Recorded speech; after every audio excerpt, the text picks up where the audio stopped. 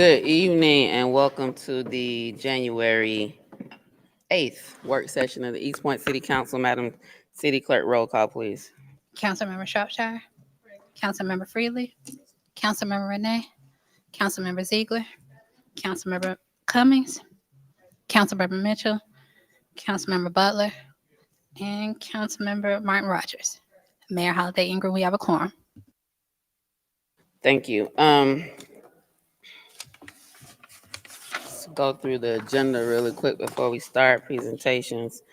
Number 2, Shannon James had a family situation, so he'll come to us in February. I'm sorry. If you could put that on the February work session. Number 2 on the presentations. What's that? February.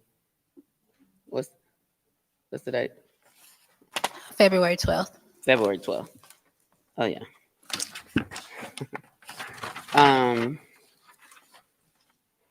Okay.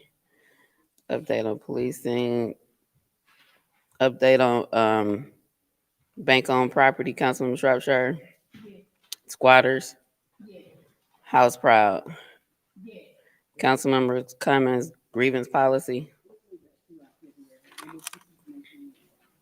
Okay. February what day? February 12th, the work session. When we say February, it's the work session. Councilmember Butler, non-owner occupied certification. Tractor trailer, traffic in neighborhoods. We need to talk about whistleblower. Let's see the applicant here on that one for 14, and definitely got to talk about 15. All right, we're into operation items. Does anybody have any objections? Or let me say this: this is the first work session for our new council members, so I won't have them put it all on consent. We'll discuss them even if they're quick. Or do you all have questions? We'll just go through it. If there are no questions when they come forward, we'll just move quicker. I was gonna ask if we take, I think it's item number 31, if we can move that. You wanna move it to where, Councilmember Mitchell? I guess our next work session. February 12th? Yes, ma'am. Okay. February 12th work session for item number 31.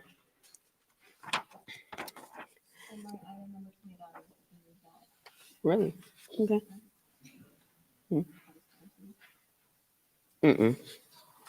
So, she said she was.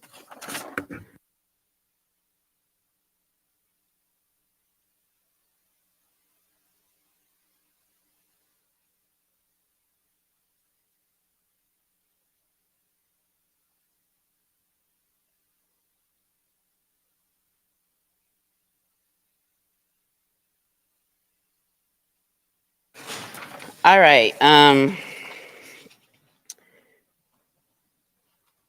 Other than item number 14, do we have any other applicants or any? Which one? 27. Okay. So we will do the presentations, and then we'll go to item 14 and then item 27, and then we'll go back in order. Madam City Clerk, I have number 2 for the February work session, number 10 for the February work session, and item number 31 for the February work session. Okay. So our first presentation, tonight is reached out to Georgia Municipal Association, our trusted partner and statewide advocacy organization for local electeds, and provides a lot of training, I should say, to us on different areas. And so I know we have some key positions to fill, and ask them to come to share just an overview around procurement of professional services, what options are. We have already authorized we will be doing a national search for the city manager. we also will need to fill the role of the city attorney. And so, as it relates to those professional services, I asked our partners at GMA to come tonight, and Larry Hanson, executive director of GMA, who was a former city manager in Valdosta, was planning to come, was excited to come, and then got a little under the weather. And so he asked Rushi Patel, who is the general counsel for Georgia Municipal Association, um, and knows quite a bit. And I know they talked today as well. So he is here on Larry's behalf. So I'm going to ask him to come forward at this time and share with us some information on professional services. Thank you. Oh, It is press your mic, Rushi. There you go. thank you, members of the council and mayor. Rushi Patel with the Georgia Municipal Association. As the mayor mentioned, I'm the general counsel there. Larry does send his regrets, but as this time of year often happens, you come down with the crud and you can't help it, right? But he and I chatted a good bit today, and also chatted with the mayor. But want to give a little bit of background. I've been working at the Georgia Municipal Association for 13 years, but prior to that, I was the assistant city attorney and city solicitor in the city of Brunswick. Mr. Hanson has decades of experience as city manager in the city of Valdosta. So you've traded somebody who actually knows what they're talking about as a city manager to somebody who pretends to know what he's talking about as a city attorney. So for that, I apologize. When it comes to searching for a city manager or searching for a city attorney, you're actually looking for some similar aspects, and you're looking for different things when you were doing these job searches. One key difference in our minds is that when you're looking for a city attorney, you're often looking for somebody more specific to the local area than when you're looking for a city manager. A city manager can come from, honestly, almost anywhere across the country and have a similar job background and experience that can make them successful as a city manager anywhere else in the country. Whereas a city attorney, the laws of different states matter. The laws of specific areas in those states matter. And so a city attorney ends up being a little more specific to the area than a city manager. And I want to start with a city manager search first. So when you are looking for a city manager, a lot of local governments or cities tend to hire national recruiting firms when they're looking for a city manager. And the reason for this is because you want to cast a wide net and you want to be able to identify the best candidates possible. But looking at it similarly with the city attorney is what you often run into here is that it's not just the city going out to get somebody. These are highly trained and highly educated professionals when you're talking about a manager or a city attorney.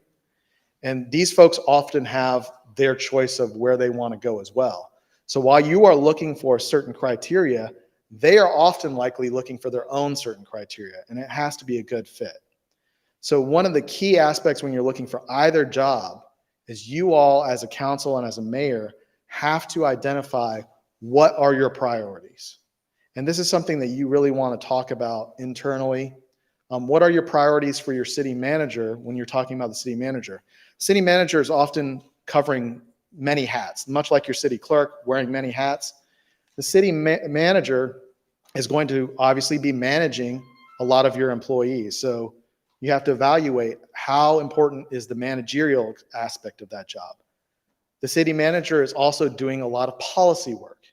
The city manager is going to be looking forward as to how the city is going to grow, how it's going to change, what is the future of the city. You want to make sure that their policy drives are sympathetic with the drives of the council and the mayor, right? And you may all not agree on what you want to see the city grow to, but you have to come to an agreement as to what you want to look for when you're looking for a city manager. And the third thing is politics. Now, a city manager has to deal with a lot of politics, not just internal with your city, with the council and the mayor, but the city manager also has to deal with a lot of politics with your state legislature and perhaps even the governor. The city of East Point is a rather sophisticated city. We have 536 members in the Georgia Municipal Association. And, the smallest member is 24 people. And obviously the biggest member is right next door, the city of Atlanta, 500,000 people. Now, the city of East Point has a lot of services, has a lot of complexity when it comes to what you provide to your citizens, what's going on the day-to-day functionality of your city. And so your city manager is going to end up needing to be versed and experienced in a lot of things that are important to you. But it is up to you to decide what are the top priorities for your city council. And you want to make sure you have that clearly spelled out if you decide to go with a recruitment firm. And GMA can provide some advice as to recruitment firms we are experienced working with as to how they've done with other cities in the state of Georgia. That doesn't mean that we have an exhaustive list. There's probably dozens, if not more than dozens, of recruitment firms throughout the country that can do this work. But we can tell you who we've had experience with. So we'd be happy to work with you all on that. But no matter who you get to with a recruitment firm, you are going to need to know what you want. At the bottom line, for either city manager or city attorney, you need to know what you want. If you don't know what you want, you're going to end up having a scattered recruitment process for both, and you are going to end up with some problems with your final pool of applicants. You need to have a good grasp of what you want to see out of your city manager. Where do you want them to lead the city? Because you all are the elected officials and you direct, but that city manager is going to implement your vision, right? And so you may or may not be on council, and that city manager may still be an elected, or may still be an employee even after you get off council. So you want to make sure you are all on the same page right now as to where you want to go with this. Now, I will say this, is GMA itself does not have a publication for the recruitment process of a city manager. However, much like the mayor said, we are partners with our cities. We work with our cities. We have similar municipal leagues throughout the country. And some of them are very large and like the Georgia Municipal Association, some of them are very small. One of the bigger municipal leagues in the country is actually the Texas Municipal League. And looking earlier today, I was actually able to see that the Texas Municipal League actually has a very good publication on how to recruit a city manager. And so I read through that publication this afternoon, and I would say that, it's not going to all be perfect for the state of Georgia, but that is a decent publication to start with to give you advice on how a recruitment of a city manager would go forth. Now, obviously, the best city manager I've known is my current boss, the CEO and executive director of GMA, Larry Hansen. He was city manager of the city of Valdosta for a long time, and he is also a good resource in these situations. I would strongly suggest, though, that your first steps are deciding which way you want to go. Do you want to have a recruitment firm, or do you want to go a different route? And there is nothing in Georgia state law that requires you to have a recruitment firm. There's nothing in Georgia state law that requires you to pursue a city manager in any specific way. You could do a job posting like you do with any other employee if you wanted to. In our experience, though, a recruitment firm can cast that wide net. If you post it in the Fulton County Daily Report or something like that, you might not get as wide of a net as you would hope. Turning to the city attorney can be a little more complicated. And that is because of licenses and experience with the area. A city attorney in Minnesota is not going to know Georgia laws, most likely, right? And so you're going to end up wanting to select a city attorney that is experienced with Georgia laws in particular, but you may want to narrow it to somebody who's experienced with Metro Atlanta. That is up to you, right? Then you're going to have to decide, what kind of city attorney do you want? Do you want a city attorney that is a generalist? Do you want a city attorney that is part of a firm, that other members of that firm can handle different aspects of what might come through the city? So you might have one city attorney or one attorney in that firm that's well-versed in zoning, and you might have another one that's well-versed in alcohol licenses. So you may end up with that decision to make. Do you want to go that route with a firm? Do you want to go with a generalist? Now, I know your previous permanent city attorney was a generalist. When I was an in-house city attorney, we were generalists. So there's positives and negatives to that. When you have a generalist, I mean, I still am a generalist, so I pretend to know a lot about nothing, you know? And so years of experience have taught me that I know enough to get in trouble sometimes, so I know to be careful about trying to be an expert on things that are legally complicated. But I have this wide net of resources where I can reach out to other folks that might know more about a specific subject than I do. City attorneys, perhaps the best path to go forth in our view is a request for qualifications for a city attorney. And a request for qualifications for a city attorney, very similar to a city manager search, you all want to identify what is important to you. Do you want to have multiple attorneys that might be experts in different fields? Do you want to have one attorney? If you go with a firm, they're not going to be in-house. If you want to have someone in-house, there might not be an expert in everything you want. There's pros and cons to both. So you have to think through that. Which one do you want? If you have someone in-house, you know, you're not paying that hourly rate. You're paying them a salary. But if you go to the firm, you're paying an hourly rate. So you have to juggle those decisions. How much experience do you want? This is something you want to check about the city manager and the city attorney. Do you want them to have 5 years? Do you want them to have 10 years? You may not all agree on how much experience you want them to have. And these are things that you really want to consider before you start going out and recruiting or posting jobs. You all want to be reasonably on the same page as to what experience, how much experience, what are the goals of the city? What do you want them to be able to, when the city attorney's end, do you want them to be able to answer without having to call someone else up? And what do you expect them? Okay, yeah, that's a very specific niche thing that you fully understand that they're going to reach out to somebody else. So these all get very complicated. And you want to be very deliberate and sure about what you want to see in the future, because once you hire somebody as a city manager and once you hire somebody as a city attorney, you don't want them to be a short-termer, right? You want them to grow with the city. You want them to learn about the city, and you want them to stay. Now, you can't force somebody to stay if they don't want to stay. And we have a lot of experience that everywhere. You know, most employers will lose somebody that you thought were going to be there for a while. But your goal is to have somebody that's going to stick around, I would imagine. So you have to think about, what are you going to use to recruit them? What are your goals? And then on the back end, you're going to have to think about, what's the compensation? What are the benefits? These are all things that are going to have to be considered. I know that we have a few RFQs for the city attorney process that other cities have utilized. A lot of times what I see with the RFQ process for city attorneys is the cities are a little smaller, and so the RFQs are not very detailed. But sometimes they can get detailed, and I do like I'm a lawyer, so I like detail.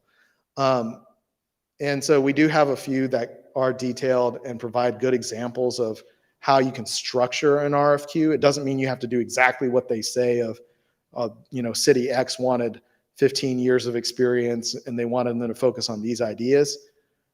But it gives you a good structure as to how you want to pursue a city attorney RFQ, if that's the way you want to go. But again, with both the city attorney and with the city manager, it is up to you as to how you reach out and pursue these. It is just in our experience that in a city manager, a wide net with a recruitment firm and with a city attorney and RFQ tend to lead to the best results for finding the correct, especially of a city of your size, finding the best results and finding the best candidates. You may end up having a pool of candidates that you think are great, but you may not be able to come to an agreement with any of them. And you have to be, expectant that you may end up having to try again at the end of the day, because sometimes there's not a perfect fit. So one thing I would add at the end of this is that when you are doing these searches, just be mindful that it's going to be a two-way street, because these are professionals and they're going to want to make sure that they're a fit here too. Last thing I would add is the Open Records Act in Georgia has this odd clause. And it's an odd clause because it basically talks about when records become public for executive heads of agencies. Now, when you're talking about a city manager and a city attorney, I would say that those qualify as high enough up in the structure of a city that it's going to fall under that paragraph. And so what that paragraph basically says is that when you have the recruitment process down to 3 candidates, the records of the applicants of those 3 candidates can be made available to the public. So you want to bear that in mind, that when you get down to the open records aspects, that sometimes when you get to the recruiting level, their records can become public at a certain point in time. So you want to bear that in mind in Georgia law. But other than that, in Georgia law, it is actually silent as to how you reach out and get your city manager or get your city attorney. But with that, we will be glad to provide you with the resources we have from ourselves or our sister agencies across the country, or sister municipal leagues. I'll be glad to try to take any questions. I apologize again for Mr. Hansen not being able to be here, but sometimes those are the breaks with the weather and the crud that goes around. Thank you so much for that overview and for stepping in today at the last minute for Mr. Hansen to make sure that we were able to get information. I think it's important, as we have to make these key critical decisions, that our new council members have an opportunity to get an objective overview of what these processes can entail and how we can move forward. Ultimately, it will be our decision. I think you provided a good overview. Does anyone have any questions? Yes. Councilmember Buck. And my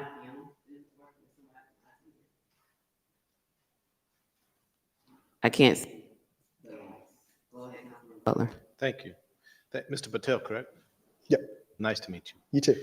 I have a couple of questions. First of all, thank you for the presentation.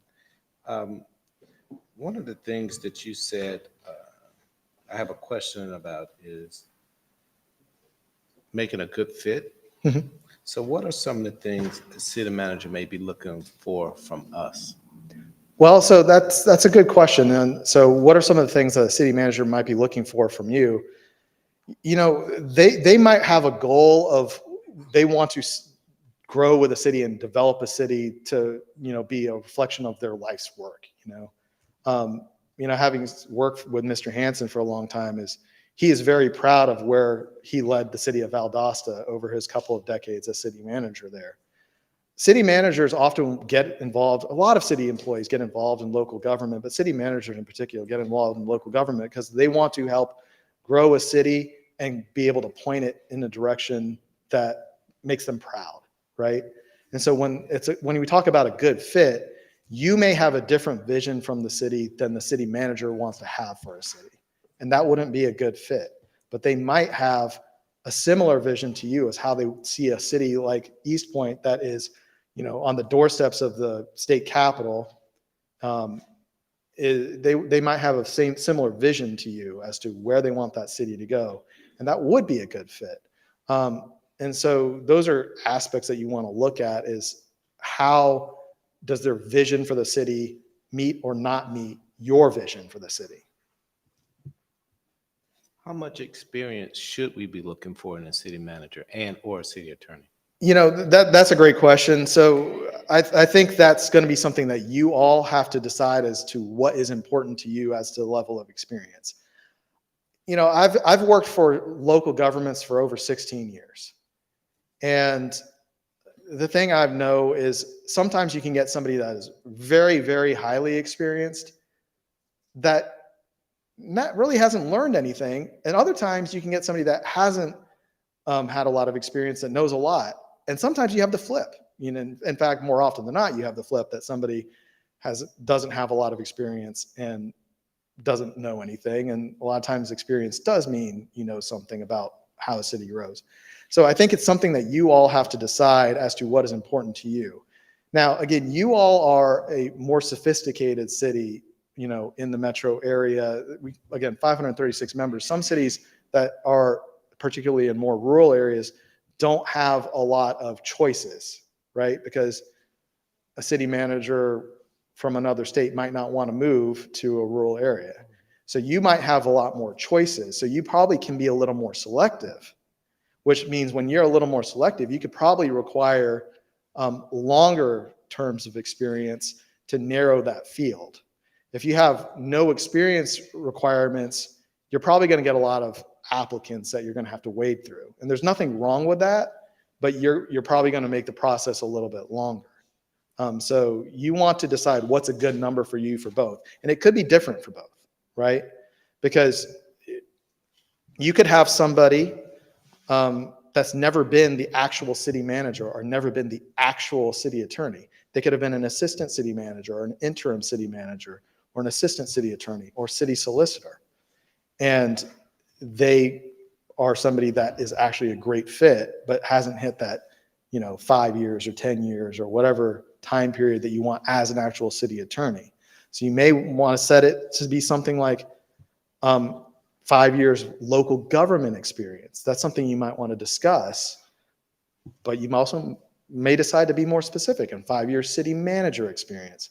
That's something you all have to come to an agreement on as to what you want. Because if half of you only want 2 years of local government experience and the other half of you want 10 years of city manager experience, you're not going to be able to post something that is consistent and get consistent results. You have to come to an agreement on that first. Another question is, what can we use to recruit viable candidates? I know compensation is one, but what are other recruitment tools we can use? Yeah, so compensation is going to be a big one, but I think other things is you have to utilize what are the positives of your city. There are thousands of cities across the country, and who knows how many of them are looking for a city manager at any given point. What sets your city apart? What is going to be enticing to this city manager candidate that they should come here? Why is the Metro Atlanta region, why is the city of East Point the selling point for you? You have to set yourself apart because these are professionals and they're going to have multiple options. So that's where you have to focus, is what makes your city special. Having said that, and if we do we find someone from a different place, would we be required to have a minimum term?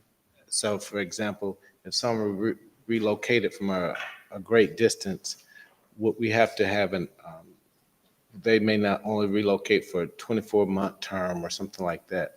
Is that common or is that not? So Georgia law actually does come into play a little bit there when you're talking about terms for managers or city attorneys, because there is a Georgia law that says you can't bind succeeding councils.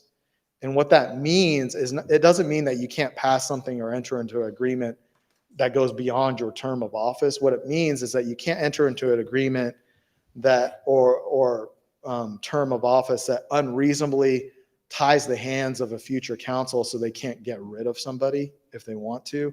A good example of this is there was a case, and I'm not going to name the city because I don't want to embarrass anybody, but there was a case that went through the Georgia Supreme Court about 10 years ago where a city had a city employee, and it wasn't the manager. I think it might have been the zoning director or something like that. And it was a city just south of here. And they entered into an agreement with a contract with this employee. And the contract basically stated that if they terminated them, they would owe them, I think, a year or two of salary.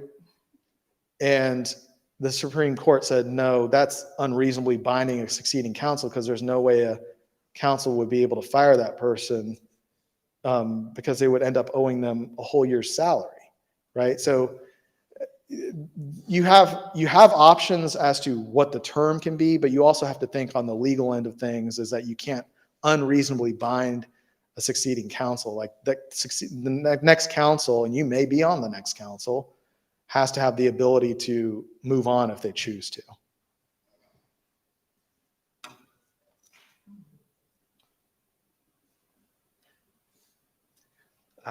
I'll yield at this point and let some other people ask questions. But thank you so much for helping me with those very important questions to me. Of course. Thank you. Councilmember Shropshire and Councilmember Martin Rogers. Thank you. Here's my question. So our charter basically spells out the duties of the city manager and the city attorney. So with that, we can add on to it, or we could just leave it like it is. What's your suggestion? That's a great question. So I have not read your charter, but I would say that those duties in your charter, unless you have your charter changed, are going to be key functions of those two positions, the city manager or city attorney. But there's no doubt in my mind that, and I've read a lot of charters, there's no doubt in my mind that those provisions in your charter are not as detailed as what those two positions actually do, right? So you're going to add on to those. Okay. If that helps answer that question. So when we're doing the search, we can just add on, so they can take what's in the charter for both positions, and then we can add on what we would like additionally as well to the search. Yeah, I think what you're going to end up having is the charter provisions are usually these general statements as to what the positions do, the city manager, city attorney. And then you're going to focus on what are the goals and aspirations of the city to add on to those. Okay. And they're going to fit under those umbrellas because usually those statements in the charter are pretty broad. Okay. Yeah. All right. Thank you. And I just want to say thank you so much for your presentation. And I just have a couple of questions for you. You mentioned RFQs. Can you provide us just maybe samples of those RFQs for the city attorney and also the city manager's positions? If you could just give us copies. I don't know if you can send them to the mayor and then she distribute them, but I'm interested to know what it looks like, because as Councilmember Shropshire said, our duties and responsibilities in the charter are pretty much. Sure. Absolutely. But and I do know that just in a quick look today, I saw a pretty good RFQ for a city attorney position from the city of Doraville from maybe a year or two ago. And Doraville, similar sophistication to your city. So I think that's a good comp. And obviously what they have in there isn't so much as important as the structure that they have in there. And then I'll have to look for an RFQ for a city manager, but I think that's a little bit different because honestly, I do think that some of the publications that I've seen from like the Texas Municipal League and some of the other things that we might be able to pull might be more useful than that, because it talks about different ways you can search out a city manager. You don't have to use a recruitment firm. You can go and, search on your own. You can use a hybrid method where you have a recruitment firm working with you going out on your own. So there's different ways to do it, but I'd be glad, ourselves at GMA will be glad to provide you all what we can find and have in our library. And then my follow-up question is the publications. I know that you said that Texas had a good publication, but in my mind, I'd like to do a nationwide search for a city manager. Oh yeah. So what would be, I guess, the top 3 publications that we could possibly advertise in based upon your expertise? Or are there more than 3? Are there 5 that we should try to advertise in? So when I say publication, I don't mean something that you would put a job posting in. What I mean by their publication for the Texas League is it's actually just like a white paper, that talks about best practices for recruiting a city manager. So that's why I think it's a good publication, because it spells out the different methods you could recruit a city manager, the things you want to think through when you're looking for a city manager, and different hurdles that you might run into when you're looking for a city manager. That's why I liked it when I read it today. I was like, that's actually pretty good, because it just spells out like a white paper would of what you should, the boogers and haints you might run into. as far as where you might publish something, I think if you go to the recruitment firm method, they probably have suggestions for where to publish that. But again, you don't have to do a recruitment firm. I mean, I've seen cities that just go into their legal organ. That can be limiting. The only people that read the Fulton County Daily Report legal section are lawyers. And so, you might miss a lot of city managers by posting there. So those are things to think through, but I can especially chat with Mr. Hansen and see what we can put together and provide to you all.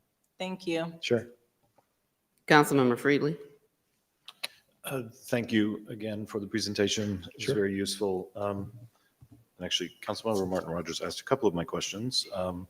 But the white paper that you referred to from Texas, if you don't provide that, is that just something that can Google? It's available online, but you know what? I actually brought a copy and I can leave it with you all because I don't need it.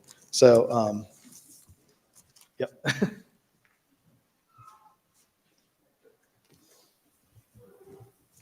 Thank you. And can you go into a little more detail, if you have it, on sort of what are the specific advantages of a firm as city attorney versus an in-house individual and a deputy? Yeah. And so, I mean, I think there's pros and cons to both, to having in-house and to having a firm. But the specific advantages of a firm are, I think you are going to, more likely than not, you're going to have experts in different areas of law that are important to you. If you're a really small city that's really only dealing with like open meetings and an occasional zoning thing, a firm's, you're probably not going to be able to afford in-house, and a firm is probably not going to be necessary most of the time because you don't have a lot of complicated issues. You all are going to have complicated issues. You have had complicated issues, legal issues. And so a firm may prove beneficial to you because there can be different people in that firm to work through issues and talk through issues. And one person might be an expert on zoning. One person might be an expert on alcohol. Another person might be an expert on open meetings. Another person might be an expert on bond validations. So a firm can provide you with a wider range of expertise. Now, a firm's probably going to cost more money too. So you have to think through the pros and cons, So it's one of those things you have to evaluate. You also have the benefit, being in Metro Atlanta, if you decide to go the firm route, being in Metro Atlanta, you will probably have more firms want your business, right? If you're in other parts of the state, that's less likely to happen. But in Metro Atlanta, you probably will have more firms that want your business. Now, I was a former in-house city attorney, and I'm a big proponent of in-house city attorneys when the situation is right. For me, I mean, it taught me a lot, right? So I'm a little bit biased on that. I wouldn't be where I am if I wasn't an in-house city attorney before. In-house city attorneys, you know what you're paying. And if you get the right one, you're going to get really good legal advice.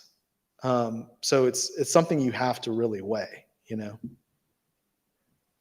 And no in-house city attorney is expected to address Everything.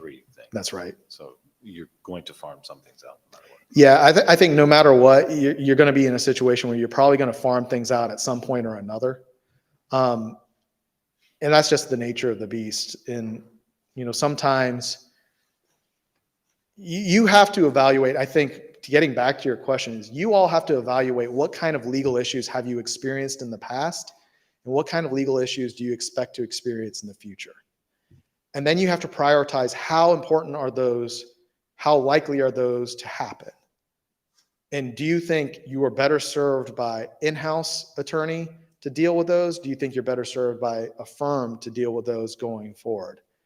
And I don't know what those issues are. I do know you have had a lot because you are in Metro Atlanta. And if you haven't in Metro Atlanta, you've, rubbed the right genie lamp or something. So I think that's something you really have to discuss and work through as a council and as mayor and council. Yeah. And then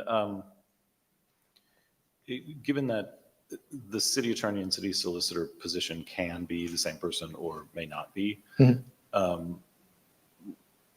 how would you suggest in looking for a city attorney, should we also be mindful of someone who could function as the city solicitor in that same search, or how do you balance that? I mean, it's a good question. I think, that's ultimately going to be up to you as to how you balance it. I don't know how often your municipal court meets. So you have to think, first of all, what's the time commitment of both jobs? When I was with the city of Brunswick, I didn't get hired as the city solicitor. I started work there, and then this thing called the Great Recession hit. And so they needed people to start wearing multiple hats. I had no inclination, no desire when I was in law school to be a city solicitor. But I decided, I should take this on to just try the challenge, right? And I will tell you this, I stunk on ice at first. I was terrible. And my police officers let me know about it. And so these are things that you have to evaluate. Is it important? How important? How often? What's the time commitment? And those can get challenging. I would imagine your municipal court's pretty busy, but I don't know that for a fact. So I think you may end up having a situation. I know of some cities that have a firm and one attorney does the city attorney work and another attorney in that firm does the city solicitor work. I know plenty of cities that the same attorney does both. It just depends on your situation. Yep. And last question. So in terms of searching for a city manager, in addition, obviously, to their specific qualifications and experience, how important do you feel it is to look for someone who's worked in a similar city? Or do you think the skill set is obviously the most important, but how much weight would you give to having worked in a similar city? This is not the opinion of GMA. I think this is just my thoughts on this at this point. I think you want to get the right person, whether or not they've worked in a similar city. You have to think through who is the right person for you. They could have worked in a tiny, tiny city or only worked in giant cities. And you have to think, is this person the right person for this job? So I think you want to focus on getting the right person, not so much worrying about, did they work in a city that was of similar size, that was right next door to a major city? You might lose some candidates if you do that. That's just my thoughts. That's not a GMA thought. Councilmember Shropshire. Thank you. I have one more question. Sure. In searching for, let's say, the city attorney, would you suggest that we do both search, individual as well as firm? Would we catch more people? I think, that's a good question. If you do individual and firm at the same time, you might catch more people. It might also indicate that you don't really know what you want. Mm-hmm. So I really think you may have a discussion internally and realize that you want something as a council and as a mayor one way or another. But if you don't, there's not going to be any harm in doing that. Mm-hmm. I think you should have that discussion internally first to see if you all have a general idea of what you want first. Okay. Okay. And my next question is, so if we did individual, would it be, and they had to go outside, like now, to get maybe a legal opinion or to deal with certain issues? At that point, that in-house attorney can negotiate whatever rate that they want to pay versus the rate that if we went with a firm would charge. Yeah, I mean, I think that's going to be true a lot of times, is that if you go outside, if you have an in-house counsel who has to go get an attorney as an expert outside, usually when you're going to experts, there's a limited field of people that are experts in that field. A good example of this is adult entertainment attorneys. There is a limited field of folks that are really good at helping cities navigate those waters, right? Which means when you have a limited field, you're going to be paying a premium for that. Mm-hmm. Same's probably true of bond attorneys, right? So yeah, I think when you're going into specific areas, you're going to have to realize that sometimes attorneys cost money. Is one of the conversations I have with cities all the time is I get a lot of calls from elected officials. And so every now and then, not every now and then, more frequently than I would like, I get calls from elected officials saying, "Oh, we wanted to ask you your legal opinion on this." And I said, "Well, have you talked to your city attorney?" And they said, "Well, we don't want to talk to the city attorney. He charges money or she charges money." And I'm like, yeah, that's kind of the point, they're going to cost money. So you just have to expect that, sometimes legal issues are going to be more expensive than other legal issues. Exactly. You have to allocate that in your budget. So the one benefit is if you have questions, then you have an in-house, you can ask questions versus going to a firm and they're going to charge you for everything that they do. Right. And you're going to have, if you have a firm, you're going to have a negotiated rate with them for general questions. I think the difference is like, this is one thing that you all have to look at as a city council and as a mayor is, what are the majority of your legal questions to your legal counselor? Are the majority of your legal questions to your counselor things relating to like open meetings law when you're having a meeting, open records law, or are they more related to things like bond law and zoning law or things like that? Are they the simpler things or are they the more complicated things? Mm-hmm. So you want to have that discussion, figure that out. And because, when you have an in-house counsel, if most of your questions are, well, does the Open Meetings Act allow us to have a meeting like this? Or does the Open Records Act cover this as an exception? An in-house attorney is probably going to save you money. But if most of your questions are really complicated legal issues, or if you're getting in a lot of litigation, you may not. So those are things you have to discuss internally. Mm-hmm. Okay. All right. Thank you. Sure. I have a couple. So you mentioned there were questions kind of like what should we be looking for with some recommendations. A national search firm can help us kind of with this. Yeah, they can trying help. to come They together. have experience here, so they can help you narrow and figure out what you're actually looking for. Yes. And then as it relates to procuring the services of a national search firm, or you mentioned RFQ on the attorney side or job posting, how the procurement of professional services, can you speak to that? Like finding the search firm itself. Finding the search firm itself, or the Georgia law exception of not having to do a bid first per se for professional services. Yeah, so I'll hit the first thing. Finding a search firm itself is, you're probably going to end up, relying on people that you trust, like GMA, and other cities and state leagues that have utilized search firms to find out if they had a good experience or bad experience with who you're looking at. You're you may even start as simply as Googling who does these kind of things. Again, the GMA can give you some ideas on who we've seen do good jobs there. And then the second part and I forgot the exact question, but procurement of professional services.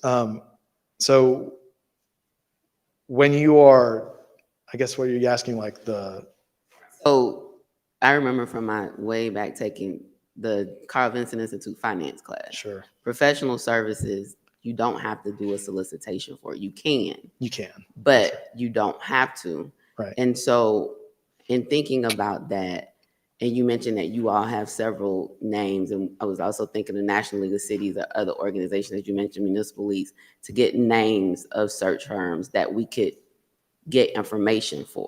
Sure. Versus an open procurement without any references or recommendations on the front end. Yeah, so there's no requirement that you do an open procurement versus relying on who you know to give you advice on these are the people that we've worked with. You could go either way. You could go both ways. You're going to have a hard time if you have too many cooks in the kitchen, I think, So you probably want to figure out where you want to narrow it. Do you want to narrow it by just saying anyone that does this work, come in and we're going to make a decision after that? Or do you want to narrow it of relying on who you have good experiences with from there, you know? So those are things I think at some point you're going to have to narrow. If you use a recruitment firm, you're going to have to narrow who you're going to look at, because at the end of the day, whether you use somebody that has come recommended to you from NLC or GMA or someone else, or if you just use a wide net, you are going to have a list of criteria that's important to you for that recruitment firm as to what you want to do. It's kind of similar to hiring a manager or a city attorney. You're going to want to know what you want, you know? All right, any other questions? Well, thank you. Thank you so much again Sure. for joining us this evening and providing overview. I know our new council members are looking forward to the newly elected training. Was like 2.5, 3 days. Yeah, I'll see you all there. It's in a month and a half, Yeah, and then Cities United Summit at the end of this month. 2 weeks. Yeah. So, but thank you so much. Give our regards to Larry. I told him earlier, I hope he feels better soon. But thank you all for being so supportive and coming to share with us an overview. I Sure. appreciate you so much. Glad to help, and feel free to reach out anytime. Thank you all. Thank you. Have a good evening. You too.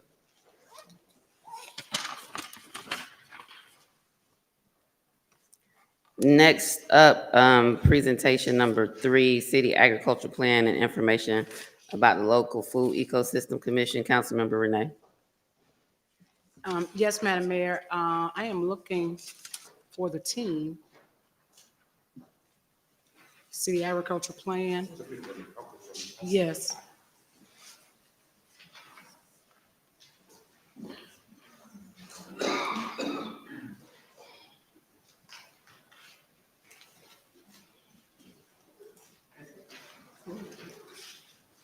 That's Ms. Hammond.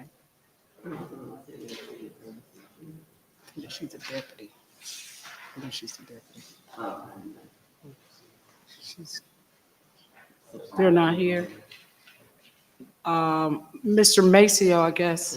Mr. Reeves, do you mind if Mr. Maceo come in and speak in regards to the agricultural plan? Madam City Councilmember, no, I don't. Mr. Maceo Rogers, Economic Development Director, and I actually have discussed this process. And one of the things that he and I had discussed about is getting some type of matrix of where we were and what we have done with them over this past year. Also, we talked about potentially adding some type of educational process to this, either with our elementary, middle school, or some of the college, as well as providing, trying to add something of that to this program. So we're still discussing it, and we want to get back, but Maceo, if you have any updates from this point, you can definitely provide them. Good evening, Mayor and Council, and thank you, Interim City Manager. Yes, he's exactly right. We did have a brief discussion after the presentation that was made to you before earlier from the Compost Now Director, Mr. David Paul. And we wanted to come back with numbers of impact based on their program. He did a great summary in terms of the things that they've done. And we wanted to give you more or less a comprehensive update based on the number of impact that the program has had on the city. Do you have those numbers to share with us? No, ma'am, because I talked with Mr. Paul last week, and he mentioned that he would go back and put some numbers together so that we have more of a thorough report to share with you. And that's fine with me. If we could add this, Madam Mayor, if it pleases, can we bring this back? We don't have to do it next week. We can bring it back next month. We'll give them enough time. Work session. Because I think what they're doing is absolutely awesome for the community. And this compost, I think, we've been working on that for a while, especially in Ward B, in that area, and with the art exchange. So if we could bring this back to the work session and you guys can present then, I think it'll be awesome. Yes, ma'am, will do. All right, thank you. Thank you. Oh, I'm sorry, Councilmember Martin Rogers has a Yes, thank you question. so much. I see the item here on the agenda, but is it possible that I and also perhaps my new colleagues can have a copy of the city agricultural plan and information about the local food ecosystem Yes, ma'am. commission? Just so that Absolutely. we can kind of educate ourselves on this item. I'd like a copy of it, please. Thank you. Very good. Thank you. Thank you. So next up is our monthly update on the audit and financial update as it relates to the initial findings that we received or recommendations in the last presentation from a previous auditor and where we are to date. And so those issues always include the current audit. We need to know update on the FY21 CAFR. So we got a completed audit. I'm not sure when the CAFR is being completed. FY22 audit completion, we were told first it was going to be November, then we were told December. We're now in January. We need an update on that. And then FY23 audit should be starting. Council selected Tab and Tab to also do that audit. And then the forensic audit. I'm very interested in an update on where we are with that and whether or not that is started. The insurance claim recovery on that, the appeal or whatever information we have, as well as any updates on the criminal investigation. And I'm sorry, Mr. Reeves, who is that sitting to your left? I can't read the name tag. I looked over and thought I would see City Attorney Weems. Yes, I'm Trishelle Simmons sitting in for Attorney Williams. That's on your name tag? Yes. What does your name tag say? I can't see I'm it. sorry. It's my name and it says Assistant City Attorney. Oh, okay. So Mr. Reeves, I don't know if you want staff to come forward or if you have the information on that, all of that and those updates. And I'm not sure if council members have other questions, but as well as I previously asked for a written statement from both of our bond reporting agencies as it relates to our bond status from January 2022 to present. And haven't received that information yet. It may not have gotten to you in the transition into your new role, but we do need a information regarding that. Bond rating, I should say. Yes, ma'am. Mayor and council, I'll have our interim finance director, Ms. Cynthia Hammonds, will come up and discuss an update, audit and financial update. And Mayor, a couple of other items that you mentioned, I don't know if she's prepared in our discussion today. I don't know if she's prepared to provide all that. It was not part of what we thought we were going to present today, and I apologize for that. Well, I see Miss Jessie sitting in the audience on the insurance claim appeal. I see. And we can, and we can come up and give you an update on where the information that we just sent to you in reference to that, Miss. And I Jessie. think I saw Chief Buchanan as well regarding the criminal part. So, yeah. Good evening, Ms. Hammond. Good evening, excuse me. Good evening, Madam Mayor and council members. I'm going to start with the capital assets and the fixed assets. As you recommended at our last meeting, we're looking into finding someone who can actually review our inventory and make sure that everything is being properly valued. One of the issues that I brought to your attention earlier was that we had a number of assets that were not properly identified. Some actually, after looking back at them, they don't appear to be purchases at all. So those are major concerns. In reference to the forensic audit, we're moving forward with that. They were in the process of working with the banks to get the information that they need from the banks. They have access to BSNA and they're doing what they need to do. It's going as, I guess, prepared as they prepare for it to go. the audit report, I wanted to mention something. I know you guys mentioned the last time about the length or the thickness of the audit report. What we chose to do was there's a state minimum requirement for the financial statements. And because we were so far behind for 21 and 22, we chose to just do the basic financial statements that would actually get us caught up. But for FY23, we will be doing the comprehensive annual financial report. There's a difference between what you all saw, were presented with, and what is actually the ACFR or CAFR. Let's see. One other thing that I wanted to mention, the old cash pool account will be officially closed on January 18th of 2024. We migrated all of our grants to the new account, and we moved all the money from the old cash pool into a new cash pool account.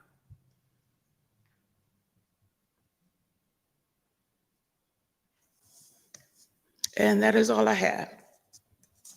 All right, I will hold my questions till the end. Councilmember Mitchell and then Councilmember Renee. Hey, just one real quick. So there was the first audit that took place. I know we went in procured tab to tab. Were those their findings filed with the state? Can you repeat that last part, please? For our first audit we had before we, I'm sorry. The first auditor that the city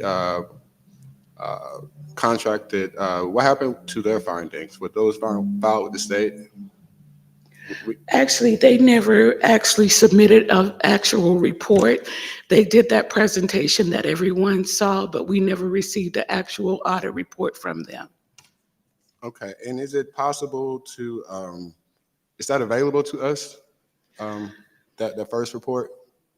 Well, we asked for it and we never got it. No, I think he's talking about the presentation. If we Oh, the could make sure that the presentation? new Yes, council ma'am. members get the presentation. Yes, it is. Okay.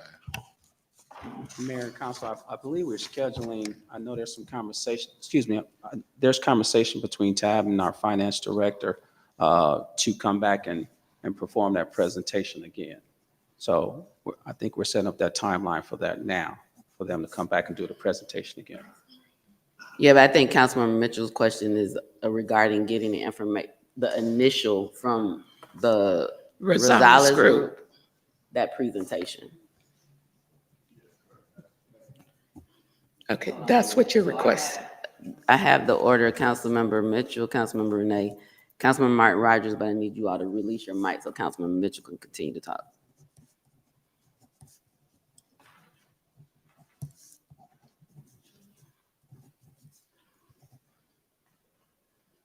Councilmember Mitchell, did you have anything else? Oh, no, that's it. Thank you. Councilmember Renee?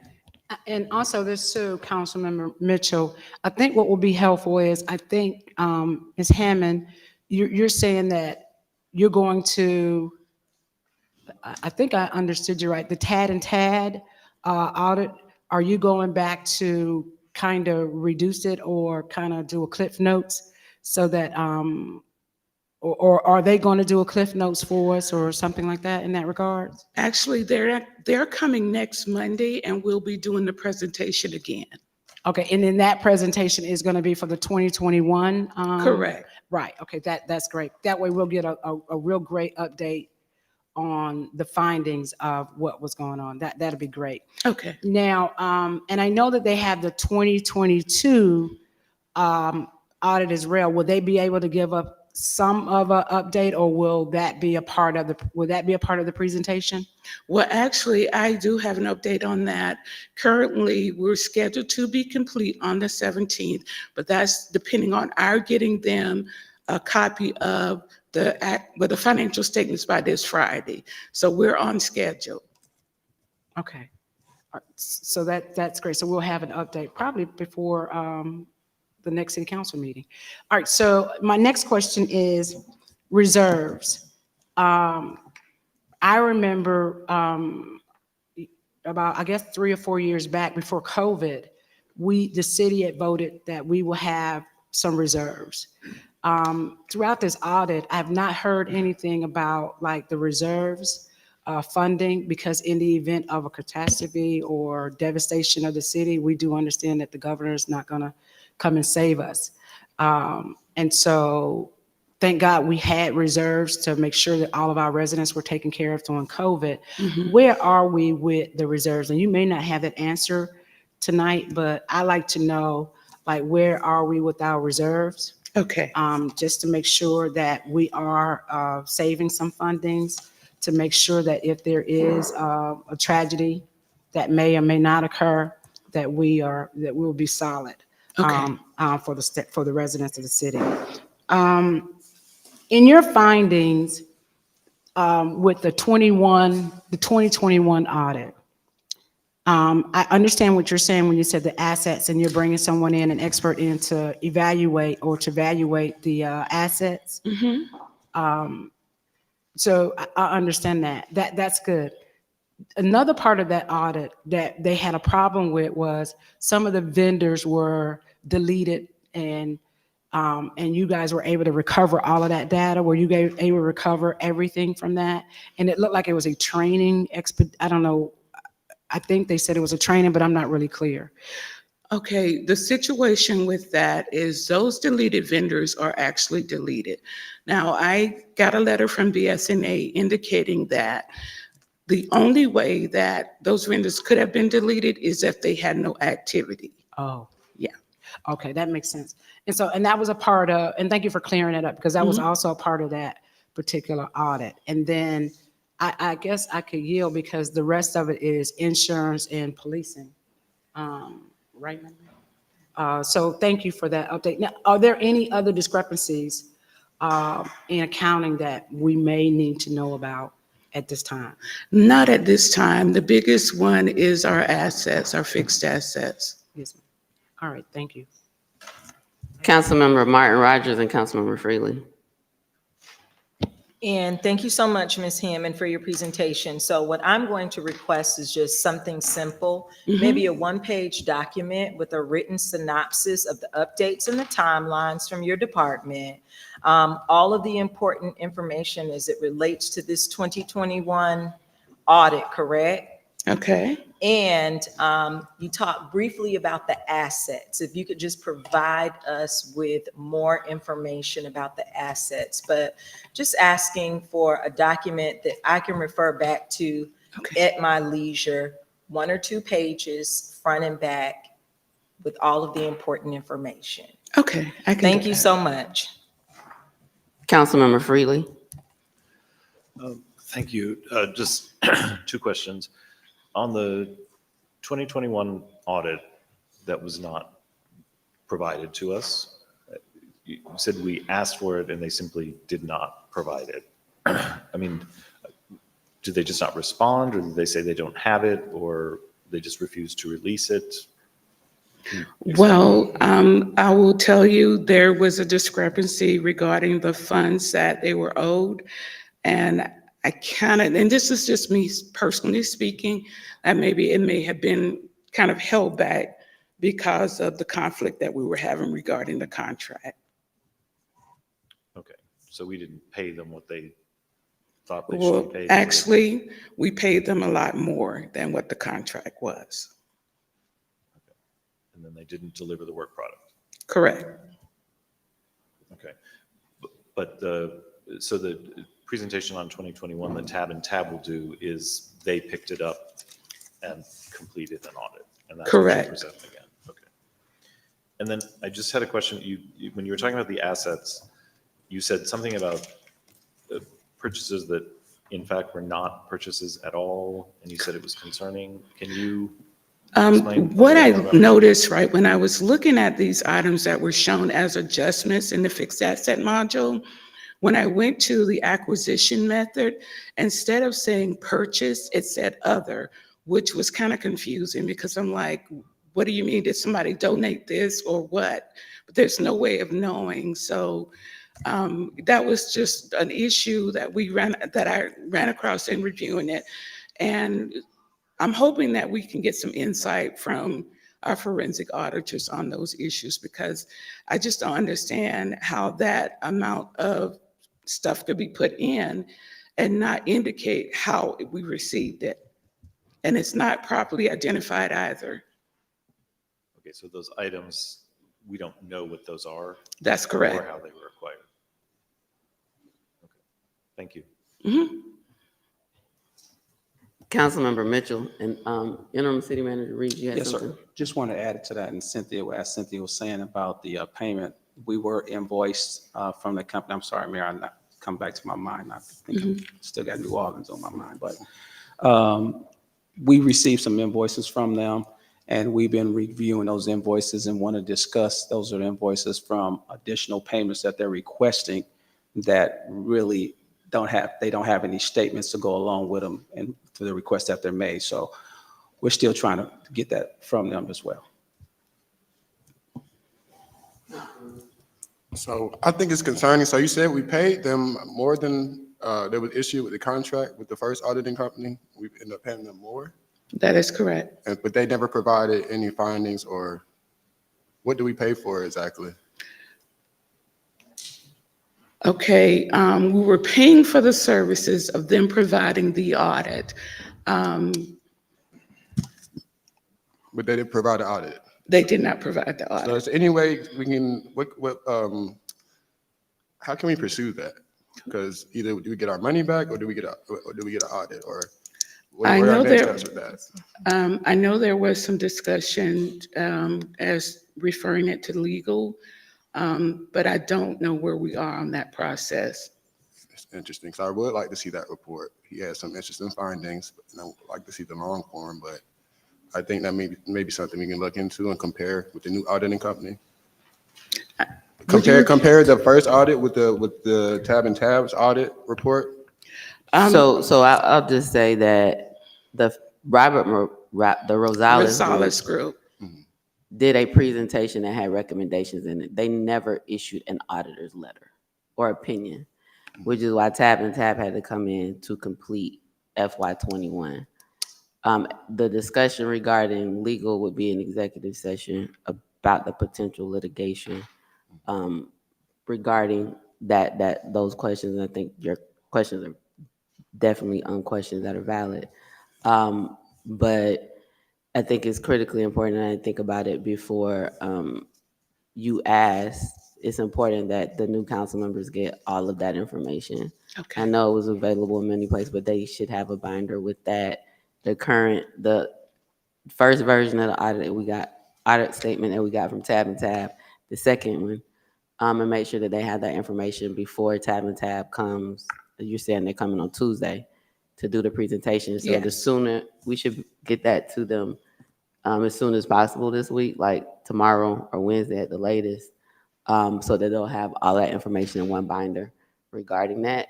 Okay. And then also, I think the request for the summary and synopsis, we've all been here, like all of the meetings and getting the updates, like as it relates to the inventory, fixed assets and things of that nature. I think that would be good to make sure that the new council members have a summary of all that has been presented regarding that. I think it was 50 something accounts, and you were able to go through 44. 44. Yes.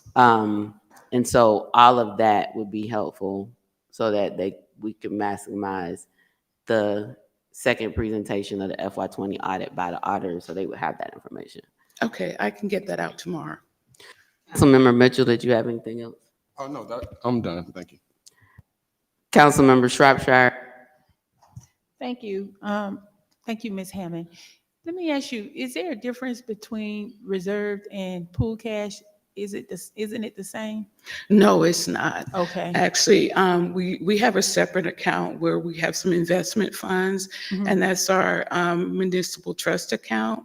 And then in addition to that, we have to maintain our cash at a certain level as well. So exactly what goes into the reserve account? Actually, it's a percentage that we have to maintain. We have a guideline that says that you have to have so much cash available at this particular time. Okay. Yeah. Okay. And it then- was shared with me. I just hadn't had a chance to review it lately. At the time it was given to me, we were in good shape, but that was several months ago. Okay, I thought so. And then the pool cash? The pool cash is fine. What we did when the information got posted online, we started to move our money into a new account. And we only left enough money in the old account to cover the bills from week to week. So actually, so then what goes into the pool account? All of our general fund receipts Funding. go into Okay, the pool pool cash account. account. Okay, all right, thank you. Councilmember Cummings. Thank you, Madam Mayor. Good evening, Ms. Hammond. Good evening. Question, with regards to those fixed assets that we were talking about, I know that we're in the process of, you said we really couldn't verify what they actually were, correct? And what was that dollar amount that it, Between the two, it was roughly $12 million. $12 million. So Yes. based on that, that will have some sort of impact on what the city's bottom line is with regards to. Yes, because at some point, if we can identify those items, they're going to need to be written off. Okay. But I just didn't want to present that or ask you all to do that without having done due diligence to try to figure out what it was. There were a number of items that were actually AP entries. We were able to find probably about 50% of those and identify them and put the backup into the fixed asset module. But the ones that were listed as adjustments, I think it was 84 total, there's nothing to go with. I mean, it just says adjustment, 23 issues, which means nothing to me or the staff. Okay, and those items that you say, some of them are listed as others, that's something that is, it's loaded into a database or something that. It was brought into our system from what I understand to be a spreadsheet. Okay. I think what didn't happen when we did the transition from the old to the new, they didn't scrub the data. Okay. So whatever was in there, right or wrong, got put into the new system.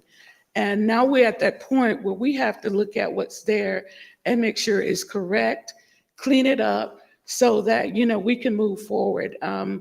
I've said to the auditors, I don't mind it being a finding. I'd rather it be a finding until we fix it, So that's my position on that. I just don't want stuff in there that's not right. Okay, that's fine. And you're saying that the results from the forensic audit should yield what those items actually are. Yes, I did send the list of those items to them. Okay, good deal. Thank you. I yield, Madam Mayor. You mentioned like 84 some transactions. I know when we were looking at the recommendations from the Rosales group and the specific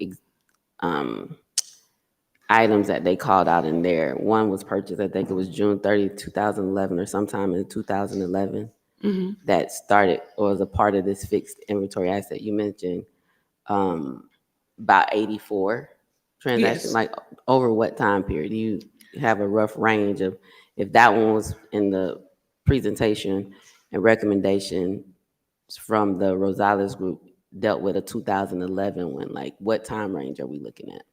It varies, but it starts like in 2015 and comes forward to roughly 2017, 2018. And then the one from 2011 that I think was like 5 million to 3 million, was that the only one from 2011? No, I don't think so. I can't recall right now, but I can Okay. double check the list and let you know. Yeah, that would be helpful so we can Okay. have like a time range. I just remember that one because we were specifically talking about what the Rosales group had in their report, and you came and gave us a date. I feel like it was summer 2011 for that asset. That was one, asset number 4306. And the what? You remember the date in 2011? June 30th of That's what I thought. 2011. Okay. You mentioned aren't we required to submit a CAFR to the state? No, I didn't know that until we actually started working with Tab. And that was their recommendation, is that we just focus on getting the basic financial statements to the state. And then once we got caught up, we can actually do the ACFR with all the comparison reports and so forth. So I'll ask them more about that when they come next week. Okay. So we don't need, I won't say that. We submitted to the state and it's been accepted, so. We submitted FY21 to the state? Correct. And it's been accepted? Yes. FY22, you said will be completed on January 17th. Correct. And when do they start FY23? Well, we're getting everything, we have everything ready, so we should be able to go right after. Okay.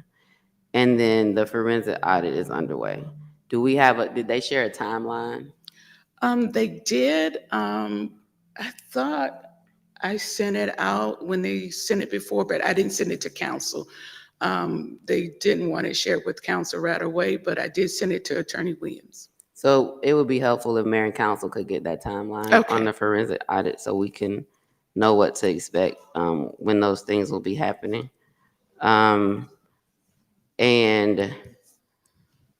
what else did I have?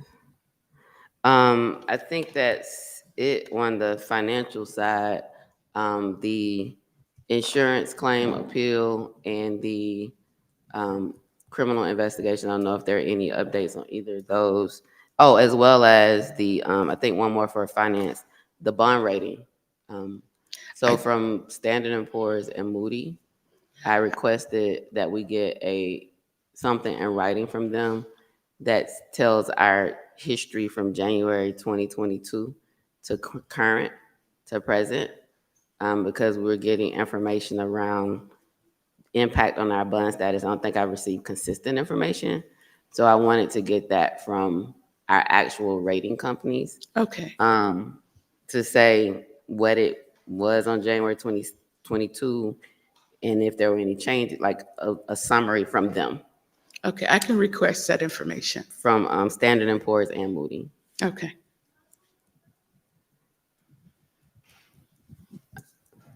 All right.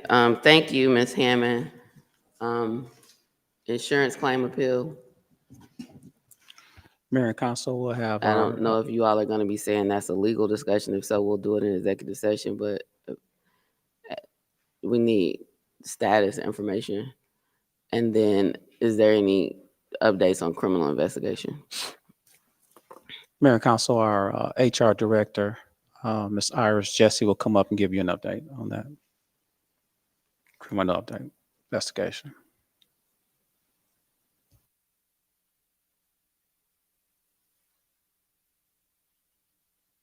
Good evening, Madam Mayor, members of council.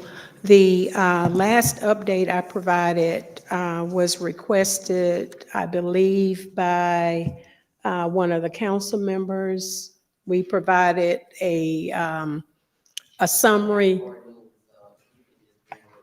We have 4 new council members. Yes, ma'am. Yes, ma'am. So the last time I was here and presented information, it was related to the appeal process.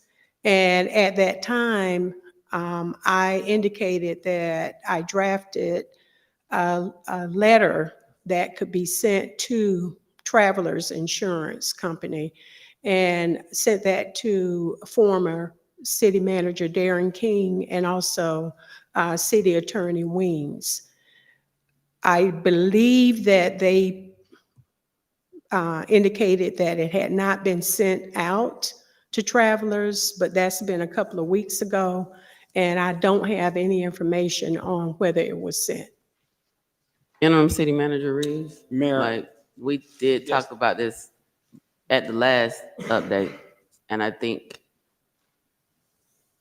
the last update would have been on the 11th. So you wouldn't. This is your first work session since then, but we asked these same questions, and I'm not getting answers. Mayor, with the document that we sent to you along with Mrs. Jesse's update that she provided to me, I provided to you that we had sent out, the city attorney had sent out another request to the travelers in reference to that we had received 2, I believe it was $100,000 checks, and that they were in the possession of our HR director, and that we responded to them inquiring the 2 types of checks that we received, and Ms. Jessie can give you an update on those, and then we can move forward. But we have sent contact back out to them, and I'll get you those dates. Let me go through my notes here, and I'll get you the dates when we did do a contact with them again. Have they responded? At this time, no, ma'am, they had not. Okay. And Ms. Jessie, can you please explain, go to the point where you received the checks and you had the checks in your Yes. possession, please? Yes, we received two $100,000 checks. One was filed under the cyber insurance policy, and the other was under criminal. So the letter that we developed was putting forth the reason we believe that the crime policy should pay more because it was a criminal activity. We enlisted the help of a cyber expert that reviewed what happened, and we put that information in the letter to be sent to travelers. A check under criminal creates some level of optimism because that policy limit, I think, has a couple $1 million as a Yes, limit, ma'am. versus Cyber. the social engineering. Yes. Councilmember Shropshire. Thank you, Miss Jessie. Let me ask you a question, and this is to the interim city manager. When was the correspondence sent to the insurance company in reference to the appeal? I can't answer that. Mr. Reeves?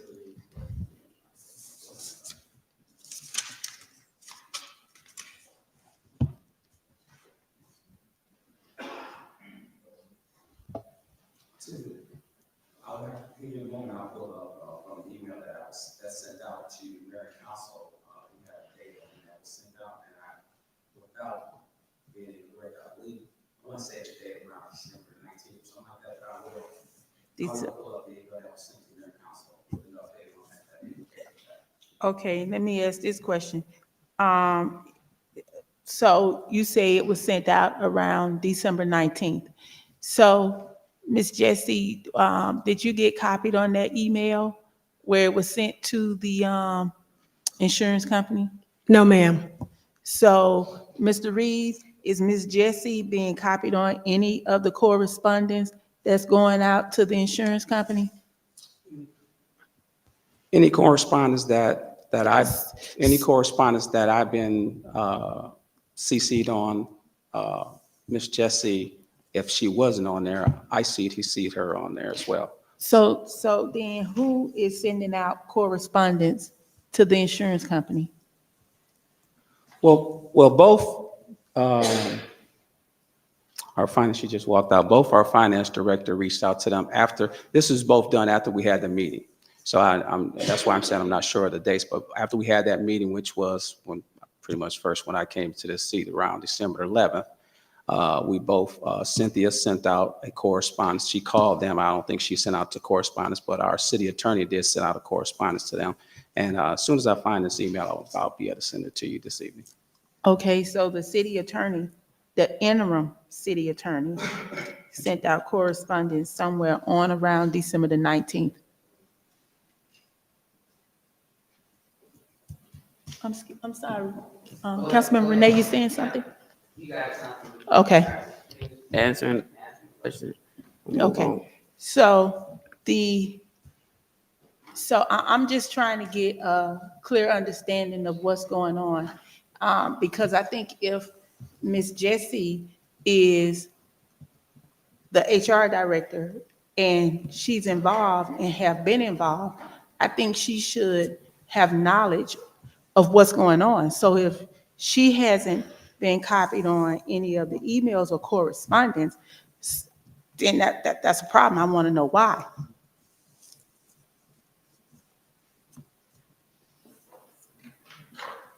So, interim city manager Reeves, is there a response? Is that something you want to get back to us on?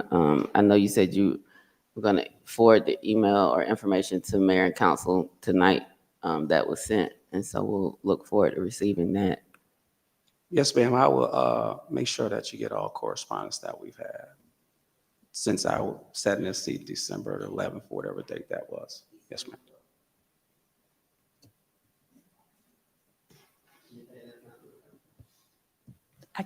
Say that again. Anything else? Yeah, and I want to know who's sending out correspondence on behalf of the city. I think he said the city He attorney said the city attorney sent it to and them. the finance director, but here's Miss Jessie. They haven't been copied on the emails. Yeah, and so I think Mr. Reeves, the Councilmember Shropshire is asking. I mean, it's an operational question, but I guess she's just asking for a response from you, as the interim leader over operations right now. And so, if you do, you have anything else to share before I move on to the next council member?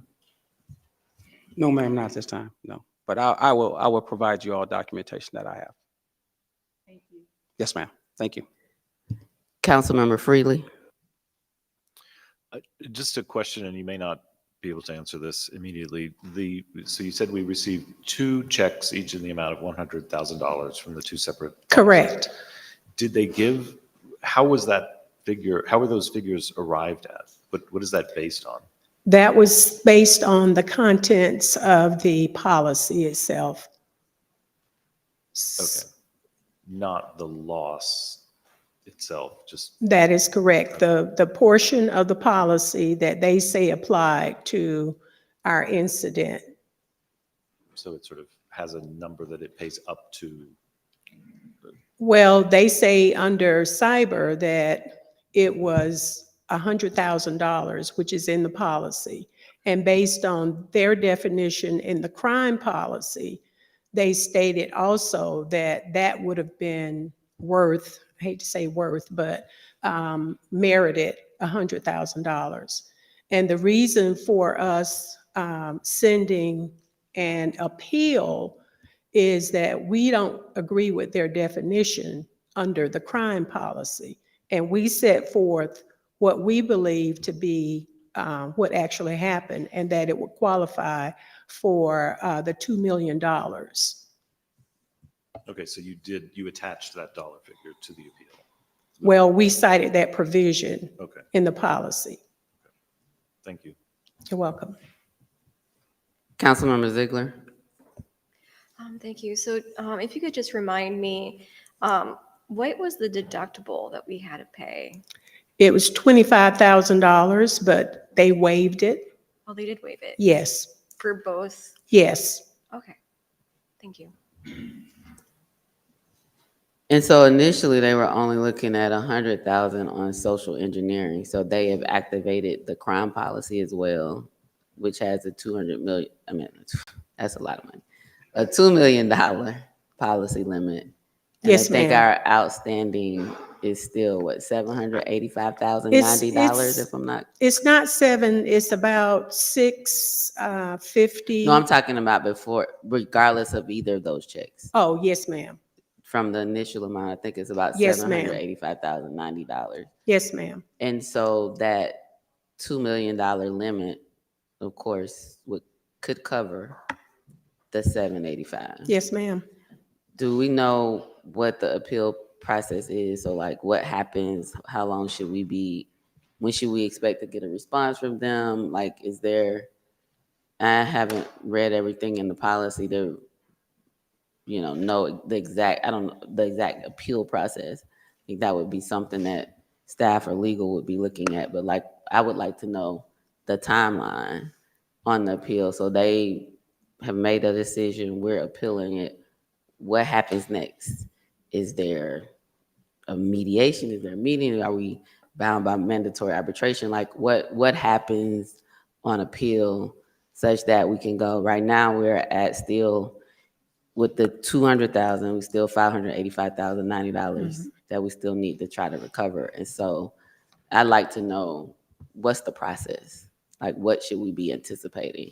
When should we get a response from them? When are we asking for, have we asked for a response from them? Have we asked them what the process is? I mean, I know this is kind of getting into legal from an appeal perspective and protecting the rights of the city. But we need to know what to expect. But activating the crime policy, I think, is a bit of a ray of hope, because that does have a policy limit of 2 million. The social engineering was capped at 100,000. Yes, And ma'am. so we're now in another coverage area that I don't want this to slip. Like, we need to be extremely aggressive in trying to recover these funds as soon as possible. And now it sounds like we have an avenue because we're now in the crime area with a $2 million policy limit. So I don't think anyone has a response. No. Oh, interim city manager Reeves, you have your light on. Yes, sir, Mayor and Council. On clarification on that date, Councilmember Shropshire, the date that was sent out to council members, including Cynthia Hammond, Iris Jesse, Antavius Williams, Tahita Muhammad, Taffy Guffrey, Keisha McCullough, and Catherine Hardy.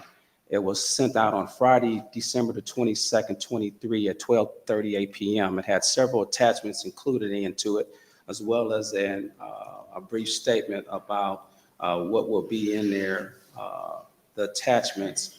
Also, in the attachment, we also indicated that we were trying to make attempts to contact Mr. Grant, who is with the insurance carrier, basically on a weekly basis. I don't think that has been done, just based on a lot of things that we have endured over a couple of weeks. But it was sent out on Friday, December 22nd. And So was it sent to us?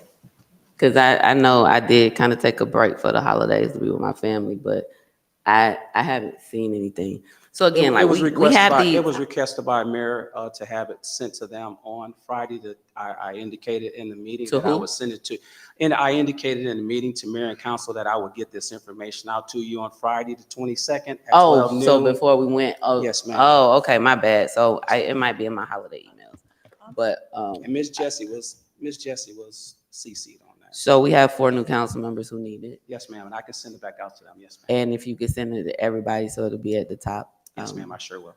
Yes, ma'am, that I received. I haven't received anything, a copy of anything that was sent forward to travelers. And I think, yeah. So the purpose of these updates is so that we can get information, and also while we're getting, the public gets the information. But I'll talk offline. Anything on the criminal investigation?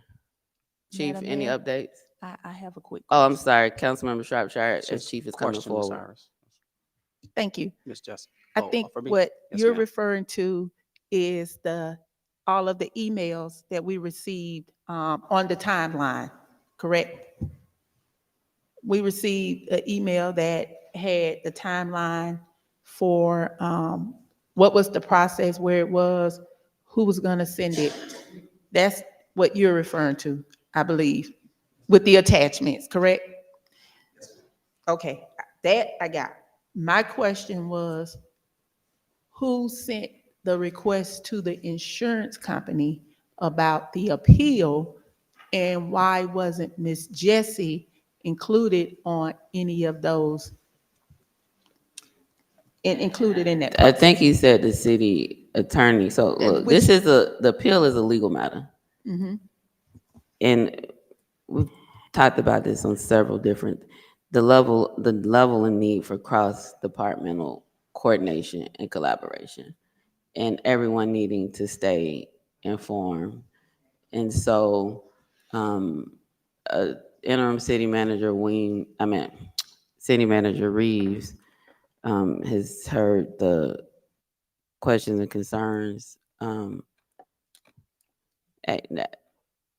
We all on Team East Point. Let me just say that and be clear. And Team East Point includes our residents, who are our supervisors, who hold us accountable.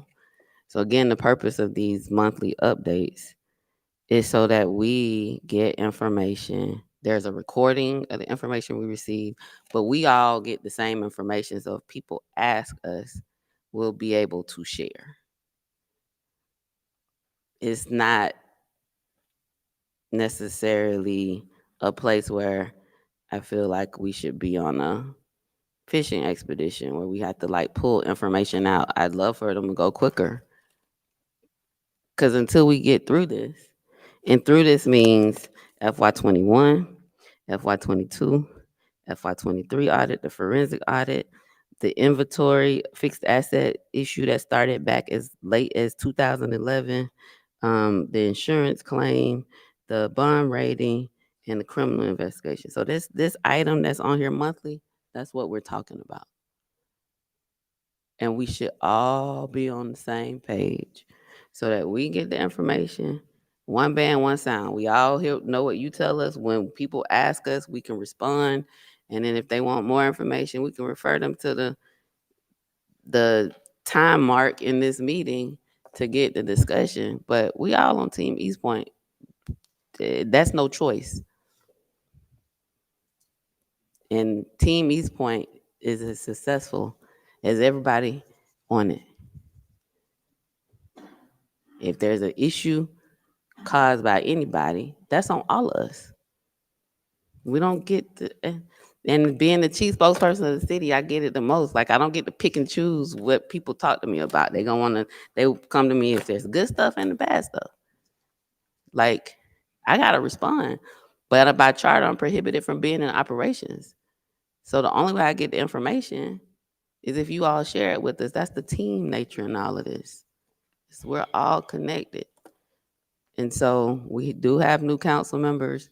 And so whatever information that's been shared, I think is very important that we make sure that they have it in a way that helps them get up to speed, and that they're able to kind of start from here and move forward. And I know they were engaged as residents, but it's different sitting up here. And so I look forward to the update at the February 12th meeting on those items. FY21, FY22, FY23 audits, forensic audit, fixed asset inventory review and valuation, insurance claim recovery, bond rating. I love to have that written report or written summary from our two bond rating companies from January 22nd to present, and criminal investigation. All right, next Mayor? up. Mayor? Oh, I'm sorry. I forgot. Chief, any update on the criminal investigation? And also, Mayor, I want to add to that is that anytime that there's a council agenda item, we'll try to make sure we get that information to you prior to these meetings. But as well, one of my plans and with Assistant Janice Elias and I, one of our plans is to have a monthly update from the city manager's office, which will consist of all of these types of items that are ongoing and any future items that we plan on doing that will the residents will be wanting to hear about. And hopefully we'll be able to do those on our first council meetings of the month where everybody's normally watching. And if we can't get on that first, we will be getting on the last week, but we would do a monthly update to mayor and council from the city manager's office. Thank you. Chief, are you doing your update on policing or the criminal investigation? Okay, you could, go ahead and do them both.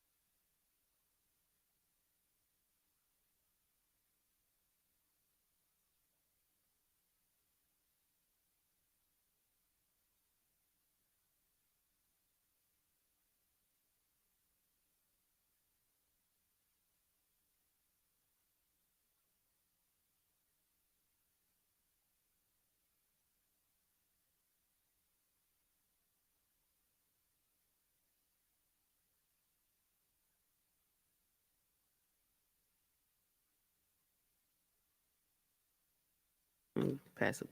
Can you stop the screen share until Chief finds it?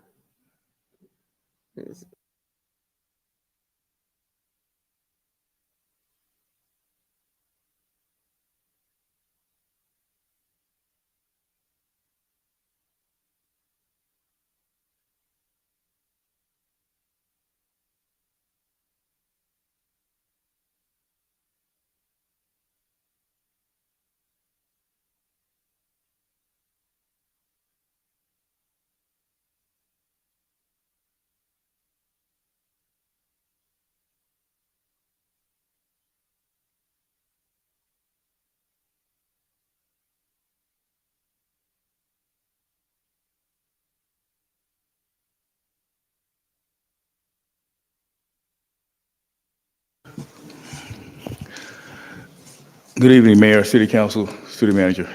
I apologize for the delay. I have a lot of things on that thumb drive. Well, let me kind of get straight. I have a lot of things on that thumb drive. Let me get straight to it. You asked about the criminal investigation. Like I was stating for the new council members, the Secret Service adopted the case. When they adopted the case, they adopted it out of New Jersey because that's where the criminal enterprise was located, and they're indicting 6 people. And I have no further information from that. That's on the That's on cyber attack, the cyber attack item case. number 4. Okay. Yes. And now you're going to transition into, does anybody have any questions on that? Any updates from the district attorney's office? No, ma'am. Councilmember Freeman. You said there were 6 indictments? Yes, from the federal government level. And do you know in what district?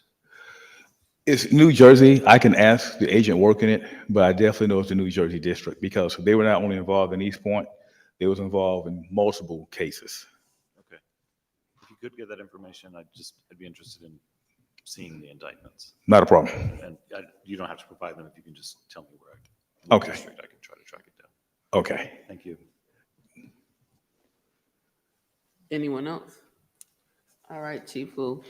So I'm going to kind of give update on policing, and I don't know if this will deal with squatters and any other. I can carry all that stuff. I can Okay, great. knock it out. And then you can go protect the service. Yes.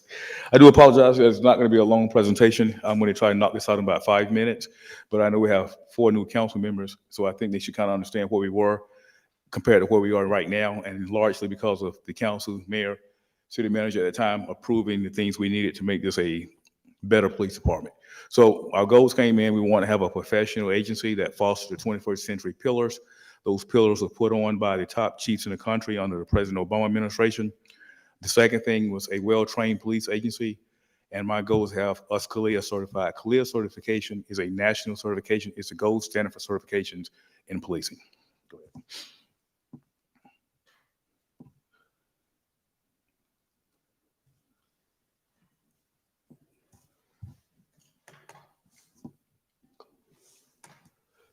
Having a little technical difficulties, I guess. So in order to do this, the first thing we need to do is increase our hiring, reduction of crime rate, improve community relationships. We want to restructure the department.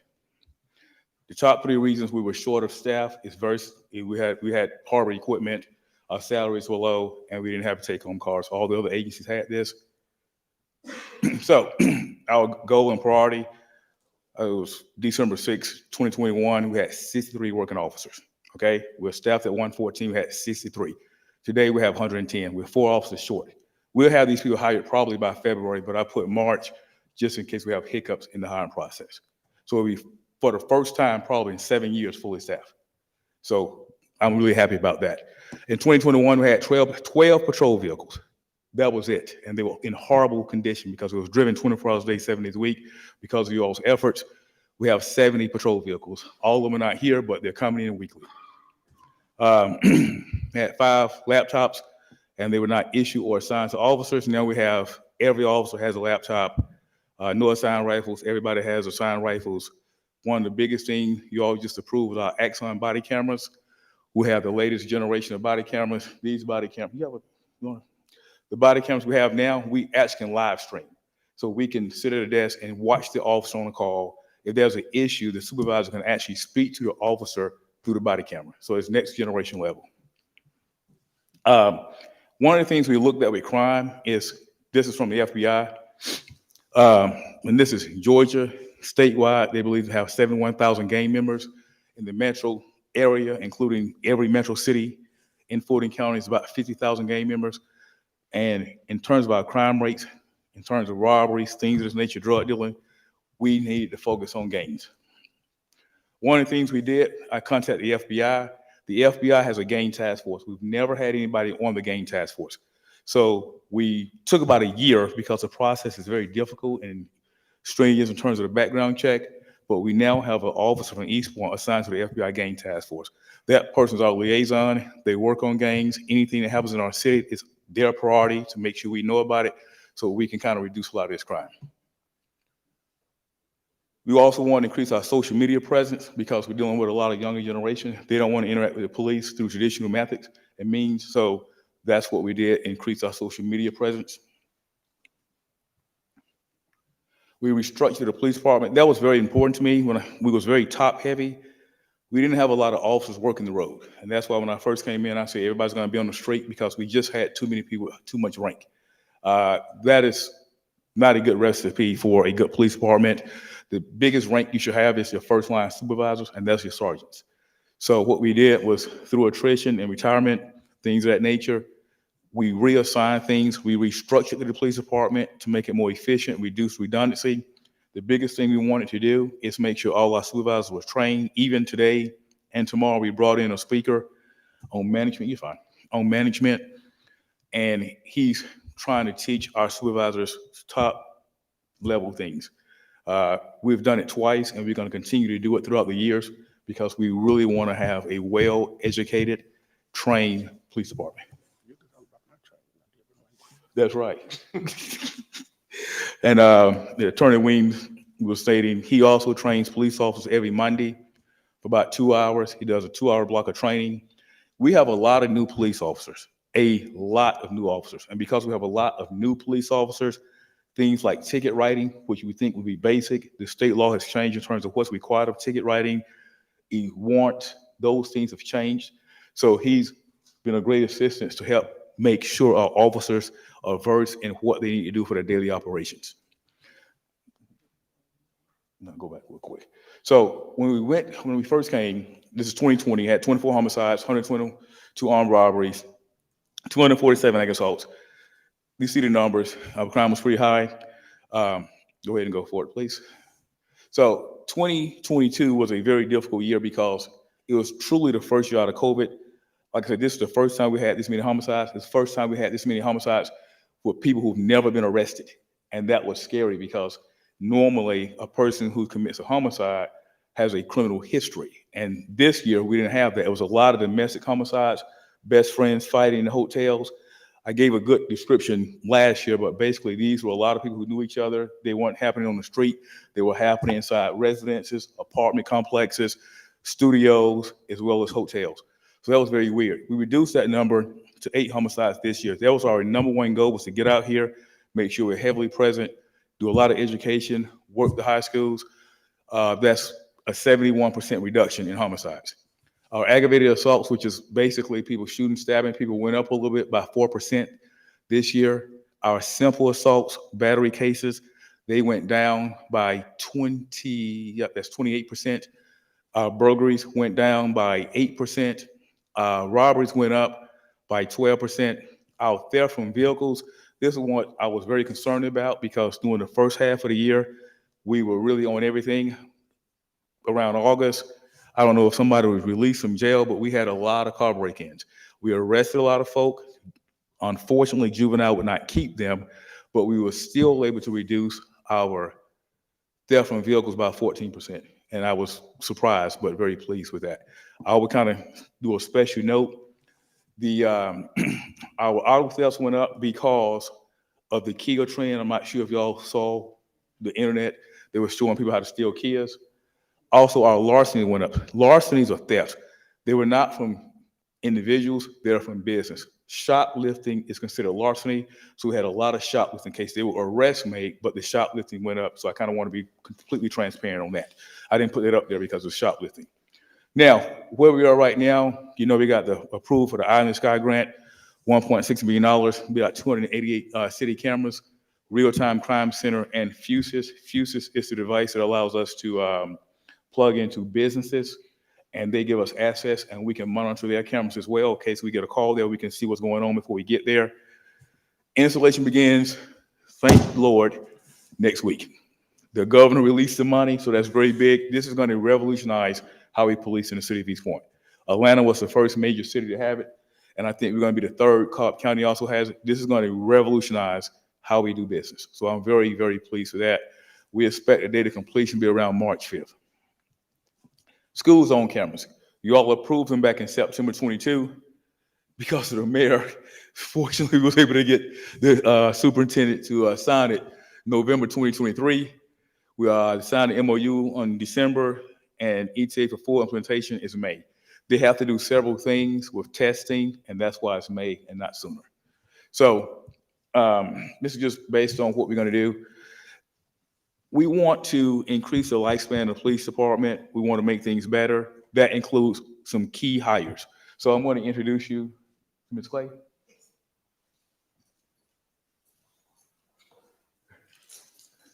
This is Glant C. Clay. This was a very critical hire we had to do. Our 911 manager left. It took us about 8 or 9 months, but we finally found the right person. Thank you, Chief. So Ms. Clay is going to be speaking to y'all next week about the response times y'all asked about.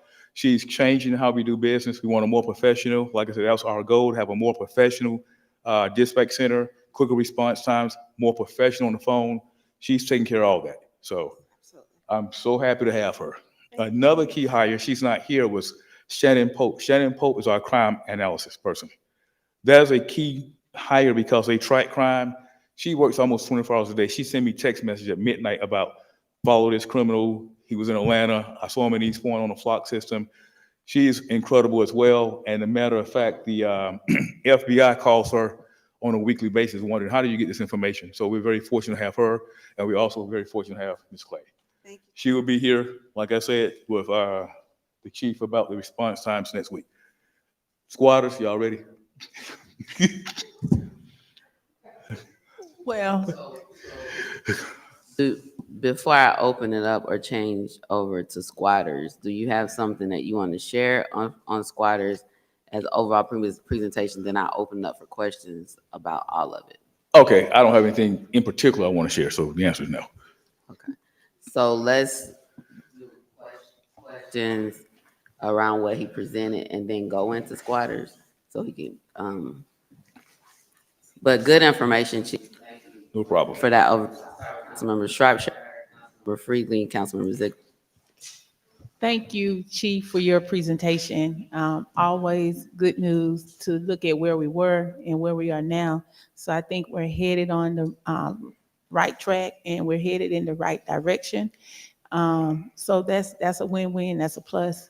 And then we're gonna get more cameras in the city, which makes it more better for the city. I know you can't say where they're gonna go. I think that's best so people don't know. But I think that's a plus for East Point. And we're just gonna continue to provide your department with whatever you need to make it more better.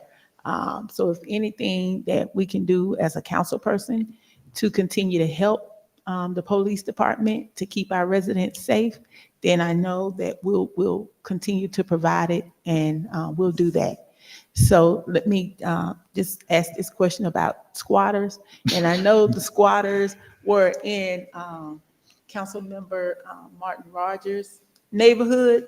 So now that she's here, and I can imagine if she had any issues or questions, she would bring them. So where are we with the whole squatter situation? So it's been up and down like a little roller coaster. Let me tell you why. So I'm glad you're here. So we have the squatters hotline, and we have been dealing with it. The biggest issue, and I'm going to let Attorney Wing speak about it as well. If they have a lease, fraudulent or valid, it becomes extremely problematic immediately. Let me stop you. And this just came to me. The state representative Derek Jackson was here on Saturday. And he talked about legislation that they're doing at the state, because apparently the city of South Fulton is having the same issue. And he said that he was going to send it to myself and the other council member in the city of South Fulton. So we need to reach out to him to see what are they proposing on the state level when it deals with squatters. He did mention that to me.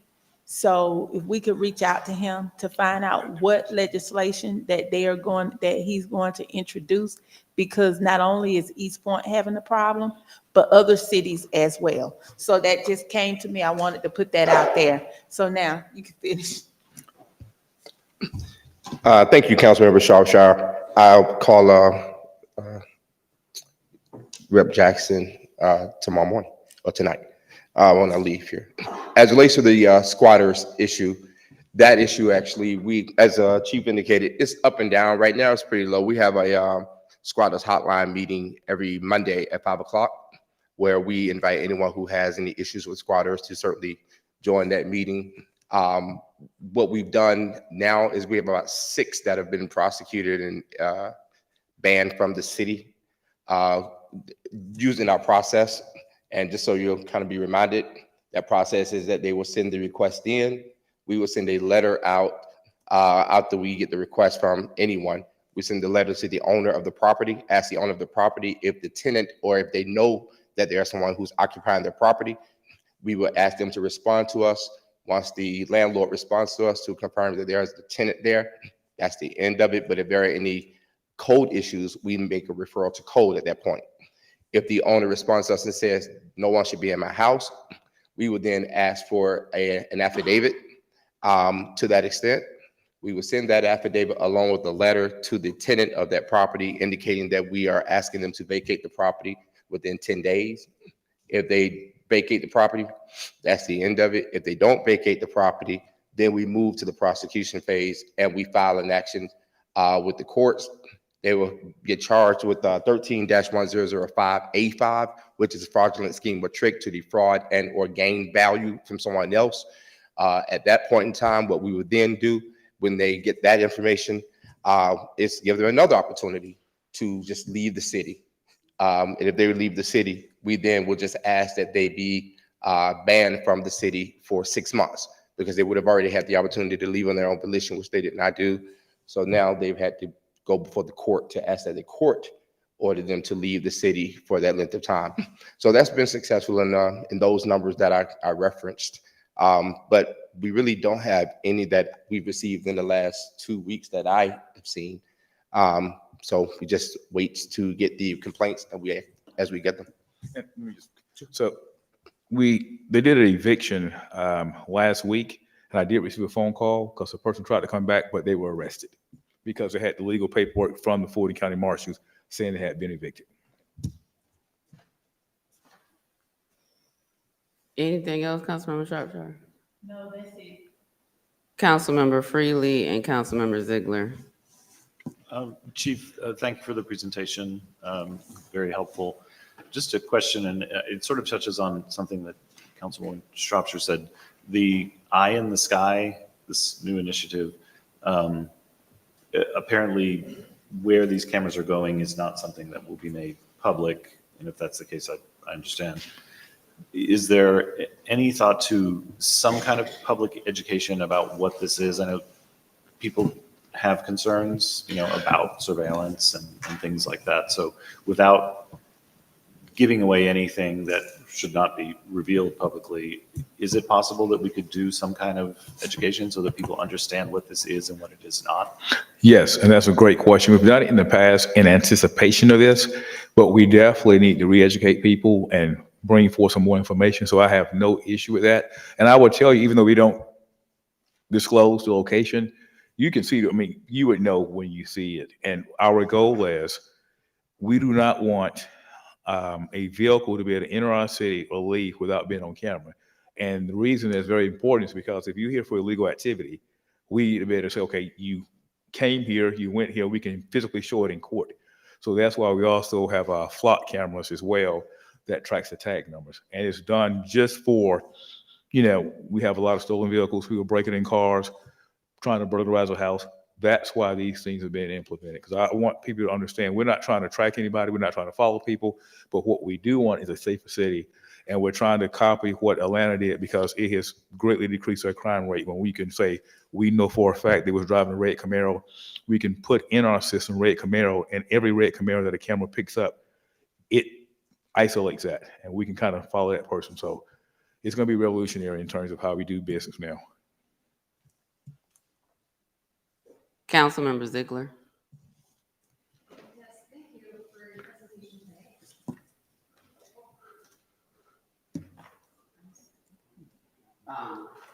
So I have Councilmember Ziegler, Councilmember Butler, Councilmember Martin Rogers, but if you all can release your mic so Councilmember Ziegler can.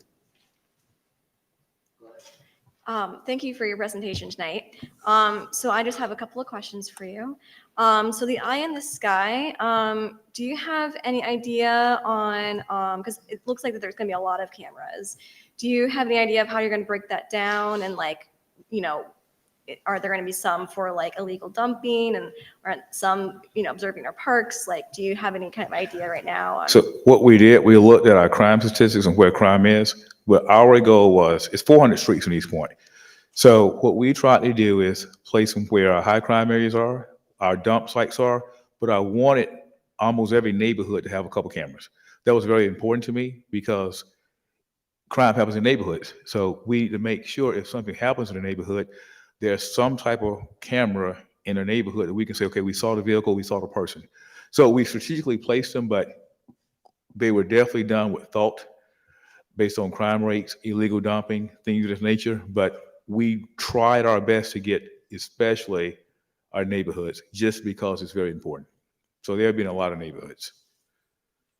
Okay, and back when George Floyd was murdered, there was some really important conversation started about trying to like, you know, hire social workers, things like that, to work with the police department. Is that still on the table? So I will tell you, matter of fact, Councilwoman Renee asked me that and worked on that. So we would definitely do that. And I will be honest with you, what our goal is to have all our officers CIT training, which is crisis intervention training.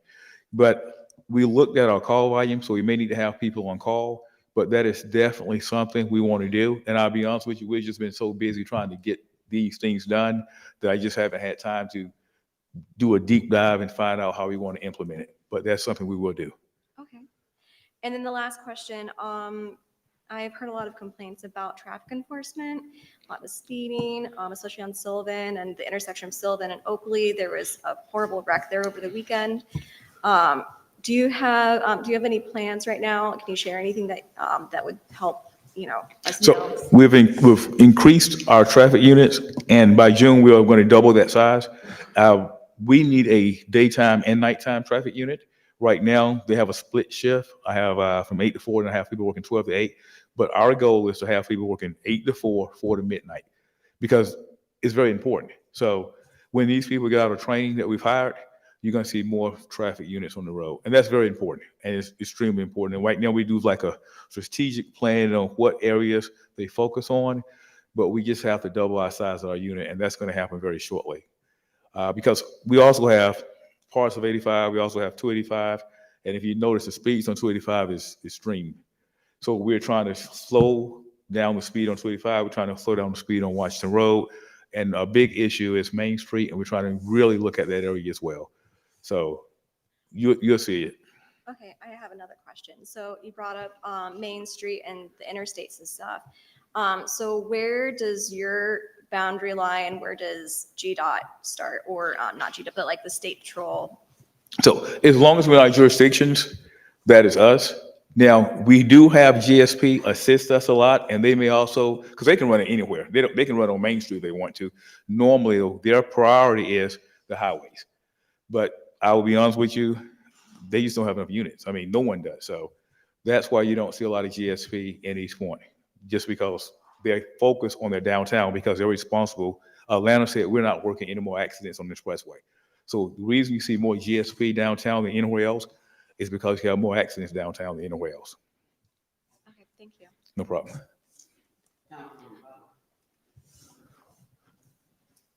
Yes, Mayor. If we can talk about issue number 12 now, and that will speed up what we're doing, the traffic, tractor trailer traffic, since that's coming down to policing. Is that okay? Okay.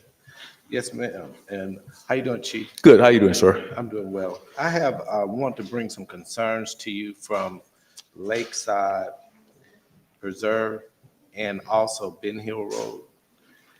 There's been, on Lakeside Preserve, there's been an increase in tractor trailer traffic.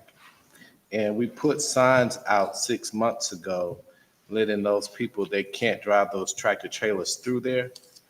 And they are, And part of the reason why is because of the construction doing that new construction.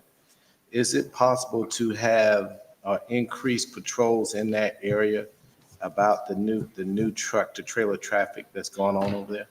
Yes, and actually, we already started because some of the residents reached out, so we've already started S Patrol. And I would be honest with you, here's is a couple issues we have.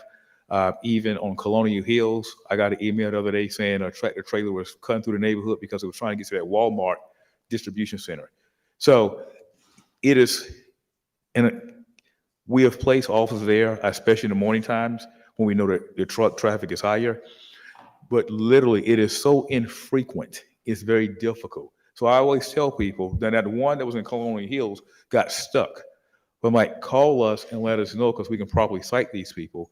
And a lot of times, when I say it's infrequent, if it happens, for example, if it happens twice a day, the people at home who may see it twice a day, but it could be at 6 o'clock in the morning, at 3 o'clock in the afternoon.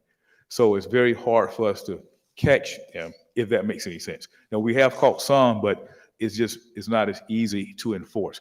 That's why I would encourage you, if you see this, let us know, because we have traffic units, we have also patrol units that can immediately kind of come to that area and address it.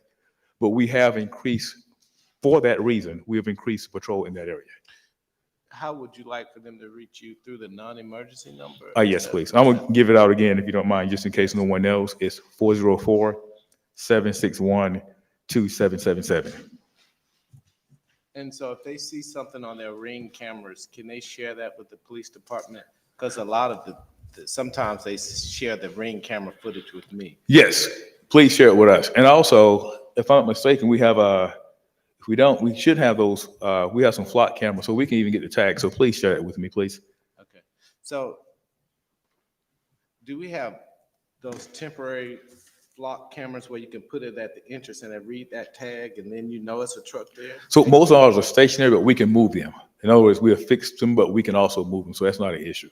If that happens, are they able to be cited, or what do you do if you Well, see as a matter of fact, it's so funny you said that. In your neighborhood, Councilman Cummings, there was an 18-wheeler truck parked in her neighborhood. Actually, I didn't even know this, but the officers went by there earlier and asked the young lady to move the truck. Later on, she moved the truck, hit a telephone pole, knocked out all the lights, and then fled the scene. We was able to catch up with the citer and everything. So we can do that. That's not an issue. Okay. Thank you so much. Oh, no problem. Thank you for allowing me to move that issue up too. Councilmember Renee. Thank you, I'm Mayor. sorry, Councilman. I wrote it down.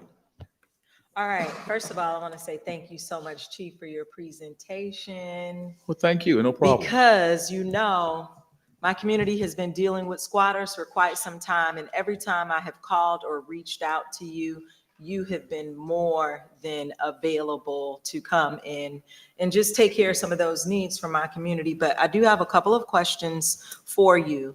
How do we continue to combat squatters? And I wrote down here, I took some notes. As far as educating residents, is there something that can be sent out to residents? Because squatting has been an issue for the last 3 years, and it has rapidly become worse. They are on Instagram. They are all over social media selling houses for $6,000. Several of those houses in my community were sold for $6,000. So what I would like to know is there something that we can send out or put on the city's web channel to educate our residents on how to report a squatter? If you think someone is squatting, just something that goes out into the community to help better combat squatting. And the other thing that I had was collaboration with neighborhoods with flock security. I know that I advocated in Heritage Park for flock security, but during the time of that advocacy work, we were having a lot of break-ins in our community, but flock security is something that I'm hearing about tonight. Would the police department be willing to work with other neighborhoods? Like, there are other neighborhoods within Ward D that aren't familiar with flock security, or I guess we can talk about that offline. But what if we have a neighborhood, they have an HOA set up and they would like flock security on their entrances? So actually, There are several neighborhoods in South Fulton that actually have flock cameras. And they went through flock and got the cameras, and basically just cameras with tag readers so they know who's in every neighborhood. And we've actually caught, I assisted, well, a case happened here, but also in South Fulton, I assisted with the case where we was able to make the arrest based on the footage they got from that neighborhood. So we can definitely talk about that offline, and I can kind of go through the process of what it would take. Also, I don't want to skip on the agenda, but since you're talking about flock, so part of our Eye in the Sky is flock. We added more flock cameras because flock has been revolutionary, truly, in terms of helping us catch criminals. And they came and lowered the price. Just to give you a brief history, the tag readers were $25,000 each. Okay, so if you look at how much a tag reader was, how many can a city realistically afford? Flock came out and charged $2,000 for a tag reader. You pay a yearly fee, but it's $2,000.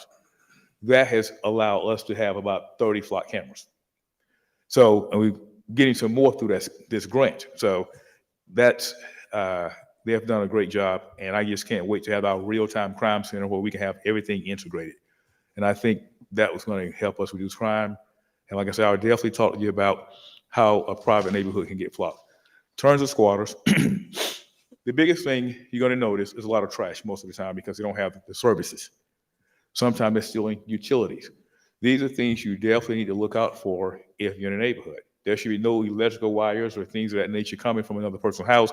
A lot of times they are tampered with the electrical box, and those are telltale signs. The hard people are the ones who get fake leases and go get power and things of that nature for the house. But also you can look at the traffic. You know a neighborhood, you know most people working, you're in a working neighborhood. The foot traffic, the car traffic, when it picks up, there's normally some suspicious activities there. And a lot of times, in order to gain access to the house, they have to forcibly enter the house. They normally go through the back door. And that's what was happening before, and that's how I was able to know that those people were not supposed to be there. The biggest issue, and I would tell this, and we'll repeat this, if you have a home for rent, if you have a home for sale, and you're not in that home, you have to check on that house. You cannot leave your home for 4 or 5 months and expect someone not to move in it. I know it sounds crazy, but unfortunately, in the times we're in, that's what happens. People will quickly occupy your residence if they see that for sale sign and they notice you're not living there anymore. So that is something we definitely need to be cognizant of. And the companies, the problem is not the individual homeowners, because they're pretty constant on checking on houses. The problem is these corporations that have 200-300 houses, and they're not doing their due diligence. That's the biggest issue we've had. Okay, and going back, is there any way that we can let our residents know, because I sometimes view the East Point television channel, if we could have just something come up on that channel, Mr. Interim City Manager, just something to let people know, because again, they have been selling these houses in East Point, Palmetto, Union City, Riverdale, just potential, not a squatter alert, but just something that comes up. Here's how to spot a squatter. If you feel like something is suspicious, you can either put that in their in residents' bills or on that East Point channel. Just something to let residents be aware that there may be a potential squatter in their neighborhood. Yes, Councilmember Martin Rogers. The best thing is, I agree with you. I'd asked that happened in our last, we had the flow sheet that we had created to actually have distributed. And I'm not sure whether it was distributed or not, but that would be a great opt. The other thing is, well, in our investigation, what we learned is maybe like 80%, 90% of these people are on Instagram. And they will go on Instagram and ask, are you interested in renting a 4-bedroom, all brick house for like you said, $6,000 for a year. And as a result of, I'm sorry, you said something? Yeah, yes, ma'am, for a year. And they were, if it's too good to be true, if it sounds too good to be true, it likely is. And what we've learned is we've had investigators to go on there to try to kind of get them to kind of meet with them at the house. They won't meet with you at the house. They generally want to meet with you at the park or someplace and then take you to the house or something of that sort. So to just, like you said, educate them and put that inside of some type of circular or on this television channel or whatever medium we could distributed on what they would be effective.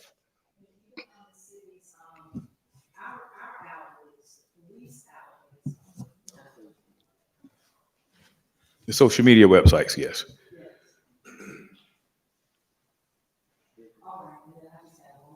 That's fine. And it was in regards to, I know a known dumping site in Ward D that I have been contacted about, but is it possible I can just pass along that information and maybe we could set up a flock security there, because it is a known dumping site? Please, please. All right, thank you. Because we want to know that. We want to keep our city clean, so that's not an issue. Thank you, Madam Mayor. I was in the pleasure this Saturday in a couple meetings, and the interesting thing came up about policing pension. And I do understand that we have lost other officers to different cities because of their pension. But what was interesting was that it was a John Creek officer there who kind of started the conversation. And I was just listening in because I didn't really understand a lot of it. And it was a Hateville officer there. And so with Hateville, they receive about 85% pension match fund in their retirement. I think John Creek is almost at 100% or something, a number like that. And please don't quote me, but because I was kind of eavesdropping, and then I kind of got into the conversation where some of these officers are being pulled from cities like East Point to go because the pension is not so great here. Can you give me some insight about policing the pension, and maybe, first, can you give me something about your policing pension first? So that's probably been the number one question officers asked me over the last year. What happened is Hateville changed their pension. They're the ones who first started. They changed the pension last year. I want to say the year before last. I think it was 2021, 2022. 2022. Once they changed their pension, College Park followed suit. They just passed, I think November, a couple of months ago, their new pension. And what they did was they increased the contribution amount. So it made people want to be there. Okay. So here's our problem. Our contribution is 1.75%. There's a couple of issues with the pension. It's 1.75% per year. You can do the math. That's not very much. Now, as you get older into your 50s, they increase it to like 2.2 or 2.3%. So a person can start at 21 and retire at 51 or 31 at 61, but the person start at 31 is going to have a better pension because of how the accrual rate is. The biggest issue is we have a very young police department. Probably 80% of all our officers on patrol are new. Then you have this group of officers right here. So this group of officers are asking about the pension because they're like, hey, I can leave and go to College Park and get 3% contribution a year versus 1.75. I can double my contribution.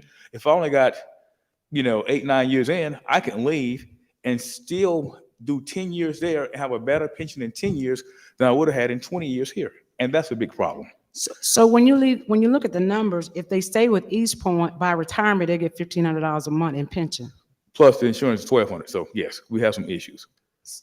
And I will tell you, I went to the pension board, KAGO, with a proposal, and we've been working, and she told me I had to come back to council. So I was going to actually present this issue probably next month and a half. Okay, so and I'm glad. So it was a blessing that I did run into these officers, because that is the talk on the street. And the last thing we want to do is build our workforce up and then lose them to a better pension plan just next door. And we're talking about Hateville and College Park. Right.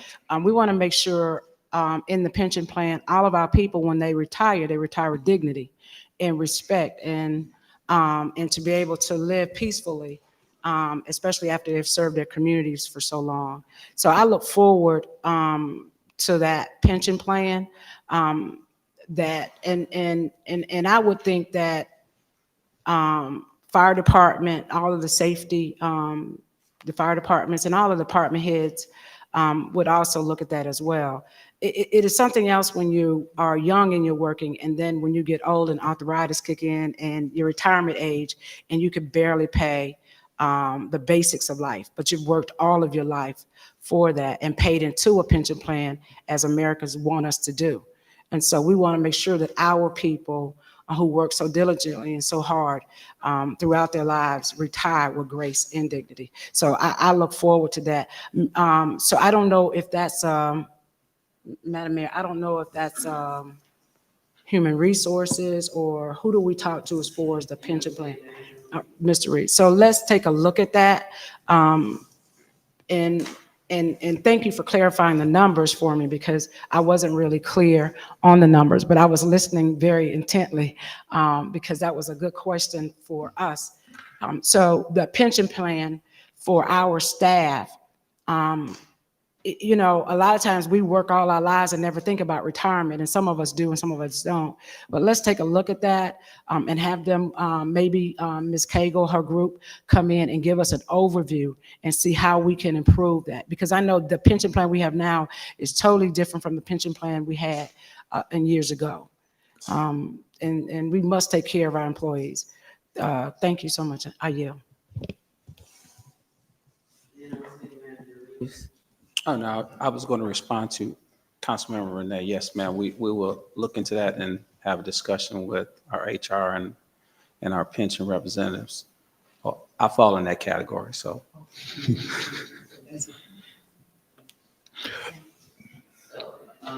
Thanks, Chief, so much for the update and for your leadership of our police department.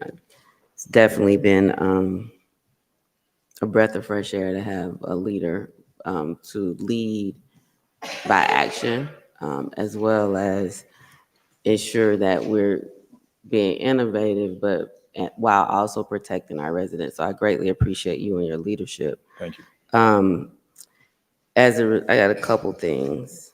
Lakeside Preserve, thank you so much for responding last month when those issues were brought to your attention about the tractor trailer traffic throughout our neighborhood. It was shared with me, I shared with the city manager, residents shared at a community meeting, as well as followed up with you. So thank you for addressing that. No problem. And increasing the patrol in my neighborhood based on the residents' concerns that were shared with you last month. Also, our neighborhood HOA president and officers are very aware of your number, Captain Popham, and the others that are coming out there. So there's been a strong relationship established between the police department and Lakeside Preserve, as well as we have tag readers at our entrances. And I know that you've received the videos that are shared with me and other staff as well. So thank you for being responsive, timely responsive to those issues as they came up last month. As it relates to the squatters, how many, and I don't know if you all have the numbers now, but how many total cases have been staffed at these Monday staffings? What's the total number of people who have voluntarily left? And how many people have been banned from the city? So I don't want this to be backdoor evictions. And what I know is if people don't voluntarily leave, they have to be evicted. And we've dealt with that on a number of occasions. So again, I don't know if you all have the answers. I don't see the city attorney coming up to respond to these questions. So maybe that's something that he'll have to get later and send to me. But the total number of cases staffed at the Monday staffings, how long this has been going on, total number of people who have voluntarily left, and the total number of people who have been banned from the city under that fraudulent, I think I forgot the name of the crime that you all charged them with. Excuse me. Madam Mayor, I will get that information to you and council. I know that there are more than 6 that came before the court. However, they were able to get to the court and pay a fine. Before that we were able to create an indicator for the court to note that they were squatter cases, so that they would appear in court only cases so that we could explain to the court what exactly the case was about. I will get that number to you, but I know that there are 6 to date that we've been able to get banned from the city. And you're correct. They won't volunteer. And I want to take that back. We do have one young lady who volunteered. She just said that she needed 20 days to leave the city.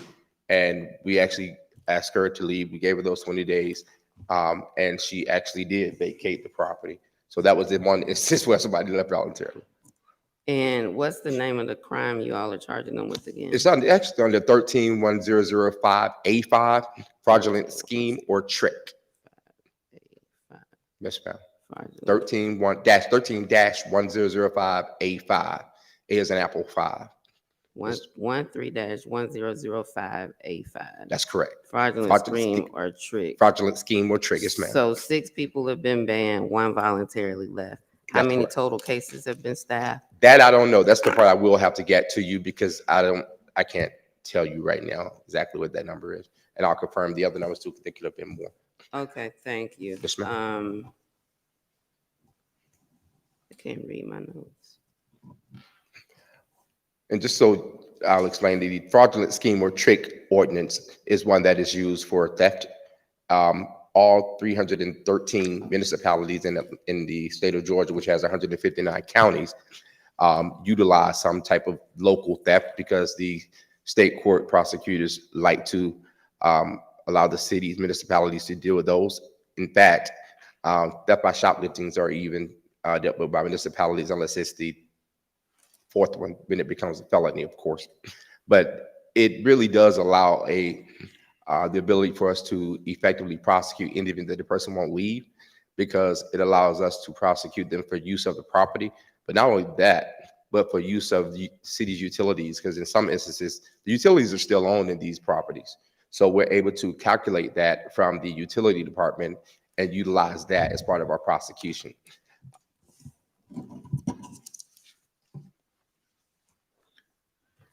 Um, 7 people. So I like to see those numbers and the number of hours we spent staffing those. I asked you about the cameras. I think that's it. Oh, you mentioned, that's what I had this flock camera note. You mentioned flock cameras is another item on the agenda. So I wanted to move up any other items that you might have on the Yeah, agenda. I have a Chief. couple. You just knock them out right here. I really appreciate that.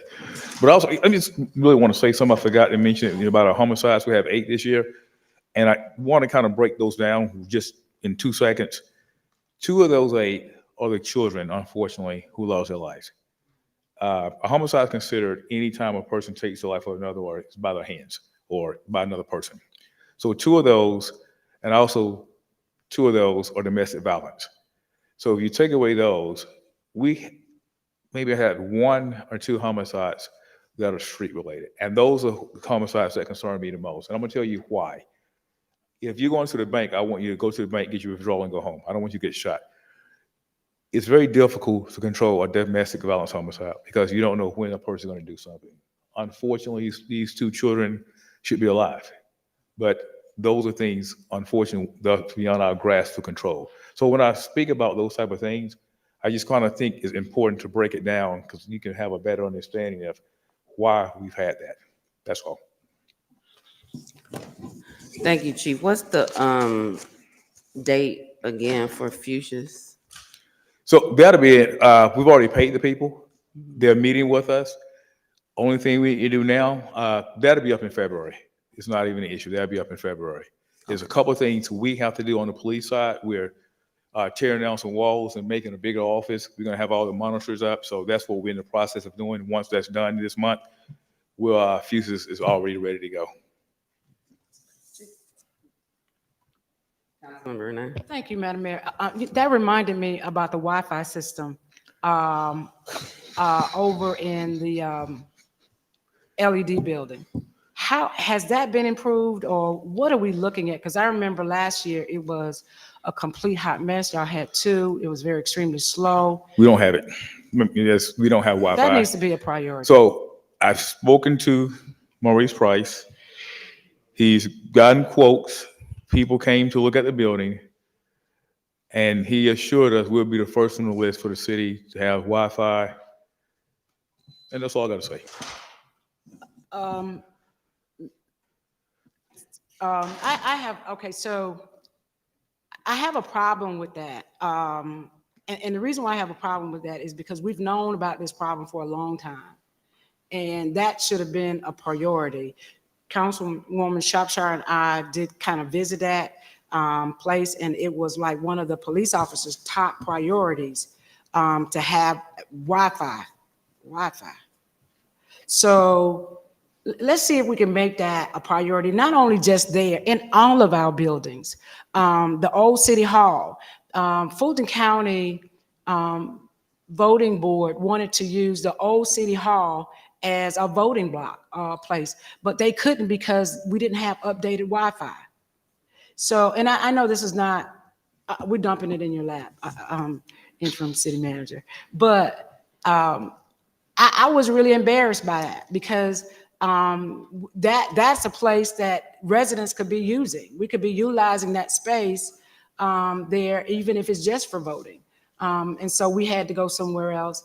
Fulton County had to pay for additional places for that. But, you know, early voting, we could utilize that space, the old City Hall building for any use, community meetings or whatever have you. I thought our DMO would use it, but I still think that those buildings should be upgraded with Wi-Fi. I just, the wiring, I just think even our administrative building, our annex building over at on Normanberry should also be upgraded. We should be taking a look at these things and make sure that we're having the best so that our people can do their jobs and make sure it's easy for them. And now that we're bringing in all of these systems, especially with the camera system and everything, we want to make sure that we're top notch all the way and not dragging.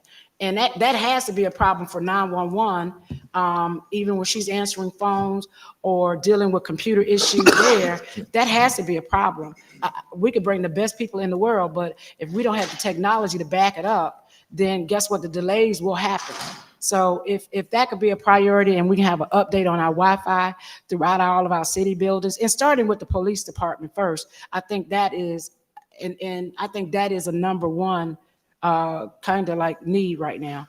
Thank you so much. And I don't know what made that click inside of me, but thank you so much. Mr. Reeves? Yes, Councilmember Renee, just to add to what Chief has said, the director of IT has been addressing that. He has brought in, I know, one or two companies that have done an evaluation on, I know they've done the annex, done the LEC. So I will get you an update email, and then we'll put it on a council meeting to update everyone in the public. But I believe it's coming soon. Yeah. So he has done that. He has done the footwork on it, and be considered that both those buildings are older buildings. So, but he has brought a company in there to evaluate those buildings. And I believe it was around it was before the Christmas holiday. So I know we should be having some type of answer, some type of a response to you real soon, and I'll provide that to you as soon as possible. Yes, ma'am. Thank you. Councilmember Cummings? Thank you, Madam Mayor. Good evening, Chief. Quick question. So the Wi-Fi, since Councilmember Renee is talking about it now, is that going to be required for us to have a fusion system and the flock system? So infrastructure is critical. Okay. And I just leave it at that. So the infrastructure is critical. I've met with Maurice about this. He's very familiar with it, and he did bring a contractor in there. So I even talked to him back in December saying, hey, we have this Wi-Fi. So he's familiar with it. He's also working with the vendors to make sure we're up and ready. So that's critical. So interim city manager Reeves, the chief has shared with us that this will be available to us next month. Are we going to make sure that IT does what it needs to do to make sure that we can go live ASAP as soon as it's available?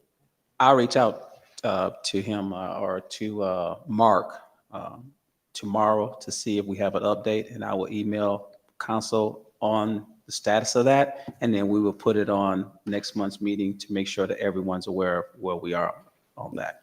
Yeah, if we can get it on the first meeting in February, Yes. that's generally a lighter agenda anyway, but as soon as it's available, I don't want us to have IT infrastructure issues for something that the chief has been trying to coordinate for quite some time, it seems. So Yes, I ma'am. know I you're agree. not quite a month in, but we want to make sure we continue to prioritize safety and that that's not the issue that prevents us from going live. Yes, ma'am, I'll do so. Madam Mayor, Councilmember Shropshire. I have a question. Can Go we ahead. have an update on Tuesday? When are the cameras going? When will you have the flock cameras up? What's the estimated time date? So we have flock cameras up right now. We have about close to 30. We're implementing with the Eye in the Sky some additional flock cameras. So let me ask this question. How soon do you need Wi-Fi in the building? So we have discussed this with Mr. Price, and it's a urgent need. And he's aware, and he did bring a vendor in, and he assured me we're going to be the first to implement this. So we need an update on Tuesday. Yes, January 16th. Thank on you. Internet in the building. Like, it's unfortunate we have to get to this, but. And then on the first meeting in February, an update on making sure that Fuchsia's has whatever it needs from the IT perspective to be able to implement as soon as possible. So, Madam City Clerk, you have the January 16th is update on IT at the LEC building. On February the 5th is update on Fuchsia's rollout and IT connectivity.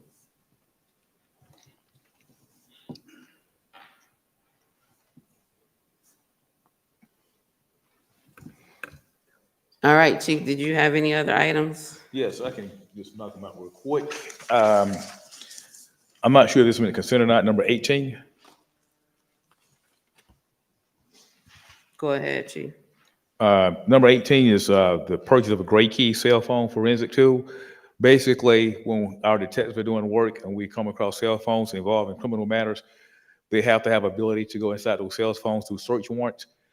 We have had to go to other agencies for assistance, and they're backed up, so it's delaying our ability to do it. So we want our own Gray Key system, and that's the name of the system that allows us. It's the only system that goes into an Apple phone. So we really need those things. Does anyone have any That's what I was questions? gonna ask. Oh, No go ahead, problem. Councilmember Shropshire. What I was gonna ask, if no one has any issues, can this go to consent? That's what I was about to say. Does anyone have any questions for Chief? So we can put this item on consent. Is that your last item, Chief? So number 21 as well, that's the flock cameras. This is just the licenses for the next, they didn't go up in price. We agreed we, don't go up in price. So this is just the flock cameras. And remember, part of it, we ordered additional cameras for flock. So, and that was covered in the grant. So this is the original contract, and we have additional that's covered through the grant. This is covered through CIP. Question or consent? Anyone have questions? All right, thank you, Chief. Sorry, I got two more. I do apologize. Okay, no, I have you're good. East Point Food Mart retail alcohol license located at 3289 Washington Road. You want Which one is that? number 18? I'm sorry, number 19. Okay. Is the applicant here? No. Okay, go ahead. Okay. Shamim Amid is applying for alcohol license for retail sale at an existing business, East Point Food Mart, located at 3289 Washington Road. Ahmad is a registered agent for existing business at East Point Food Mart, and has no history with the city of East Point. Ahmad passed the background process, adhered to advertisement requirements, and obeyed all bylaws required as a new applicant. The police department recommends the issuance of the license for retail sale of beer, wine, and liquor. The public hearing is on Tuesday the 16th. And the recommendation is issuance. They're recommending issuance. Yes. Okay. Any questions? So since this is a public hearing, it'll go on the agenda for Monday. And also we have another one for Ram Singh. He's also applying for alcohol license for retail sale at an existing business, Tipsy World Beverage, located at 3215 Main Street in East Point.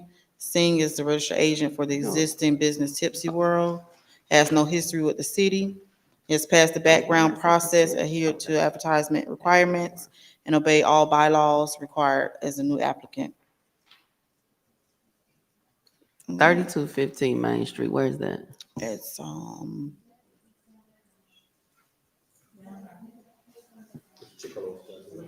no. It's already open. It's next to, Any questions? Crush. It's next to Crush Lounge. So I have a question. Yes. No. So I have a question. Are they previously selling alcohol? Yes. they're Okay, just so they're changing. just transferring the license. Correct. Okay, thank you. Yeah, now they they changed the gonna be- name as That's well. what- yeah, they Changed the changed name. It Now was they gonna be East called Point, Tipsy. it was a Main Street package. Yeah, it's a package store right by College Park. They just changed the name. I should have probably clarified. Right, what's the former name? Main Street package. And now it's gonna be Tipsy World Beverage. Yes, Tipsy World Beverages. All right. Hope we don't have a lot of details. All right, anything else? That's agenda. Public hearing is required. Anything else, Chief? I just want to say, and I'm not saying this because y'all were here, but when I was looking at the things we've done in the last 2 years, it's strictly because of y'all approval, and I really just want to say thank you, because we've really taken this police department to a much better place than we were, and we're taking it further, and it's because of the things y'all have done and allowed us to do. So just seriously, thank y'all very much. That's all. Thank you, Chief. It's really because of your leadership. We can allocate resources, but we need people who know what to do with them or what to ask us to do. And your leadership is the reason why this has happened. So it's a great team. We appreciate you being grateful, but we greatly appreciate you and your leadership as well. Well, thank y'all. All right, so that took care of several of our items. We now are on update on City Auditorium with Councilmember Shropshire. Thank you, Mr. Interim City Manager. Do you have any updates on the city auditorium? Yes, ma'am. Councilman Shropshire, Assistant City Manager, Mr. Denise Elias will give you an update on where we are with the auditorium at this date.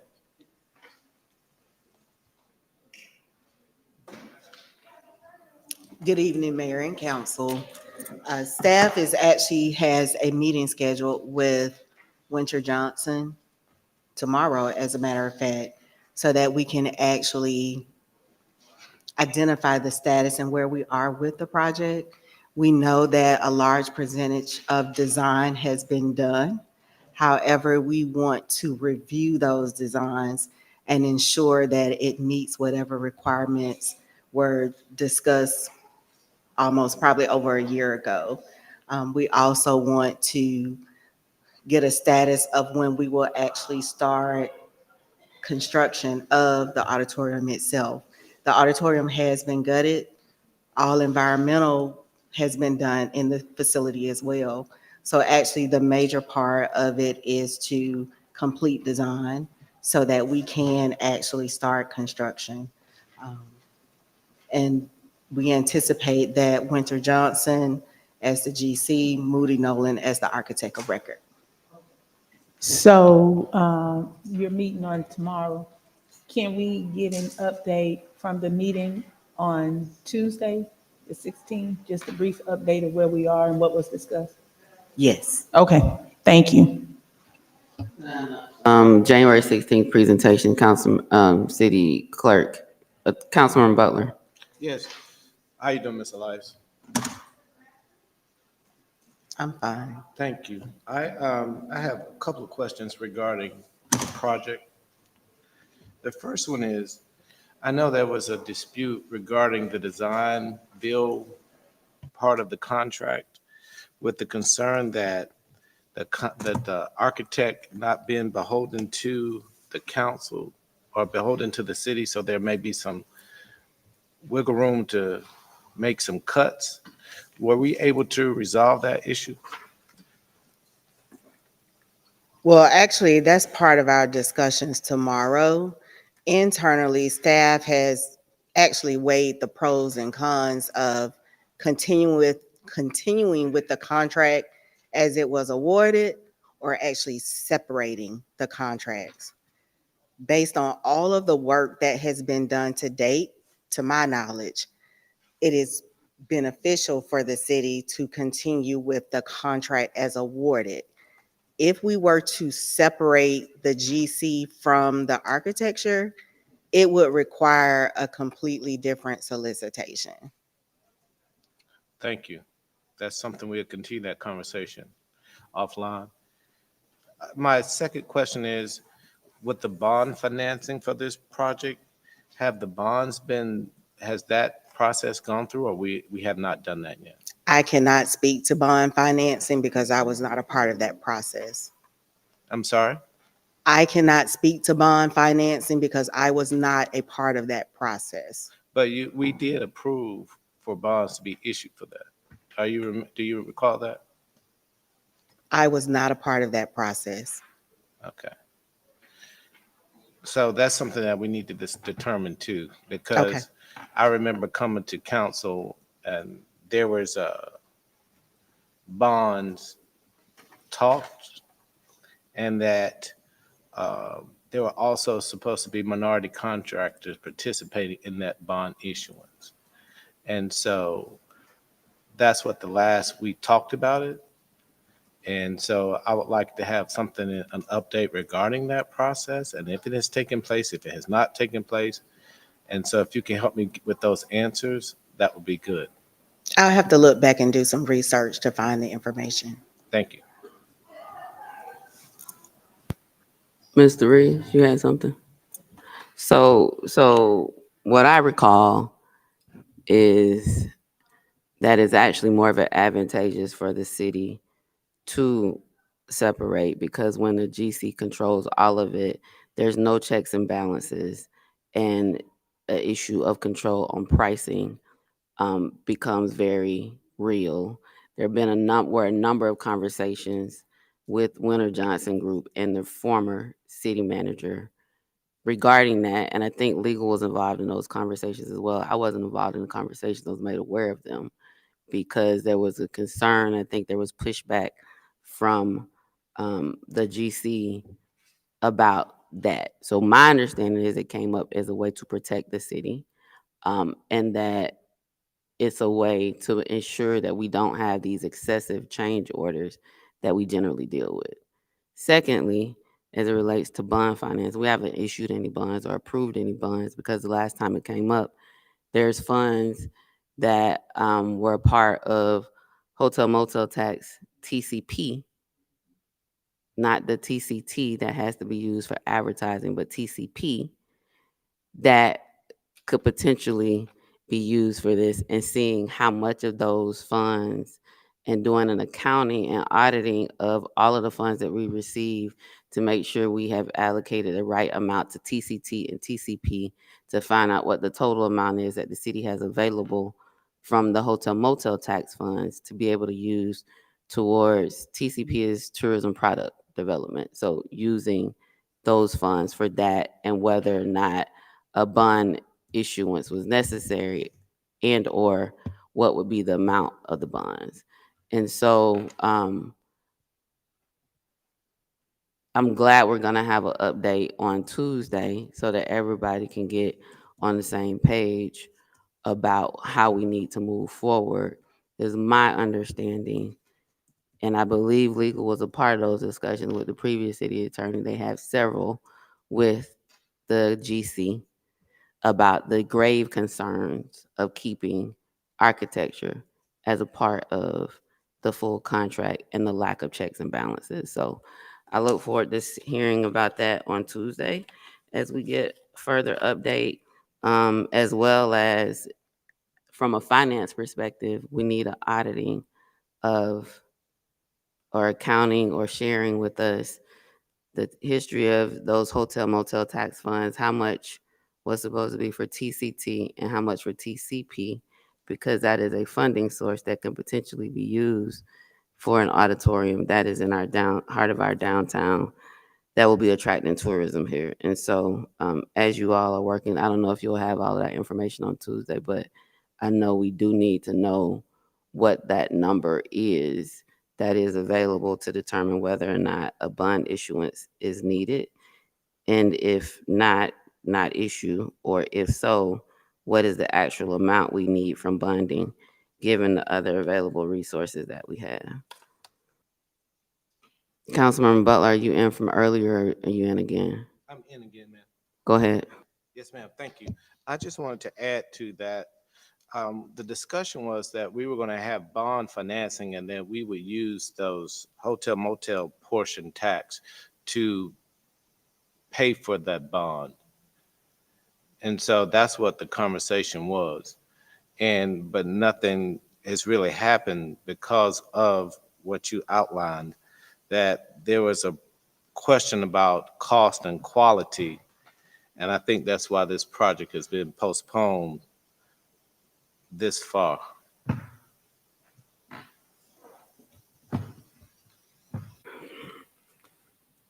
So Tuesday, whether it's funding for debt service or funding that will be enough to actually complete the project such that we don't have to issue bonds, is what we need to know. We also need to protect our city in this project. And it was my understanding that that was why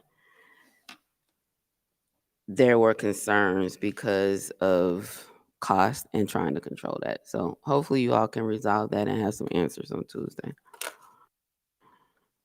Anything else on this item? Madam City Clerk, presentation for January 16th. Update on Bank Hall and housing in City of East Point. Councilmember Shropshire. Thank you. The city clerk passed out an ordinance, City of East Point registration and single-family non-owner ordinance today. And I believe this ordinance will take care of bank-owned houses, as well as another item that's on the agenda. And I hope everybody got a copy. Are you hoping that we're able to move this for Yes. January 16th or at a future meeting? Yes, January 16th. If this is with okay and what everybody want to see when it comes to bank-owned houses as well as registering vacant houses. So this title of this ordinance seems to address item number 11. I haven't read any of it. You just mentioned it, so I just pulled it up. Yeah, I don't see any ordinance on. I see they say 7 and 11, but they both say non-owner occupied units ordinance.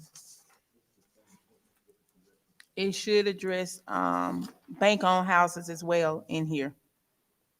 I haven't read it. I'm just confused. Why do they have the same title and they're with different ordinances if they're addressing with different items if they're addressing the same thing? Madam Mayor, I'm this confused. is my ordinance. So Both who of them are my ordinance is it? ordinances. Does it address bank-owned I'm houses? sorry. as Both well? of these are my ordinances that If- I If I submitted can for. help, maybe. So hold on, because now we got council members saying their ordinances are generally thought were drafted by legal. So has legal reviewed these ordinances?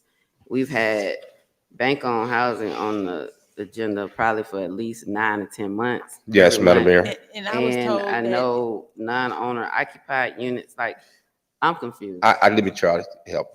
Okay. In taking both Councilmember Shropshire and Councilmember Butler's concerns, what I did was to try to create an ordinance that will address not only the squatters, but bank-owned, as well as non-owner occupied property. So if it's non-owner occupied, that will cover the banks.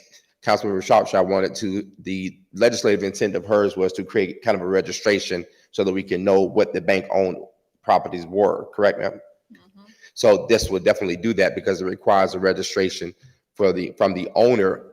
Councilmember Butler wanted to make certain that not only did we capture it, but that there'll be a fee paid, and that one of the things that he was most concerned about was having someone who, if there was a out-of-state owner, making certain that that was a person who was on call inside of the state, which other cities have done. Jackson does it as well, to make sure that there was an agent inside of the municipality, or not municipality, inside of the state that could come to the property should there be a problem.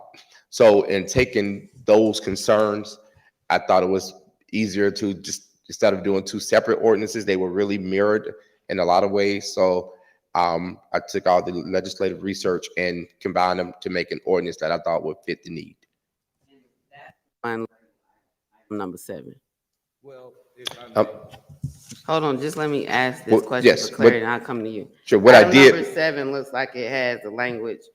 I'm just looking at this quickly, but it Sure. looks like it has the language from item number 11 in item number 7. What I did was just sent the ordinance to Madam Clerk and asked Madam Clerk to send them to both council members. I also sent them to both council members, and I did attempt to reach both of them so I can explain to them why they were the same ordinance to cover both things. So that's why Councilmember Shropshire indicated that it would cover both. Councilmember Butler. Yes, ma'am. And the ordinance that you see for item number 7, I made corrections for it as a draft for us because this item number 7 talks about short-term rental. And this is not a short-term rental ordinance. This ordinance is regards, because if you look at the first one, it says, it talks about whereas the city council finds short-term rental. And that's not what we're talking about. We're talking about non-owner occupied properties that are rented. And so it's bank-owned houses. it's my understanding that short-term rental is defined as to staying in a property less than 30 days. To that point, Councilmember Butler, if you would read a little further, I believe it says the last sentence of that preamble, which is the place where we put it because it really didn't seem to go any place else best. There's a sentence down there that says, unless otherwise specified herein. And then Look, so this is confusing. So one takes off whereas clauses, the next one, so 7 has whereas clauses, 11 doesn't. Right. But whereases are just framing it. The ordinance amendment is actually the bottom part, which is section 11-9001. That's correct. Section 11-9013. So the whereas clauses just frames whatever is happening. And why the we're doing it. amendment is actually the ordinance. So it doesn't seem like we need 2 ordinances. There's a registration issue and there's whether or not we're charging fees, and they seem to all go in the same ordinance section. And so however this moves forward, if there is an ordinance, it can be on the agenda and it can have Councilmember Shropshire name on it and Councilmember Butler name on it for recognition. But like, we don't need 2 separate ordinances.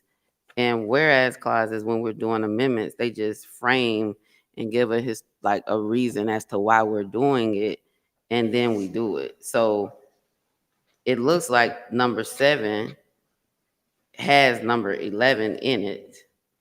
And then number 7 has some whereas clauses, and if those whereas clauses need to be tweaked, that can be done. But that's not, the whereas clauses aren't the legislation. They're not the legislative, it's the legislative part is at the bottom. You're correct, Madam Mayor. Thank you. And to your point, Madam Mayor, that's why I read the legislation and I had questions about that. I took those things out so that we can have those discussion after I reviewed the legislation that was sent by the city attorney. And I have additional questions for us to discuss regarding the legislation about non-owner occupied property. And to be clear, their ordinances are very similar, but they have different intentions. And so if we would like to combine those, I have no issue, but the problem I'm trying to solve is much different than the problem that my colleague is trying to solve. But the problems that you both are trying to solve. If we can incorporate the 2, then I'm willing to do that, but there are 2 separate issues at hand. She wants to address bank-owned properties. I would like to address non-owner occupied properties. And So what the this- city this- attorney has said is those are often bank-owned properties or they can be privately owned properties. No, So but non, that's not the intent of my legislation. That's what I keep trying to tell you. And so I when my hear what turn- you're when my turn saying. comes to speak about it, then I will speak about it. But what I'm saying to you is the reason why there are two different ordinances is because my colleague wants to address something different.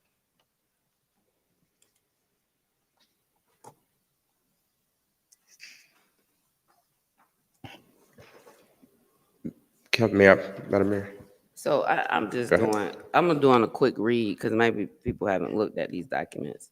The 7 combines 11. Whether or not they need to be separated, legislative intent. I'm just going on what the city attorney said about these ordinances. If a house is unoccupied, it could be owned by a bank. It can only be owned by a private person. So the title of non-owner occupied is more encompassing, and it includes whether it's a bank-owned owner, a private owner, or whomever else as an owner. So Councilmember Shropshire and Butler, I see both of your lights on. Councilmember Shropshire. Oh, mine's been on.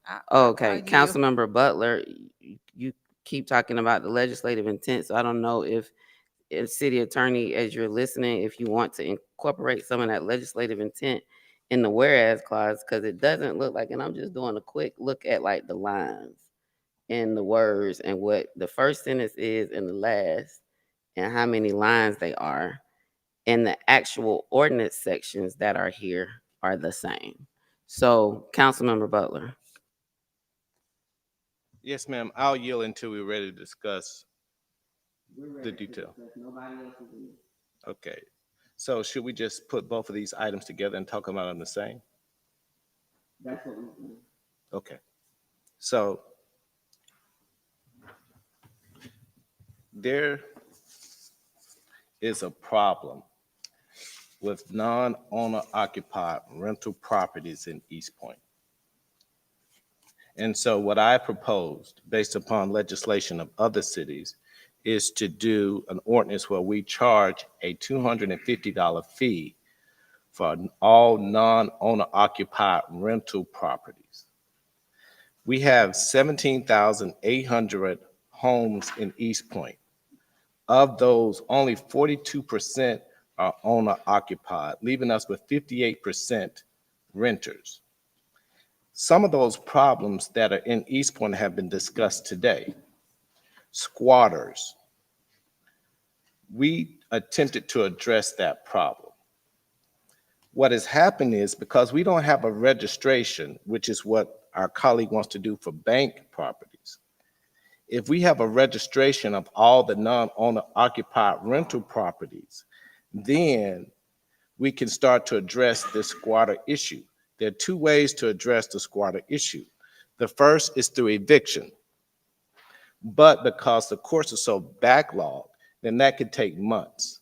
The second is through an affidavit, which was discussed today, where if you can show that this person is occupying the property fraudulently, then you do not have to go through the eviction process, which takes months at a time, but you could get a warrant in order to evict them. But the problem with that what we have found is some of these properties are owned by corporations out of state. And in order to seek the sheriff to evict these people, then you have to have an affidavit from the owner to make that happen. So you're in a legal quagmire, and those people in those communities continue to suffer from squatting. What this ordinance attempts to do is two things. One, make sure that all the properties are registered. But two, if you're an out-of-state owner, then you must have a proxy located in the state for which we can about squatting issues, but code enforcement issues too. So now you have a person directly that they must have to represent them, so we can go directly to them and say, hey, your property is not in compliance. or you have a person there in your property, is that person authorized to be there? Thus cutting back time to do that. In addition to that, we have a property, Highwood Trace, a townhome community. It's a single family community where 40% of those townhomes are owned by one corporation.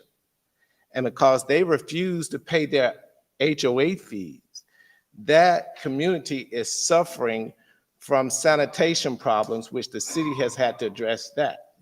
With this ordinance, it will address that too, because that corporation that owns 40 of those townhomes is not local. So now we will register them and they will have to pay a fee. What other municipalities are doing, they're charging $250. The revenue from 58% of 17,800 properties is almost $2.5 million. What I would like to do with that revenue is make sure that revenue is earmarked. So that earmarking would be to help seniors with their housing, keep them, because we have another company that's coming to do a presentation, but they can't help seniors keep their houses dry with the roofs or the bathrooms because they don't have any funding. This is a way to fund that project by imposing a $200 fee on those properties that are non-owner occupied. This will not affect apartment buildings. It will only be for single family homes that are renting their properties out. And I would also like for us to consider, Patricia Lovett wants us to be able to give grants to HOAs in the amount of maybe $5,000 so they can beautify their entranceways. So I'm hoping that a part of that could be earmarked for that too, and that's only about $50,000. But those communities will apply for grants in order to do that. So what I'm asking council to do is to support this ordinance so that we can really account and try to really solve these problems about squatting, about these mega corporations that are out of this state, charging people but not delivering services and have income for that. Some of the questions that I had for the city attorney would be, can we make this $250 be paid annually like you do with the state, whether you have a tenant or not? So you know at the beginning of the year, you would pay $250 because you have a non-owner occupied rental property in East Point. I'm sorry, my apologies. And I have a list of questions, but I can defer. I believe I did put that was a requirement when you had said that you wanted that money, that fee in there. I think I put that in there as an annual fee. And so I think what I stated was, if there's either a material change in circumstances that requires a re-registration, or A2, annually. Is that not in there? Well, when I read the copy that I had, the change had not been added, so I'm not sure what Oh, I'm sorry. when I last reviewed, but I would like for us to, instead of making it, when you register the property, make it that you have to register the property in January, pay your fee, whether you have a person in it or not. Correct. Okay. And it requires that maybe you guys don't have the. It's on the back. I didn't. Yes, okay. But what I wanted to do in the ordinance is to make it that the fee is paid at the beginning, much like you do with your alcohol license. Not something that you would, if you buy the house in April, then sure, that's fine. But I want it to be in January, so you know everybody's very clear. In that first month in January, you need to pay your $250 so that you can rent your property. If you don't pay that fee, then there's a penalty for that.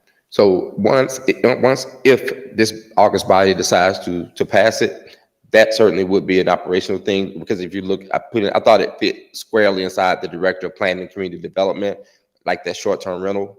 I think we're using granted, ma'am.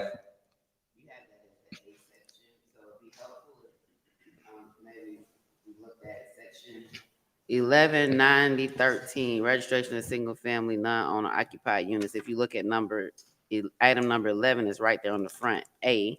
is where you have the A1, A2, the planning and community development, 60 days and all of that. Yeah, that's why I raised that question, because in the A part, it says you give them 60 days from when they rented the property. What I would like to do is to make it an annual fee, where if it's empty or rented, you still would have to pay that fee. That's the difference. If it doesn't read that way, then I can clean it up, but I thought that said that it shall be renewed annually. I apologize. No, it's not an apology. Okay. This is why we're a work session to work it out. Yes, sir. Thank you. know, So these are some of the concerns I had after I reviewed what you submitted. And I would also like it if the council agrees. If you're a corporation and you own 40 townhomes in one community, you would pay $250 40 times, not a corporation. And that doesn't read here. I don't know if it has to, but it would be per unit. It would be for each unit. And so then that way. I think the way your ordinance reads, Council, I didn't mean to interrupt you. No, The way the ordinance reads, I think it specifies per unit. And that may be true.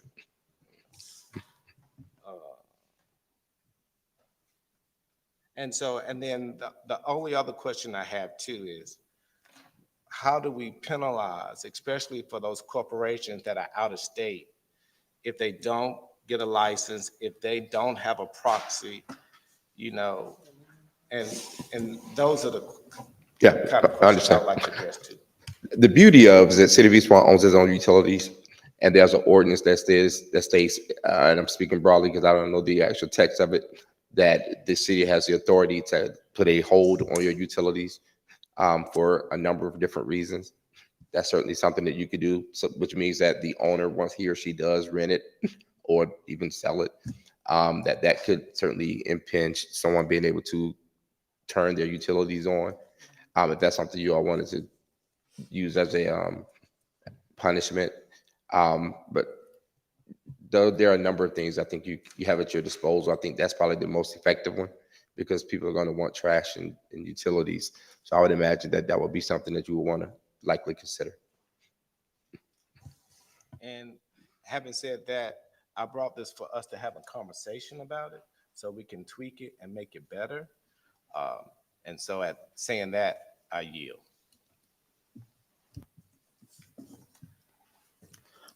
Councilmember Martin Rogers and Councilmember Shropshire. All right. Councilmember Martin Rogers, Councilmember Freeman.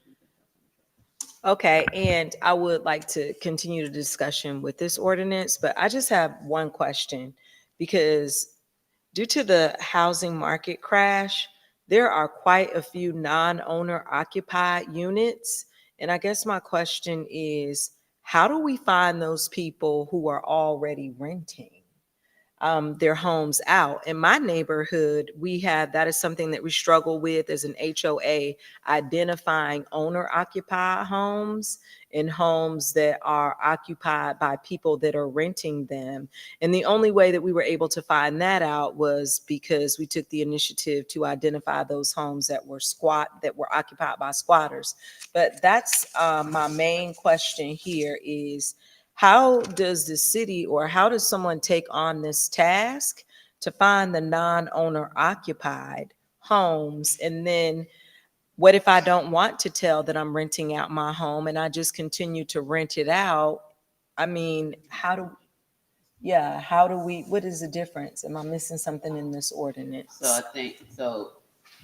If I'm not mistaken, Georgia prohibits registration of some type of property. It might be rental properties. I think it's rental vacant properties or foreclosed. So if they're renting, you can't require registration.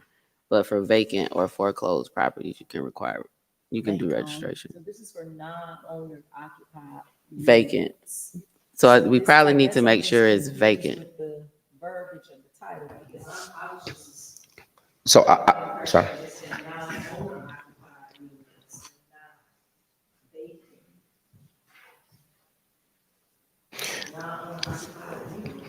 I think I'm familiar with the law that Madam Mayor references, but I don't in my check, and I'll double check it before you all vote on this, if you decide to vote on it next week.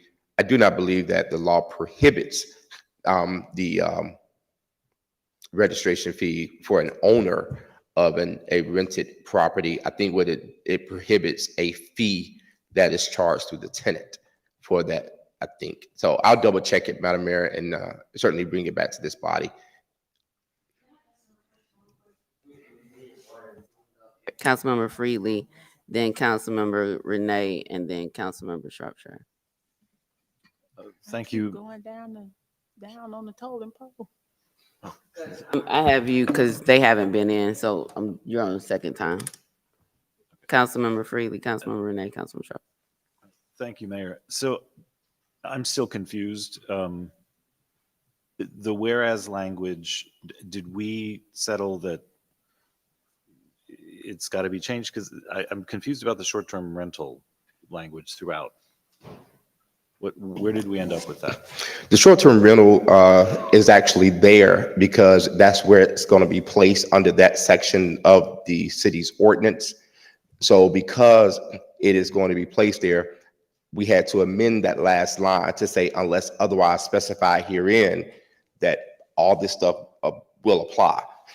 There's no other place that fits comfortably inside of the code of ordinances for East Point other than here, especially when you prescribe the fact that you have a director of planning and community development that is going to, I guess, manage this. It really does. That's the only place that it falls squarely, as long as that language is there that says, unless otherwise specified here. All right, I think I got that. And then the second question, you're talking about an earmark. The fee would go and be earmarked toward a specific use, unrelated to sort of this topic. Does that earmark intent need to be included, addressed in the ordinance? Is that how's that dealt with? Not necessarily. I mean, you certainly could, but I wouldn't, to be honest with you. And this is the first I've heard. I didn't know that was the intent of the proceeds. I think that's done probably more so in operations than inside the ordinance itself. For example, we do earmark funds that we utilize to rent out city facilities for movie sets and cities, buildings and things of that nature. And those funds are actually earmarked as well, but it's not specified, if I'm not mistaken. I don't think it's specified in the ordinance with respect to where they go. So I think the earmark becomes operational in nature for the city manager to, with the direction of this body, make sure that that money goes where it's identified to go.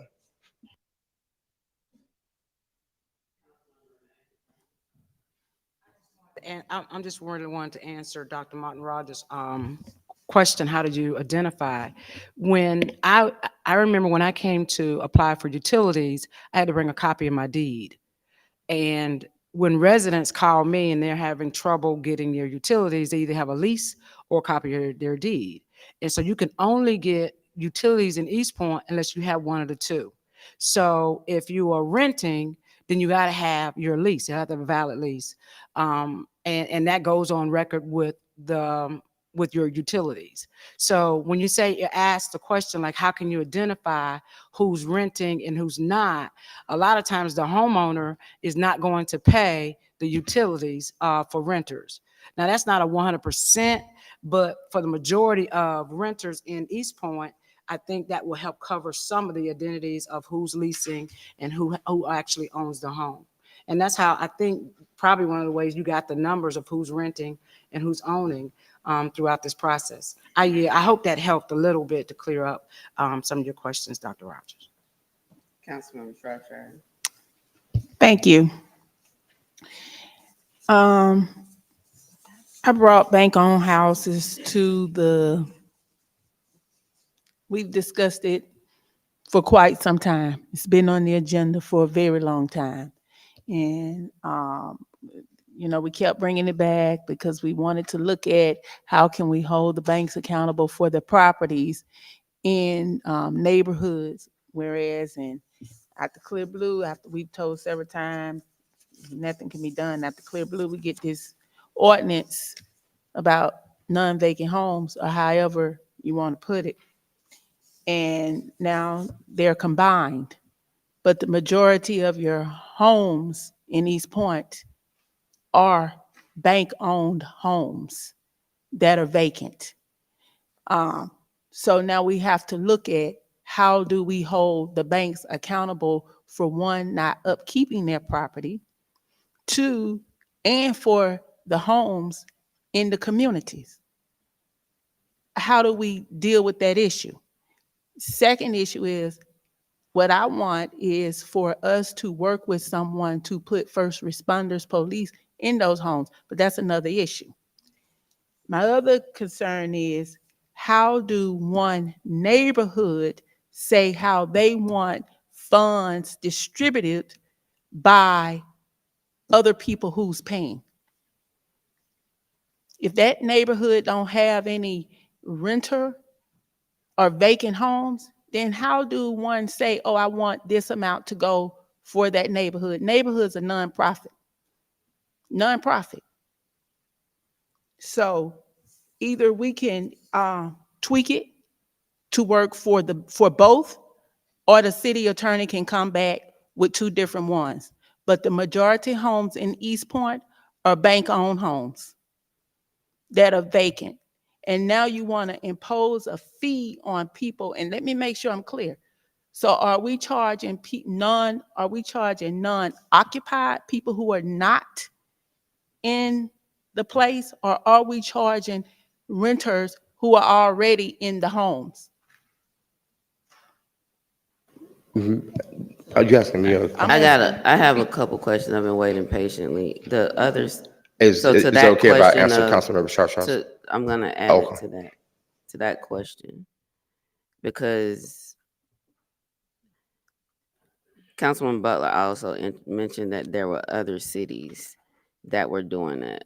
I would like to know the names of the other cities, and are these Georgia cities or cities outside the state of Georgia?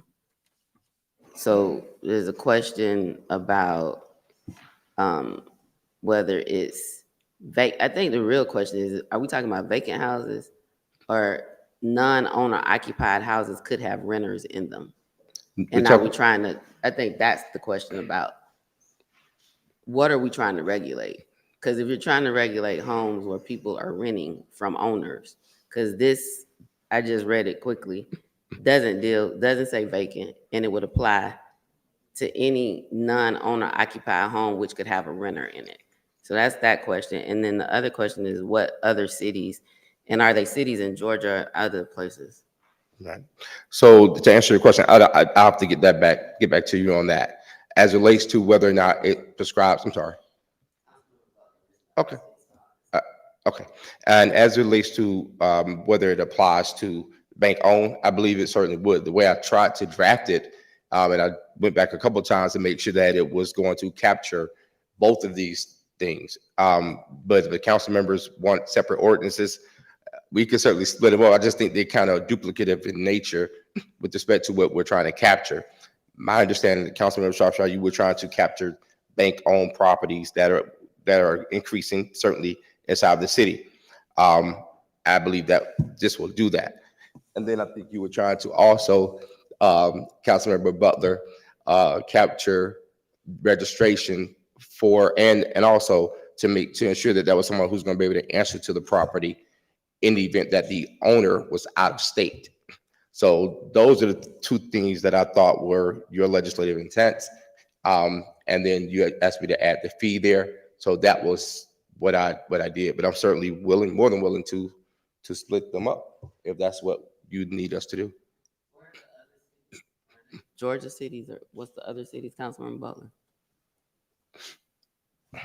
I think I have it written down, I don't have it in my notes now, but I think one of the cities was in Michigan, that did this. But to the intent, my intent is to charge a fee for these people who are renting their properties, not the renter. And we have precedents because we charge a fee for our short-term rental. In order to license your short-term rental, you have to pay a fee, then you have to pay taxes on that rental too. This would be I can see why he would want to put this on the short-term rental, but it should specify, and I don't know, that's why we have the city attorney, is because this is not for if you rent your property less than 30 days. It will be something where you rented your property more than 30 days. And I don't know how, because we already charge a fee for short-term rentals. And that's different, you know. And what I'm trying to really address in this ordinance is the problem is we have so many out-of-town owners, and these people are hijacking their homes, and there's no way for us to get in touch with them.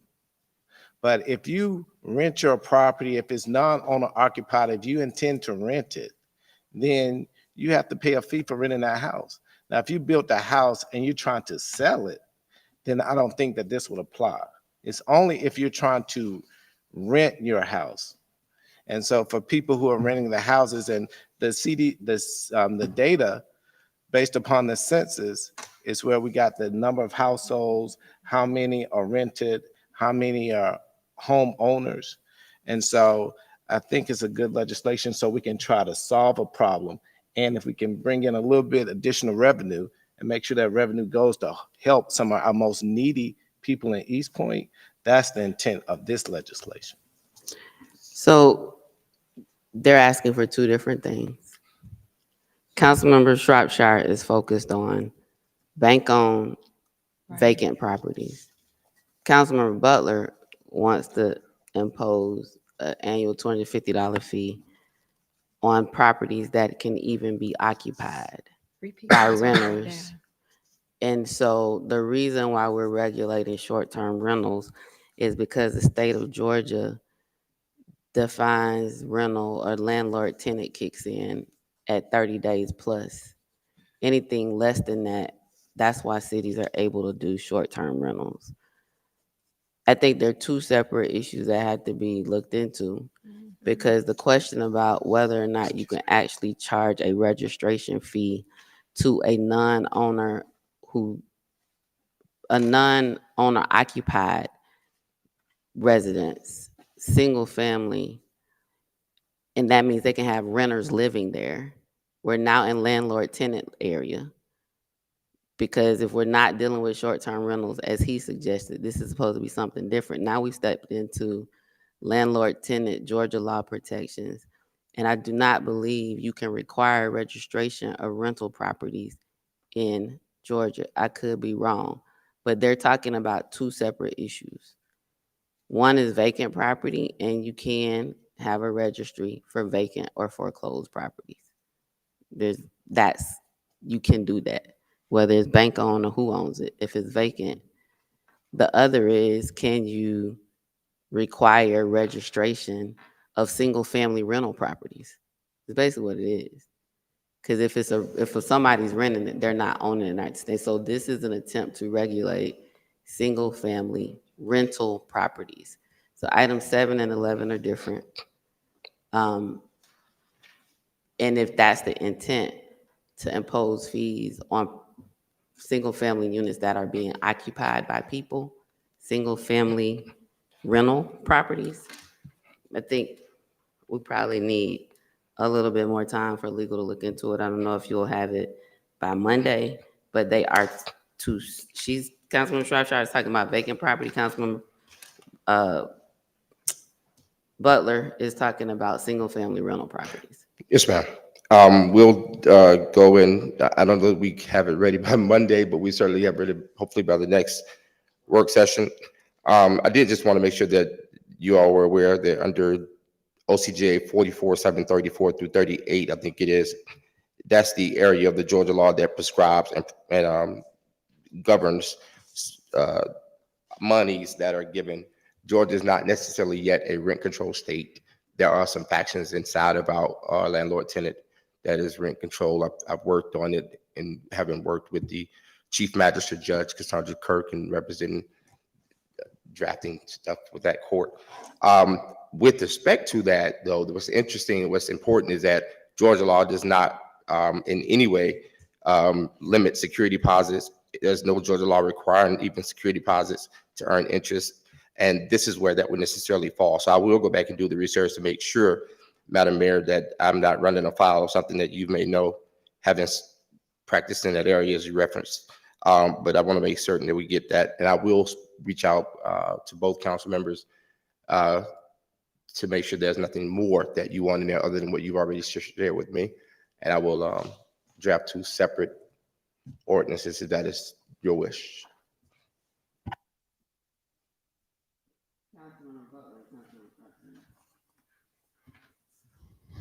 Oh, I'm sorry, I'm not really in.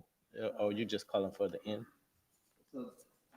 The city attorney just asked is that they both go to February 12th work session. I'm fine with that, but here's what I want to see.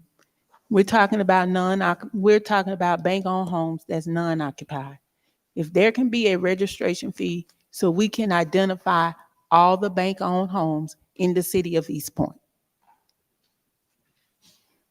And if you can have that ready by the first meeting in February for us to talk about, then I would ready for it to happen then.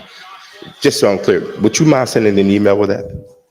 So look, the we spent a lot of time on this. The city attorney asked for the work session.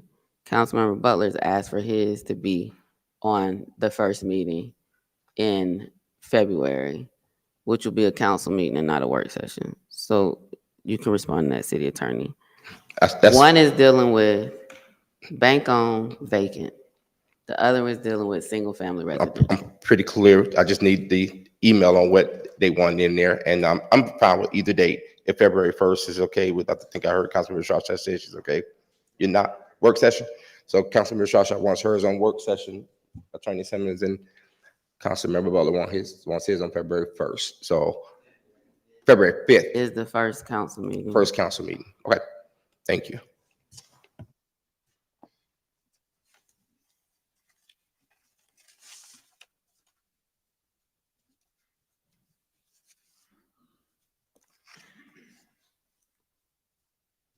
Item number 9 is House Proud. Councilmember Shropshire. Thank you. Interim city manager, Mr. Reeves, I know we've had discussion with previous city manager and assistant city manager about House Proud. There was a list that the city got from House Proud that had East Point residents on it. And they were supposed to go through the list and provide the necessary repairs to those senior homes. Is there an update on where we are with that? Councilmember Shropshire, I'm coming on board. This is one of the items that was brought to my attention for review, and Assistant City Manager Janice Elias will give you an update on where we are based on what was presented to me and what we discussed. Okay, good evening again, Mayor and Council. Yes, this item was presented some months ago regarding the use of some of the ARPA funds that the city received. Approximately $200,000 was allocated for some type of home repair program. Staff then drafted first a request for a proposal, but then I believe after a presentation to council on an update on housing initiatives, a suggestion was made that instead of an RFP, we do an RFQ to find a firm to assist us in administering a home repair with kindness program. That request for qualification, scope of services has been sent to contracts and procurement. The reason we're going through a solicitation process is because of the amount, which is the $200,000. So based on our ordinances and procurement code, we have to go through a solicitation process. We cannot necessarily just identify a company to allocate those funds towards. So through the solicitation process, under the RFQ process, we will be able to identify one or more than one firm that has experience with doing a home repair type program. So a firm such as House Proud, but we know that there are other companies out there that do the same work. So we could not just sole source it to one particular company, because there are other companies that do it as well as the amount of money. Plus, we're dealing with federal dollars. So we have to make sure we go through proper procurement procedures in identifying a firm to do the home repair with kindness program.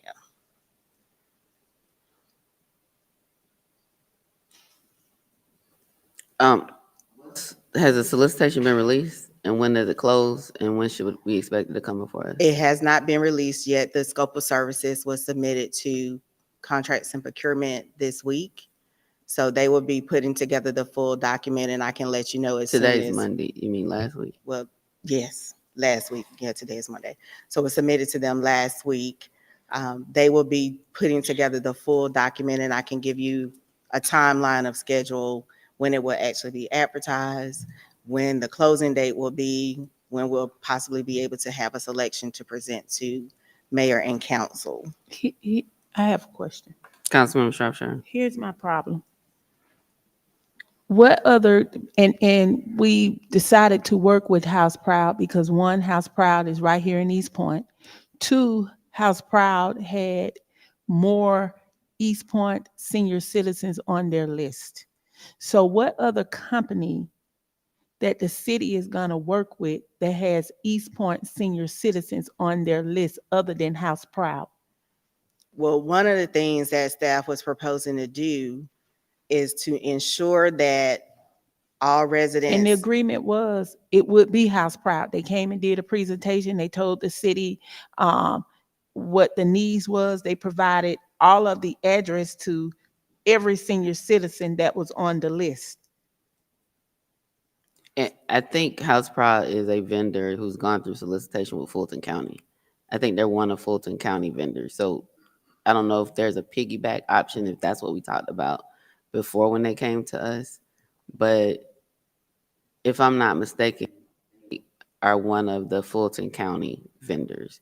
I know we piggyback off of state contracts. And they piggyback off everything else.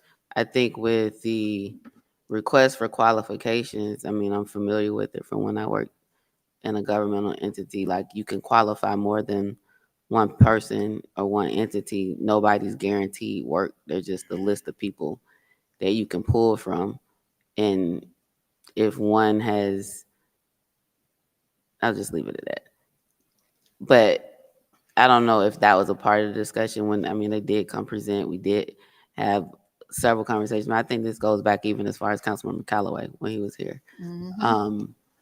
So I don't know if there was a discussion previously about piggybacking off of the Fulton County solicitation, because they have gone through that process with Fulton County and are an approved vendor there as we do with state. And I don't know if you can only piggyback at the state level and not at the county level. But it might be helpful to look at that as well. But of course, we have to make sure we are in compliance with procurement. But a request for qualification doesn't award it to any one person. It doesn't have to award it to any one person. It can be if multiple people are qualified, multiple people could be on the list. So, but I think we might need to look at whether or not that discussion was about piggybacking off of Fulton County, because I think they approved them as a vendor through their opera stuff and all of that. And they were receiving funding from Fulton County, but it wasn't specifically for East Point, which is why we wanted to partner with them to provide funding specifically for East Point, because as a county provider, they already were serving the county, but they didn't have enough money to address all of the housing in East Point. If I remember correctly, we did look at the piggyback contract that House Proud had with Fulton County. And again, if I remember correctly, I don't have it in front of me. The contract that they had with Fulton County was to administer home repairs for veterans specifically, which is why we were not able to use the piggyback contract with Fulton County. And Then again, I have if to we go can back look and into, check. yeah, I mean, if we can look into it, I don't recall veterans being part of the conversation, but it's been a while, so I don't have those notes in front of me either. But I feel like they talked about they do provide support for all. There's not restrictions, so they have different. They can serve more than like the Habitat for Humanity. I think is specifically for um, either income level or senior. That one of the two only served a certain demographic, and the other was broader. So if we could just look into that. Um, Okay, I'll go back and check again with the contract that they had with Fulton County, to just kind of refresh memories as to whether or not we are actually able to piggyback off of Fulton County's contract. If we're not, we would have to go through some form of a solicitation process, to ensure that we are compliant with our code, but that we are also responsibly using those federal dollars that were allocated through ARPA. Just to give you an idea of the scope, based on that $200,000, staff was looking at two different grant types. One would be the minor home repair grant, which would be minor repairs to conditions that threaten the health and safety of the occupants. Maximum amount of that grant would be $10,000, serving approximately 15 homeowners. And then the second would be the accessibility grants, which would be accessibility improvements, interior and exterior, such as grab bars, ramps, doors, etc., for disabled or elderly people. Maximum amount of that grant would be $5,000, with up to 10 homeowners served with that particular grant. So again, I'll verify again the actual contract that House Proud had with Fulton County, and then also verify with contracts and procurement if it would be a valid piggyback contract for us to use.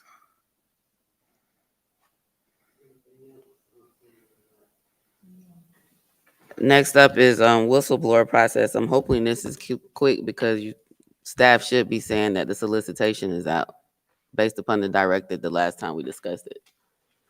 Interim City Manager Mayor and Reeves. Council, HR Director, Ms. Iris Jesse will come and discuss items number 10 and 13. 10 has been moved to the February work session. We're on 13. And the last discussion we had, council, if I'm not mistaken, even took a vote to direct or authorize, or maybe it was in an update on the financial update and audit, directing staff to do a solicitation to procure a third-party vendor for a whistleblower hotline. Because we have an ordinance, we have something in place, and we have employees who have a lot of concerns that they like to get to us. And it was a recommendation, if I'm not mistaken, or it was something we talked about as a part of the recommendations from the presentation from the Rosales group. So this all kind of dates back that far. And so I didn't have the city clerk pull the verbatim minutes, but I can do that. But I know we directed staff, city manager, Ms. Jesse, to do our a interim procurement on the whistleblower procurement process. director may have some more information for you in reference to that status of that. Good evening, Mayor and Council. As far as the whistleblower, we have our special projects coordinator actually checking the references for the company that we've gotten. They're actually under the 12.5 threshold, so we didn't have to actually put out the solicitation for them. Ticket. So there's a company that's gonna do how long for under 12.5? Yearly. So it's a reputable company, but right now we're doing the, like I said, background check on them. So that information, if it's gonna be decided outside of procurement, needs to be shared with council. Because the concern in ensuring that we have a company in place, we wanted to have a third party vendor so it would be outside of staff. And so if you're saying there is a company, I don't know if that's a sole source or if y'all looked at others, But if they all came in under 12.5, I think that's information that needs to be shared with council so that there can be, we can be made aware, not that I'm treading lightly because I'm trying to think charter operations and all of that. But this is something that is critical, and I think council needs a voice in it. And if it's not going to be solicited, I'm very interested to know who this company is, and their experience. And if you all got quotes from other companies, I mean, at 12.5, you still have to get multiple quotes. Correct. So I'm sure if you could, if that's the route we think we're going, I think that information needs to be shared with council. You can either do it in email or you can do it in a presentation. And do you have that information tonight? Like how many companies you all looked at? What were the quotes that came back from them? And how you decided on this one that's 12.5 a year? No, ma'am. Like I said, it's outside of staff. It's strictly with our special projects coordinator. Who is that? That's a staff person. Correct. Okay, you said it's outside of staff. Outside of normal staff. I mean, that's special projects coordinator is taking care Interim of City it. Manager Reeves. I'm getting confused. Yes, ma'am. What he's saying is that when the discussion was brought up about putting out for solicitation, there was some information brought that there was a company that could provide the service where it wouldn't have to go out solicitation. That would be under that solicitation realm. So, okay, who decided that? How did they decide it? And we need information. Okay. So who's the special projects coordinator? Who is that? That's a city staff person, I'm assuming. Yes, ma'am. In the city manager's office. In the city manager's office. Ms. Gaffney, Gaffey, I'm not, Guffey? Yes, ma'am. No, No, Taffany and they all working on together. yeah, no, Corinne spoke. Can you all send us information? Yes, ma'am. Or maybe we can get a presentation. We're going to provide you an update. Maybe we can get a on that, ma'am. presentation at the January 16th meeting. Yes, ma'am. Madam City Clerk, you put this on presentation, please.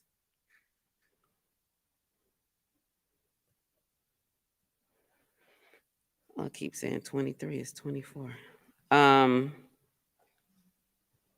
Special use permit. Oh my goodness. I forgot. We had 14 and 27. Y'all should have let me know. I totally sorry. You're here with us again. Happy New Year.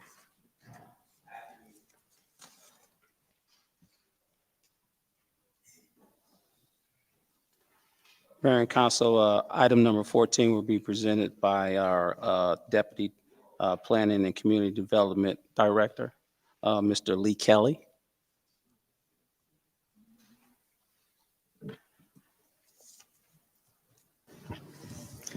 Good evening, Mayor and Council. This is 1492 Avenue, case number 2023U-004-03. It's a special use permit. The applicant, Mr. Travis Bingham, the zoning is I-1 Light Industrial Zoning District, and the request is for a storage business, which will include storage crates, roll-off container, storage yard. The Planning Commission recommended to approve the applicant's request with the following conditions. No container to be stored within the areas of the front yard of the current building to the street. No container to be stored within 50 feet behind the screen entrance gate. The screen fence shall be a maximum of 6 foot high. Reestablish the sidewalk along property frontage. All outside storage shall be fenced and located within the rear or the side yards. The parking must be repaved and striped prior to obtaining a business license. No crates or pods shall be stacked exceeding the height of the screen fence on the site, and all unloading and loading of storage units shall only be conducted during regular business hours of 4 a.m. to 7 p.m. The applicant actually responded to council's questions from the December the 1st meeting. Their response was the business only operates 3 trucks and has about 19 containers. All containers are cleaned off-site at a transportation station, specially designed to clean these types of vehicles and containers. The 4:30 a.m. time is for inspection, and they've attached a copy of a pre-inspection list. All waste for units with portable lavatories occurs off-site at a specialized station, and the trucks are not washed on-site for environmental and practical reasons. What you have before you are the proposed conditions from the applicant, which they basically agreed to all of the conditions. Again, for the record, no container to be stored within the areas of the front yard of the current building to the street, no container to be stored within 50 feet behind the screen entrance gate. Wood or other privacy fence shall be a minimum of 8 feet high facing Central Avenue. Reestablish the sidewalk along property frontage. All outside storage shall be fenced and located within the rear or the side yards. The parking must be repaid and striped prior to obtaining a business license. No crates or pods shall be stacked exceeding the height of the screen fence on the site. All unloading and loading of storage units shall only be conducted during the hours of 4:30 a.m. to 7 p.m. The disposal of waste from worksite sites shall occur off-site, and any necessary cleaning of trucks or containers shall occur off-site before containers are stored on the premises. And as you're aware, the applicant is present if you have any questions. Madam Mayor, thank you. There was only one question. I think the council had agreed on everything else. The building itself, the warehouse building itself, because it was so large and they were going to occupy a small space in there, I think they were going to have an office space inside, but the owner had not permitted the place out. I think that was one of the lingering questions, to have lawful use of the space, the warehouse space. Has that been cured? I think that was the only thing.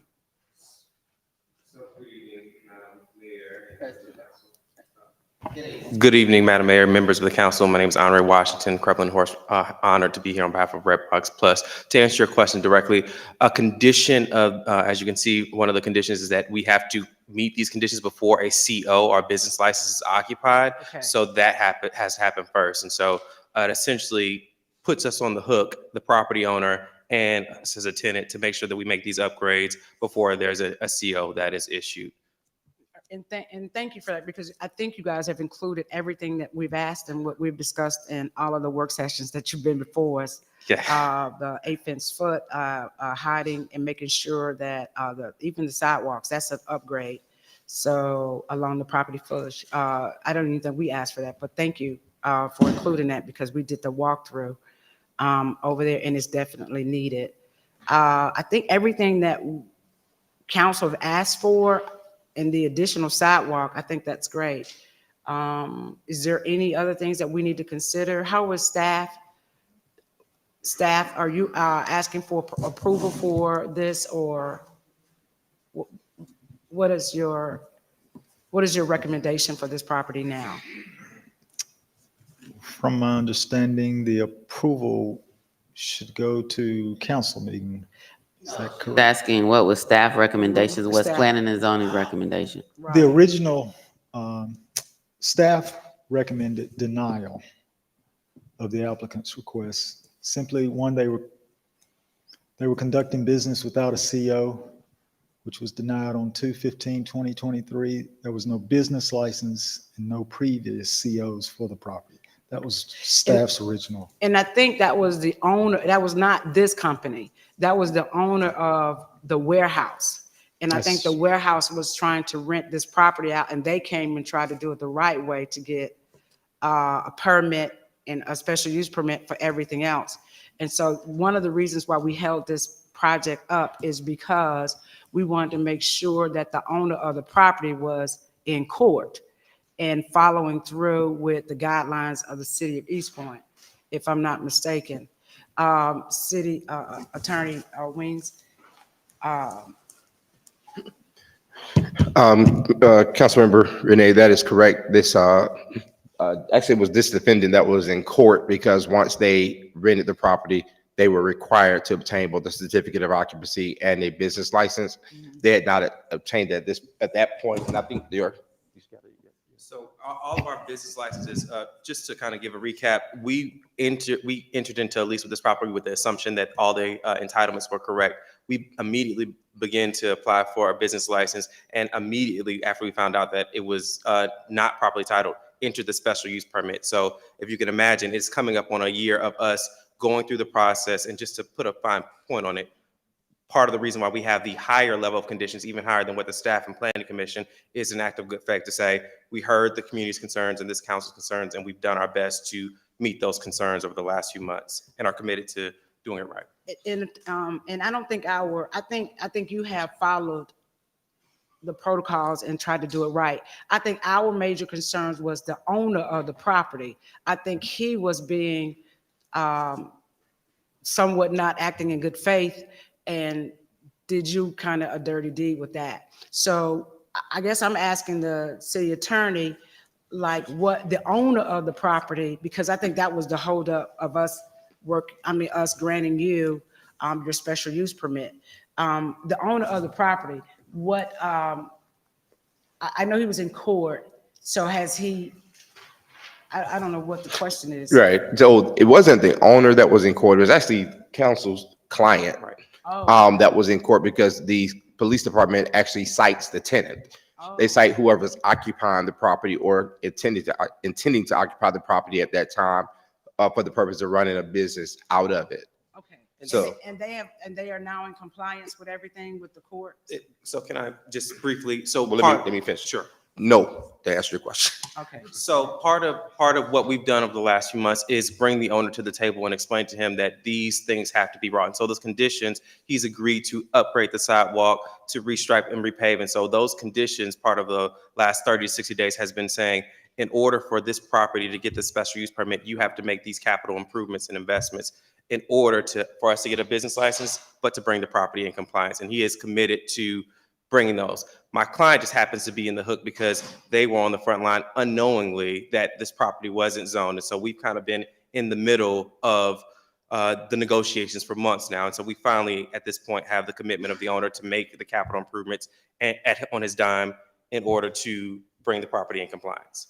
Okay, so I hear you. Now, Attorney Wings, my question is, are they under a consent order or anything? Like, is there a timeline for them to get this done? No, ma'am. I think the case was just reset. I offered counsel a couple opportunities to speak with me so we can try to possibly get under a consent agreement, because as we normally do, if we did a consent agreement, then that will prescribe how they're going to move. And that possibly could lift whatever the burden was.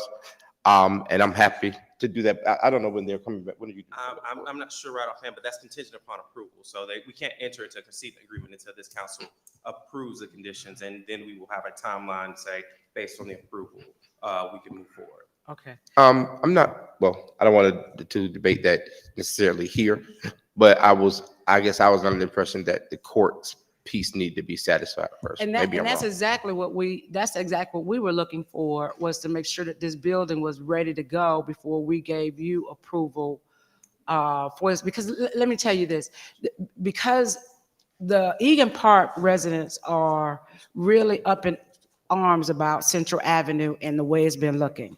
So the point of the matter is, we have to do something for that area. And I know that you don't own the building, but you're trying to make sure it comes all the way up to code and is properly presented. I think, and this is just how I do business, I'm gonna cut my grass before code enforcement gets to me.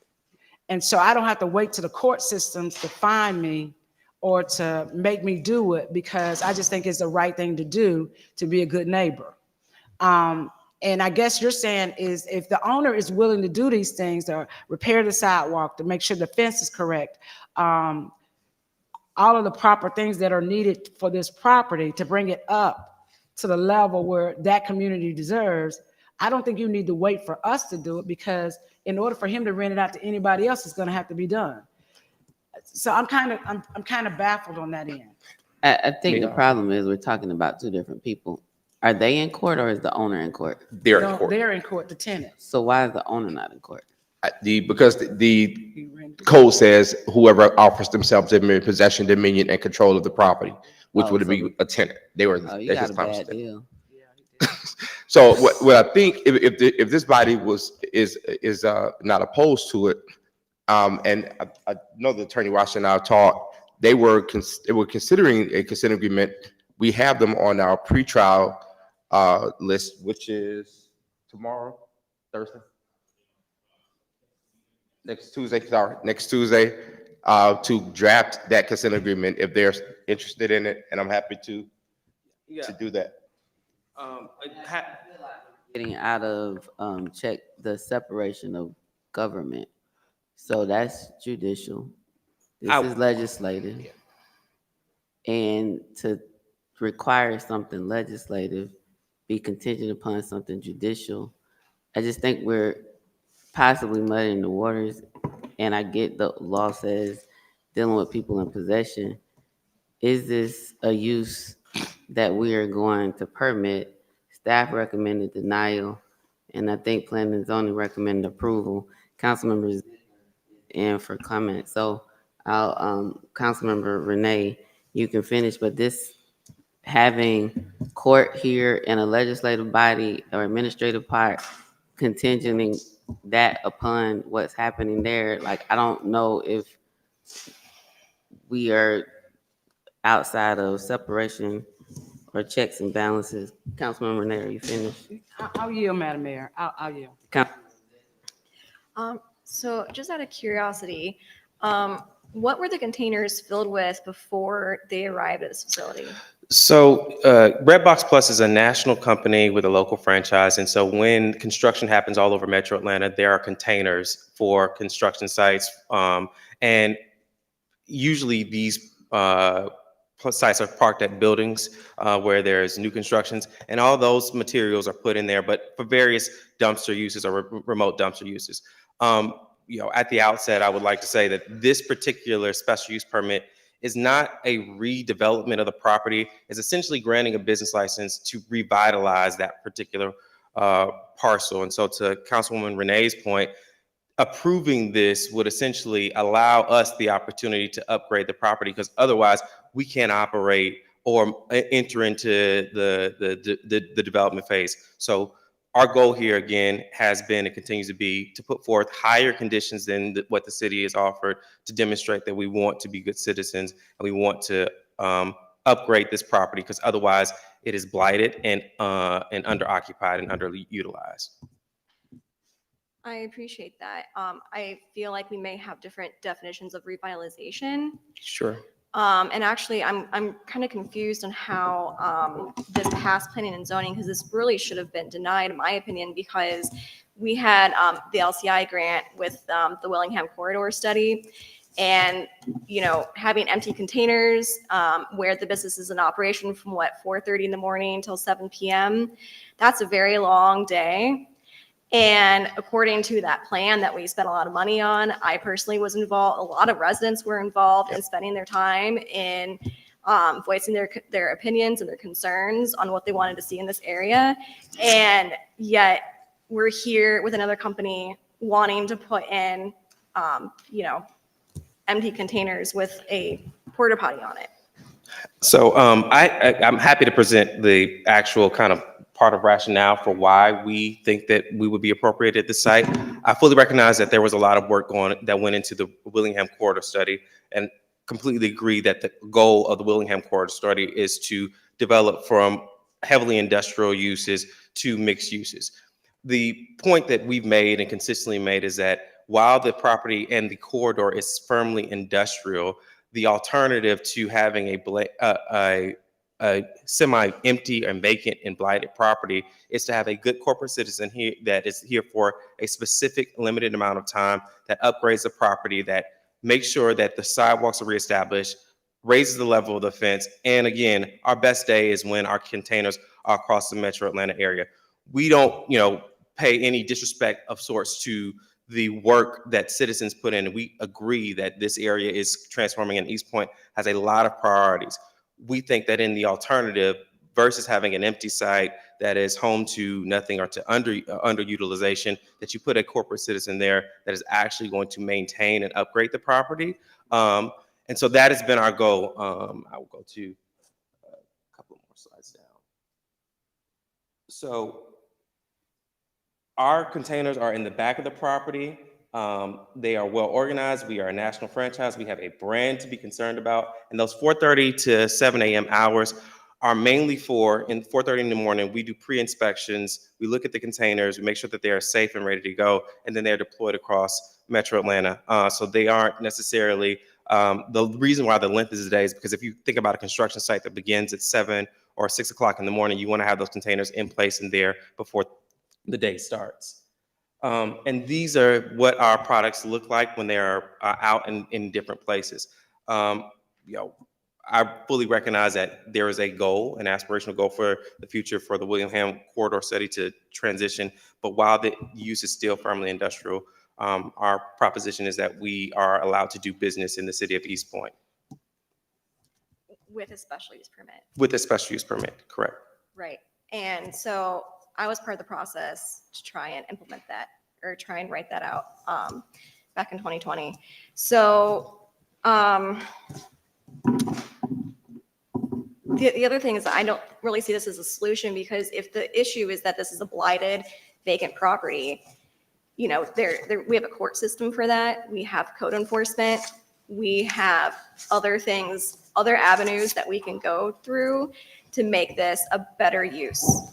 That's just my opinion. Completely understand that, you know, code enforcement is going to enforce the standards for industrial uses. I don't disagree with that at all. Code enforcement isn't, you know, necessarily going to change the zoning. Our goal here is to say, hey, we have leased this property. We have committed and challenged the owner. And I began this process 3 or 4 months ago to hear from this council about their concerns and then take those concerns back and bring all necessary parties to challenge them to step up to the next level of commitment. We fully recognize that, you know, there are differences of opinions about this property's use, but again, it sits firmly within an industrial corridor, and we're doing our best to do business here and upgrade the property as best as we can and operate in good faith. And also you had mentioned that the containers get cleaned off-site. Where is that? Excuse me? Where is that located? So I don't know the exact location, but an earlier council member had serious concerns about the environmental issues, and part of the concerns that we heard from that were the impetus for the Willingham corridor study and that area in general is the industrial uses. And so our company is a national franchise, and so they would face civil liability for environmental degradation. So all of their cleaning happens at actual truck cleaning sites. It all happens off-site. There's a very systematic process because you don't know what, in all circumstances, what may or may not be in trucks. So all those things are cleaned off, and the containers are just stored there, again, behind the fence. But it is a very regimented and strict process because unlike other roll-off containers, we are a national franchise that opens this up to a lot of liability if we don't follow certain protocols about cleaning and ensuring that our brand is protected. And are you planning on pulling any permits for stormwater discharge or anything like that? So we don't do any cleaning or washing on the site. And so to the extent that there is any stormwater or discharge, that again, we will follow all codes related to the city of East Point, but it's so important to note that all the cleaning related to the property, the trucks, does not happen on site. There's no washing or rinsing of the trucks. The trucks go to one facility to clean the cans and another facility to clean the actual trucks. If you look at the gray part, the exterior part, that is cleaned in a separate location. The cans are cleaned in a separate location. By the time they come back here, most often they are empty and already cleaned before they are stored at the site. And do you take any precautions for any noise or anything like that? So one of the earlier questions was about the hazard sounds that happen in the morning, like with backup trucks. Those are mandated by federal and local laws, making sure that we are, not opening up ourselves to liability. But these are essentially roll-off trucks, so it's just more louder than a large SUV, an F-250, or there's not a large amount of noise. It's not like we're dropping off containers. The technology here just rolls the containers off. It's not necessarily like crashing like you might hear with maybe a garbage truck that's kind of tossing it back on the top of the can. So it's not a noise encroaching operation. Okay, I yield. Thanks. Just finally, I just, these were some of the questions that were asked. We only have 3 trucks, so there are not a lot of trucks. There's 19 containers. Again, we clean things off site. And we want to make sure that, again, we are able to continue to do business here in the city of East Point. And I'm happy to answer any other questions that might be. So I think so special use permits means that you're not actually able to do what it is that you want to do without a special use permit. And so, wasn't at some of the meetings that you've been back for, but at the very first one, I mentioned to you the Willingham Corridor study and the vision for this area. You have said that this business will be temporary on this site. Why do you keep saying it'll be temporary?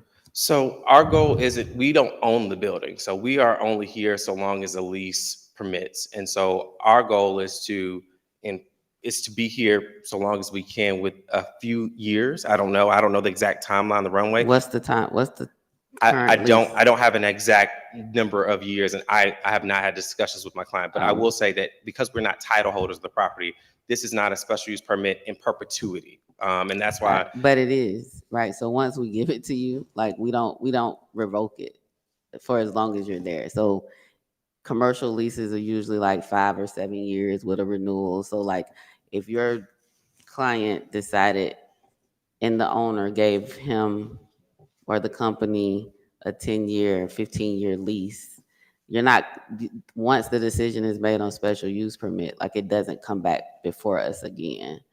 And so I think those are the challenges. Can you go back to the approval recommendation from, I think Tyler might have to switch back to the staff presentation and why planning and zoning recommended approval.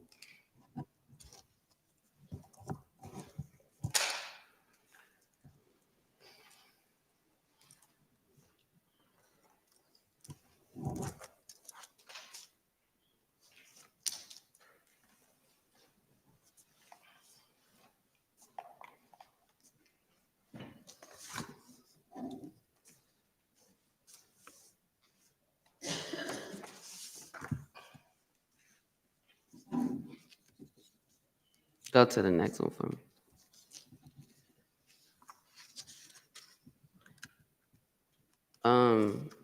Is there a requirement for all of the cleaning to be done off-site? So I think if council is considering moving forward with this, I mean, there's one thing for the applicant to say they're going to do all the cleaning off-site. There's another for us to require it as a condition such that if any cleaning is happening on-site, and I'm just glancing at these, if any cleaning is happening on-site, code enforcement could issue a violation. Excuse me, Madam Mayor.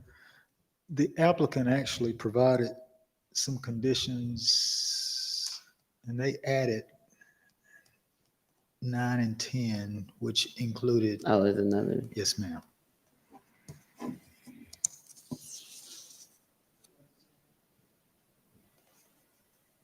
So disposal of waste from work sites, that's cleaning? Because disposal just to me means dumping. It doesn't, oh, I'm sorry. Oh, my bad. That's why you got to read 9 and 10. Got it. Got it. Okay. Go ahead, Councilmember Ziegler. Yeah, and I'll just say this. This is, I guess, the first time I'll say this officially, but the only way to make sure our vision happens is to stick with the plan. We have a plan in place, and the only way to actually make that happen is to stick to it. And although I appreciate all the work and effort in taking, the care and time with this applicant, I just wish that we will take the time and care as well to really make sure that our vision of East Point is actually going to pan out. And that the only way that we can make that happen is to stick with the plan that we've already have spent a lot of time and money on. So this is I just lost my item. So this would require an ordinance, right? Yes. So which means it does say ordinance screening. I told you I couldn't. I lost my place for a minute. So it would have to go to the agenda. I know it has been placed on work session agendas several times. I think the public hearing has already been held on this some time ago. And we don't have to do another public hearing. So my question at this point is there a desire to move this to the agenda for January 16th to vote it up or down, or are we moving it to another work session? And that's a question for council. I think this has probably been about 3 or 4 work sessions. So it won't go to consent because it's an ordinance and we have to definitely vote on it. So the January 16th agenda with the indication of the process for ordinance approval. All right, and I apologize. My intent was to take you all 14 and 27. I said that earlier. Mr. and Mrs. Williams, we're going to go to 27. We'll see you on the 16th. Mr. Unray, Attorney Unray.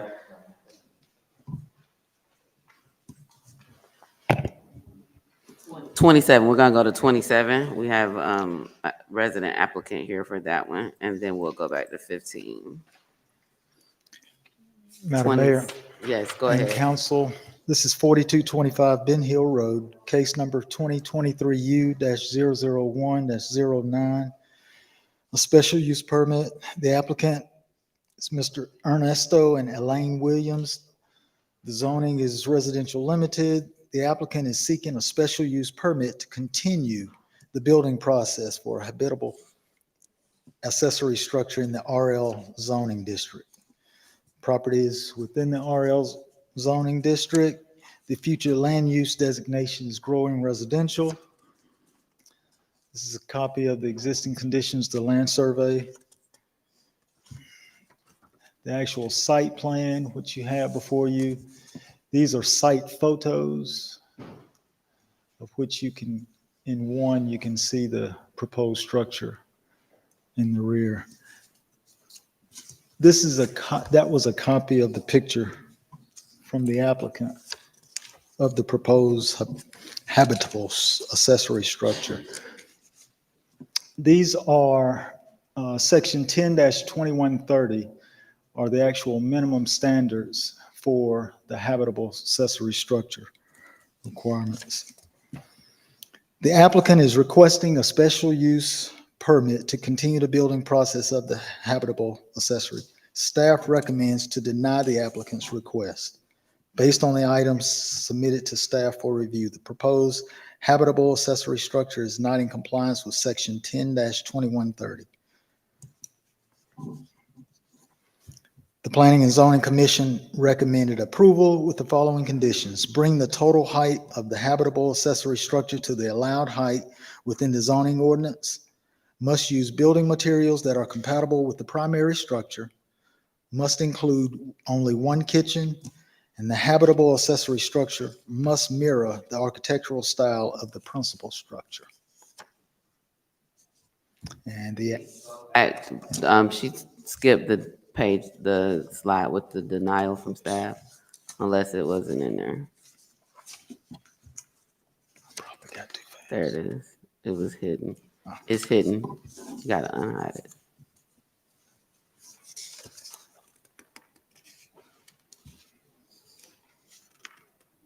What's section 10-2130?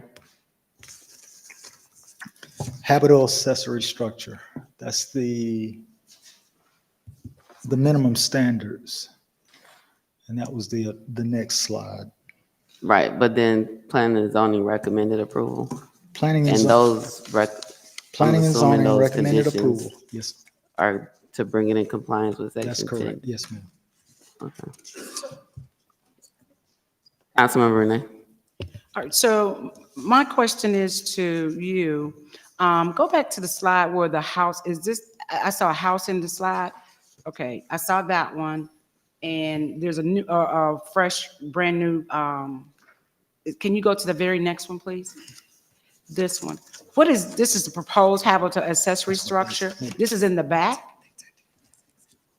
Is this the property that we're talking about for the permit? For the permit? Well, that's actually an image of what they were proposing. Right, and this is the house that's gonna be the accessory structure in the back. This is not the house from the front. There's a house on to the side. Is that correct? That's There's a the house back here to the proposed- side. Is that correct? That's Right correct. there, right? Okay, so, all right, so let me ask you a question. Would this house have separate utilities or have the same utilities? The code actually requires it to connect to the existing utilities. Right. How many bedrooms does the second structure, the accessory structure, how many bedrooms is that? Can I ask the applicant to come forward? Yes, sir. Yes, sir. It seems like it's in the plan, though. How you doing? Mhm. Good evening, Mayor and Council. My name is Ernesto Williams, and that's the property that we're referring to. Now, that one diagram or that picture, no, the picture of that one, that is not what the property is going to look like. When we initially brought our information over to planning and zoning, they wanted an idea of what the property was going to look like, and that's the fastest thing we could provide for them. It's not going to look like that. It's going to look like a plain house. What was the other question that you guys had? Oh, it's How two many- bedrooms. It's two bedrooms? 2 bedrooms, 2 bathrooms. Yes. 2 bedrooms, 2 baths. Yes. And will the utilities be tied to the principal structure? It could be, but it doesn't necessarily have to be. It has to be according to our ordinance. Oh, it does? Yes, sir. Okay. It has to be. This is almost like an in-law suite. Yes, for sort my of- kids. Sort of thing. Yes. And so this is what it looks like now. Yes, and there is a picture in you have the thumb drive, is it uploaded? Can I show them what it's gonna look like? Oh, okay,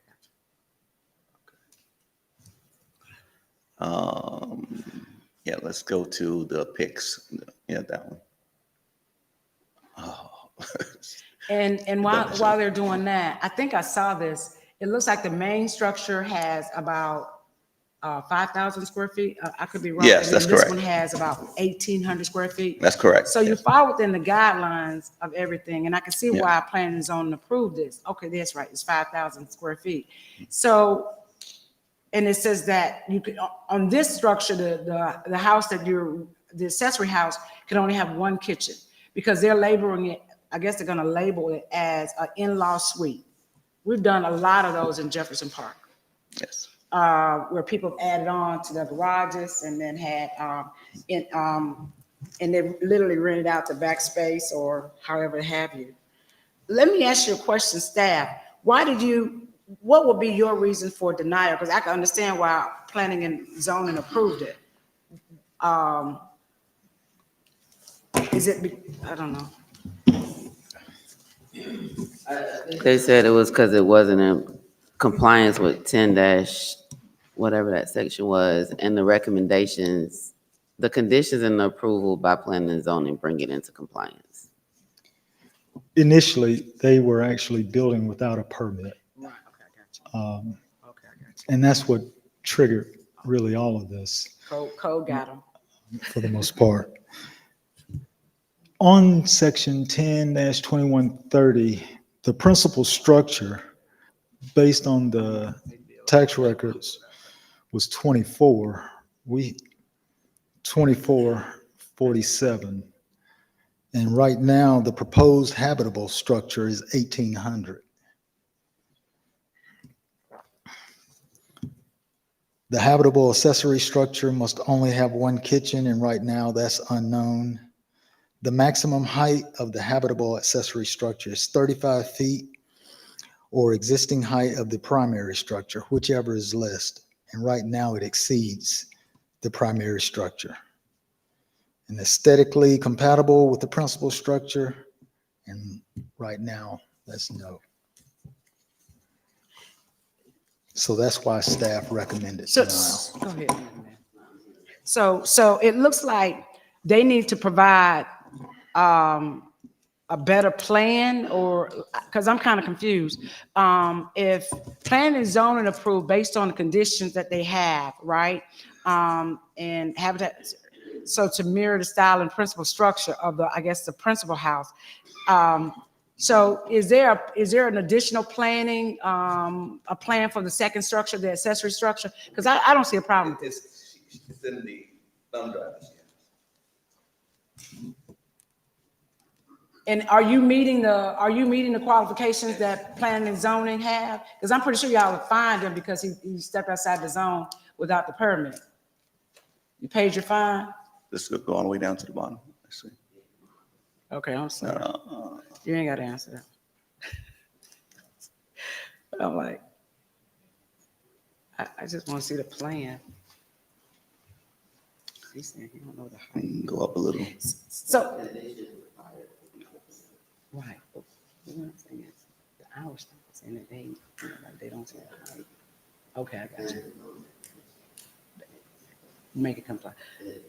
All right, we don't have to go there. It seems like planning and zoning have done a thorough look at it, and I don't see anything wrong with the structure based on what planning and zoning is saying. If they could bring that into compliance, I don't see where we're gonna have a problem. Councilmember Freely. Just a quick question for staff. So when you have a situation where someone started work without a permit, and then they come through the process as they should, is denial by staff sort of standard when it comes in under those conditions, or not? Are you always going to recommend denial for something that's come in when they started without a permit? Well, technically, based on the ordinance, yes, it is basically standard.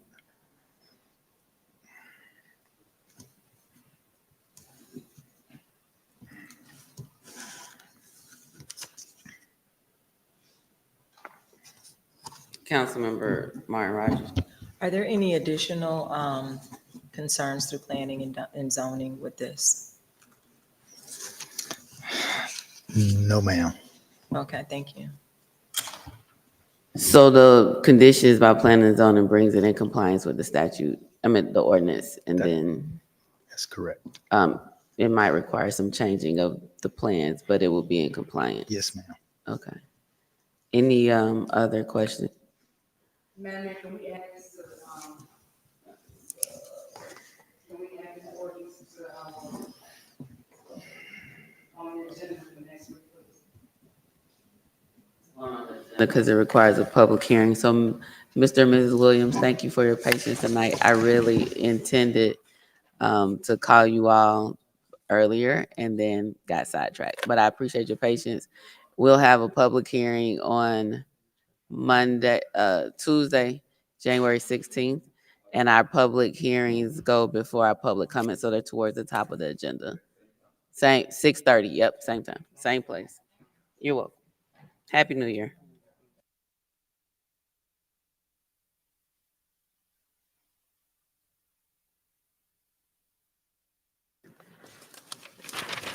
Which goes before public comments. Item 15, the animal services agreement. Oh, are you here for something? Maroon tie. What's your item?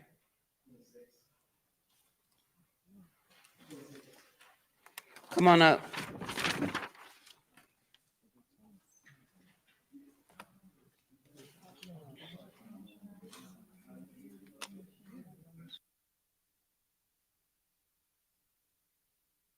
We're gonna go to item number 26.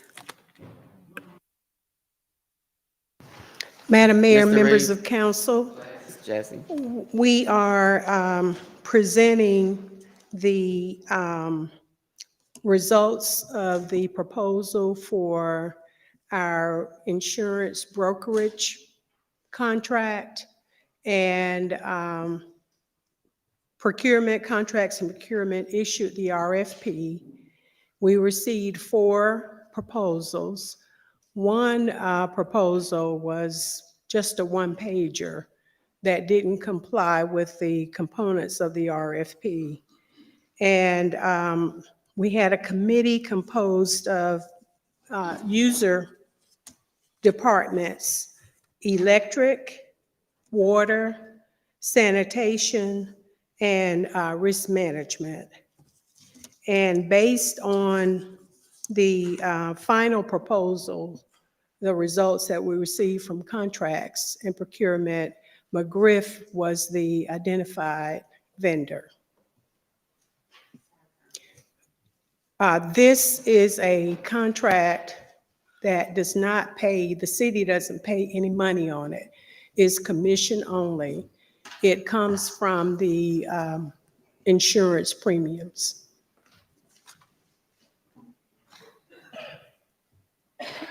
Councilmember Butler. Yes, Madam Mayor. I'm very concerned about this contract. Last year, you guys came to us with a one-year agreement, and you said, we're not gonna do that again this year, but you've done the same thing.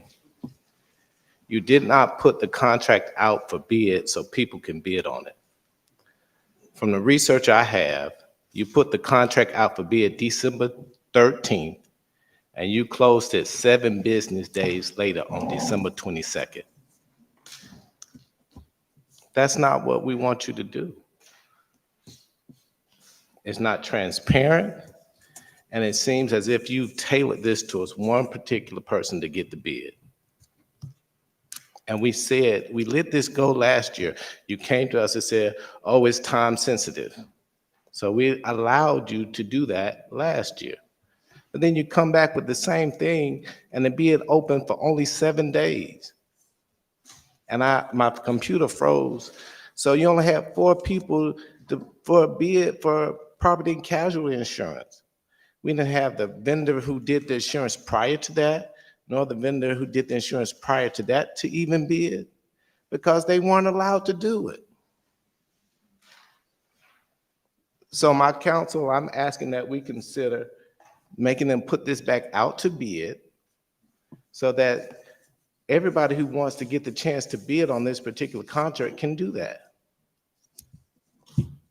I looked at the scores. You had one person had 89, another one had 84, one had 0, another one had 63.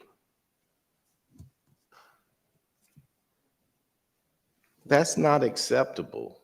And I feel like you guys are cheating, and it's disingenuous to us letting this go last year. Like, that's not fair. Madam Mayor, the vendor who had the contract prior to McGriff did bid, excuse me, did bid on it this year. They were included in the bid submitted by Willis, Towers, and Watson. I guess the question is, why are we in the same position? Why was it only on the street for 7 days? We're generally told they're on the street for at least 28 days. I mean, this is professional services, and I know, I'm just, how do we go to a 7-day procurement? Yep, Madam Mayor, we posted it in paper, and of course on BidNet. And out of those 7 days, of course, the reason probably why we had 4 proposals is because probably it's the holidays. So why only 7 days? So we generally only shorten the period of time if we about to run out of time, or if time is of the essence. Why was this bid for 7 days? I still don't have that answer. Time was definitely of the essence. Why is time of the essence again? Because the contract actually expires in January. So why are we in this position again? The contract was only for a year last year. So that means we should have started the solicitation at least 120 days before the expiration and not 7 days. Like, am I missing something? Are we ticklering when the contracts? So like when I used to work in the governmental agency, their contract and procurement department, I had some contracts and they had time periods. They would calendar and backdate when, so this is when the board needs an approval by. So then they backdate it and say, okay, this is when we have to review it by. Okay, so then this is when we have to solicit it by.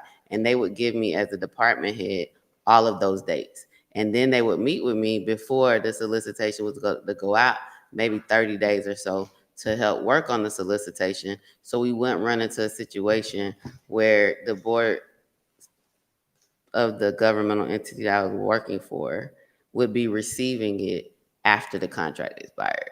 But like we've talked about this several times, and specifically on this contract. So I'm just trying to figure out how we end up in the same position. It seems like it was worse this time because it was 7 days.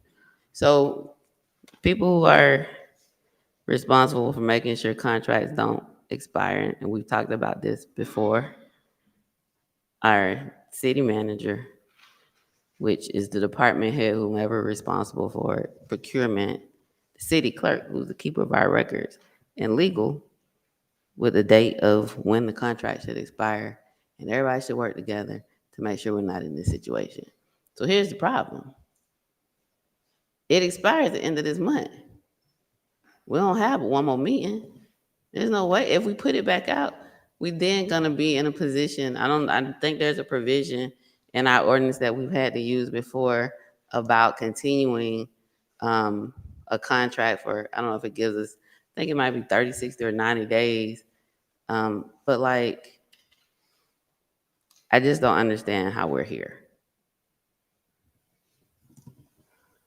Because that's how this came. Councilman Butler is correct. It came to us last year because of the same issue. A year later, we're, seems like in a worse position because y'all only put it out for 7 days. Christmas break.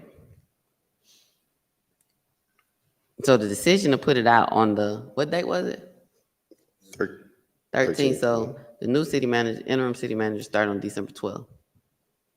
So maybe it was something he inherited, but I don't know how we get from 7 days on December the 12th, and why didn't it go to 30 days of January and then try to work it through this month or something? But like, I don't know who's gonna answer, but like, I don't think we have many options. Councilmember Cummings.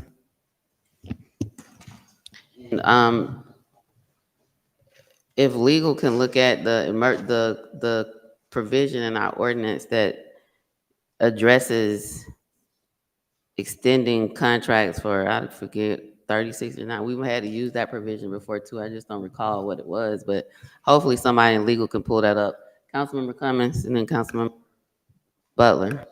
Thank you, Madam Mayor. And I think actually you pretty much answered, you touched on all the questions. So the first one was, time again was of the essence, and that is the case. The contract expires. Historically, how long do we normally put bids out for? Normally, we would have it out for minimum 2 weeks before we have any action on it. In this case, a week, as long as it's in the paper for a week. But we had it on BidNet as well, monitoring the responses that were actually coming through BidNet, those who actually opened the solicitation. Anytime they touch the solicitation within our BidNet platform, that tells us that they're interested in it. So at that time, we only had 4 responses at the time. Okay, and what resources do you use to even advertise that we are looking for a new insurance carrier? Is it just BidNet? No, well, of course, BidNet, but through our city ordinance, we have the South Fulton legal paper. Okay, and I think the next thing the mayor kind of touched on, is there some way that we can extend that policy out for possibly, but you said we'll have city attorney to look at that to see if they'll do it for 30 or 60 days so that we can do a fair and proper solicitation. Pull it up in Unicode myself, but like, I don't understand how we keep finding ourselves here. Thank you. I yield, Madam Mayor. Councilman Butler. Madam Mayor, the last time we went through this process too, we won't be losing insurance coverage. So we have time to put this back out to bid. That's one of the suggestions to go along with this first suggestion that you made, extending the period until we get and put the paper, put it back out to bid. But this is the second time, the second excuse, and I'm tired of it. That's not fair. And we've addressed this issue.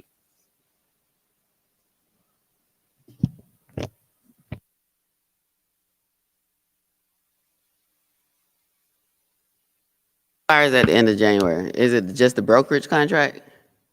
Because we just changed insurance providers. Yes, ma'am. We will not be at risk of losing any coverage. It's just for the brokerage service. So why did we only put it out for 7 days? I don't know who can answer that. Like, so it wasn't the former city manager decision because his last day was December 11th. Y'all told me this got put out on December 13th. Why we only put it out for 7 days? Madam Mayor, Yes, Councilmember Shropshire. I think that's a procurement question as to why they put it out for 7 days. But because the procurement director reports to The city manager, I'm not gonna Well, then the put city him manager needs on to the address spot that on question. that. Like, That's the city I'm just manager question. trying to figure out if we weren't gonna lose insurance coverage. It went out on December the 13th. It only went out for 7 days. I have not seen a contract in probably a solicitation of last year But, that has been 7 days. but I'm just trying to figure out how we came up with 7 days. Here's the even bigger question.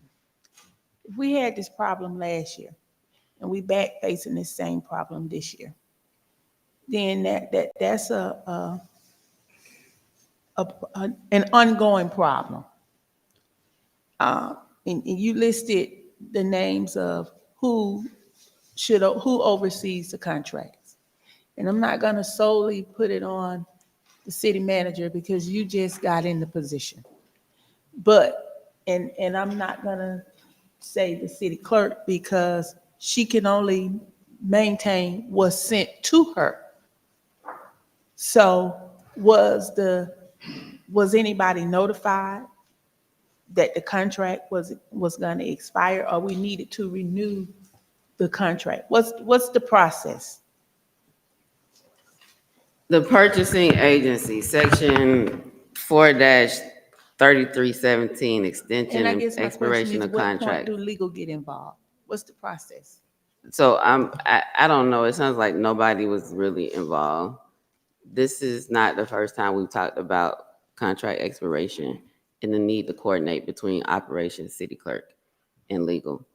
But it says extension. The purchasing agent may extend the contract once for 90 days after the date of expiration under the contract when the following conditions are met. The purchasing agent determines in writing that the extension of the contract is in the best interest of the city and would encourage effective competition. That would if we go out of solicitation. The city council, by duly enacted legislation, authorizes and appropriates funds for the extension, and the city treasurer verifies the availability of funds. Expiration, the purchasing agent shall provide written notice of the expiration date of contracts to the using department and to the city council at least 90 days prior to the expiration date of the contracts. We didn't get that notice. And so here we are. Like,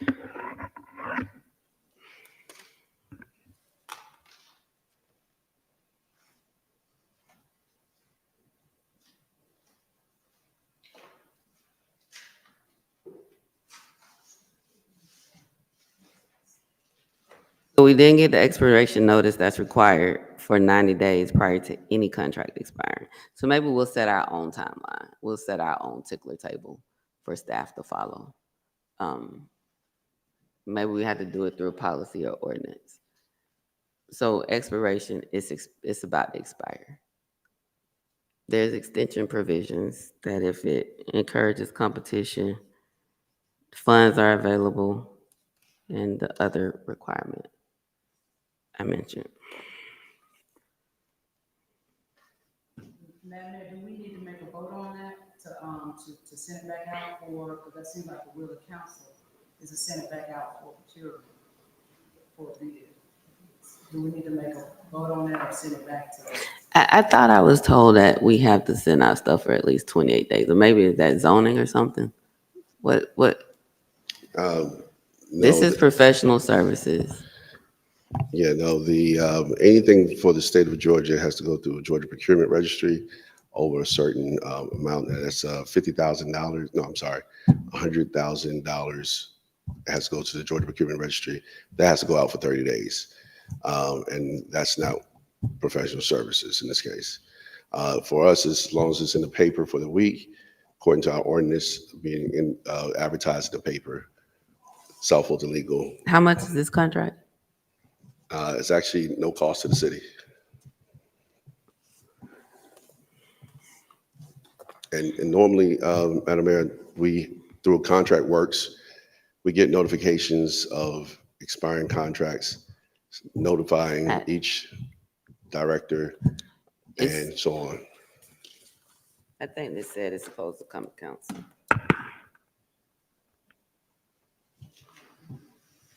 Yeah, I just heard what he said about Contract Works and notifying. Right, but let me find this section again, because I think it says we're supposed to be notified 90 days before expiration. I don't have time. 3317.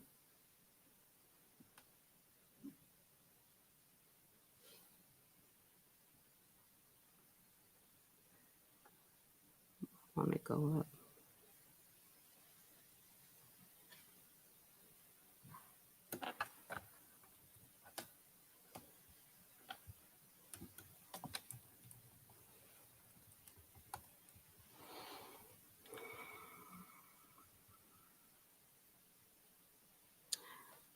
To the using department and the city council at least 90 days prior to the expiration date of the contracts, any contracts. So, the city, if I'm not mistaken, I'll turn it over to legal, whoever's talking, has the ability to rebid. It's not that we have to accept the initial procurement, and I don't think that puts us in any jeopardy as it relates to that. So there are a couple options.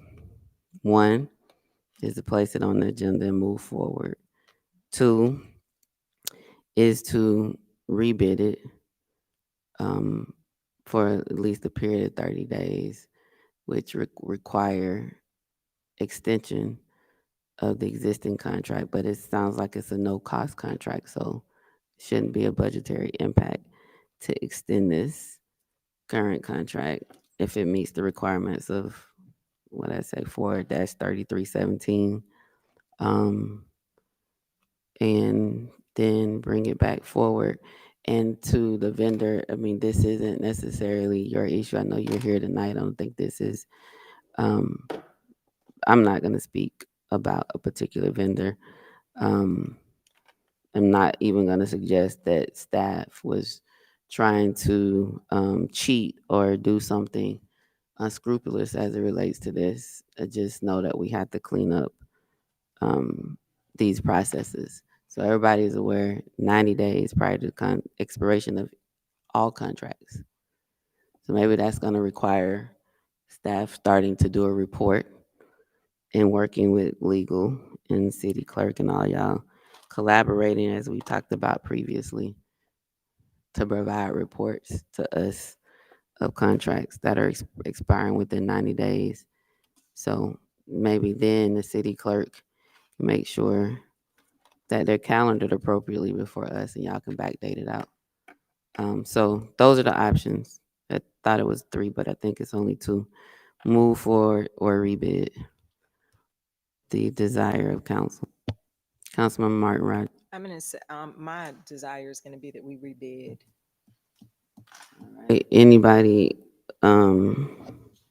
not supportive of rebidding?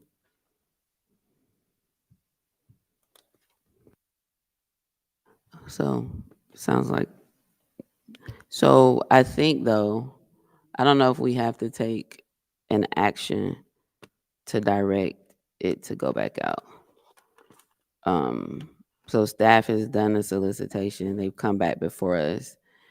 Do we have to take a vote on the record on Monday, directing that they send the bid back out to close the loop on the 7-day solicitation?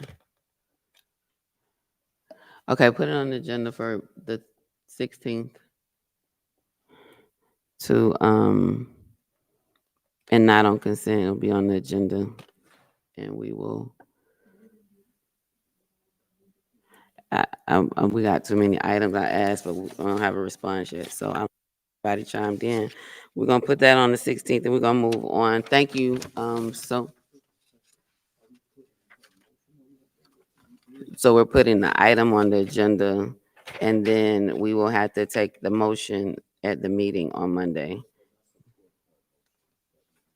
Right, but that, we can't do that tonight. We'll have to do it at the January 16th meeting. I'm sorry. And then in that motion, should we also consider, I know that I've been hearing talk about bringing expired contracts before us. Should that be a separate item. motion? That's a separate item. Or should we? Okay. On the February 8th work session, if we can put contract compliance process and or whatever we'll call it, but the basis of it is section 4-3317 with the 90-day notice. Council. Yes, ma'am. And to your acknowledgement, we've had this conversation before. Oh, several times. Yeah, you said something very similar to this before. But now we're gonna, if we need to amend ordinance 43, that 4-3317, and prescribe how staff will comply with the 90-day, then maybe we do it there, but, you know, inspect what you expect, or else you get nothing. Councilmember. Thank you. Since we do have a lot of items on the agenda, can we just go through it and move whatever to consent if nobody objects? That would save some time. So we will do that after we do the animal services agreement, because I know we have to discuss that one. The reason I didn't go through consent is because we do have new council members. I wanted to make sure they had an opportunity before we just put everything on consent. So item number 16 is a emergency repair of a raw water main break for water and sewer. Any questions? All right, consent. 16, emergency utilization of hydrocal to replace filters, water and sewer. Any objection? 22, 18 is consent agenda. And those are police. We already took care of 17, 18, 19, 20, and 21. 22, T-Splice project, watching the road sidewalks. This is a change order. It's $200,000 change order. It's agenda. How do we get a $200,000 change order though? Like number 23, it's going to agenda, not consent. Request to enter in a contract with Waste Eliminator to provide single commercial solid waster service. So who is the provider? What's the amount? It's agenda. Moving 23, Mr. Moore, who the 22 is on the agenda. 23, we've been talking about commercial solid waste hauling for a long time. It looks like they might not be ready. Agenda, I thought they prepped these on Mondays. Council approval Jefferson Park Recreation Center lighting installation change order, $32,000 change order. Agenda. Council approval another change order, $200,000 change order. Agenda. How do we get all these change orders that are so high?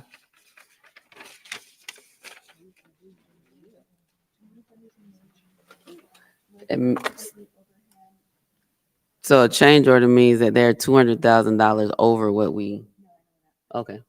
Well, I'm sorry. What'd you say?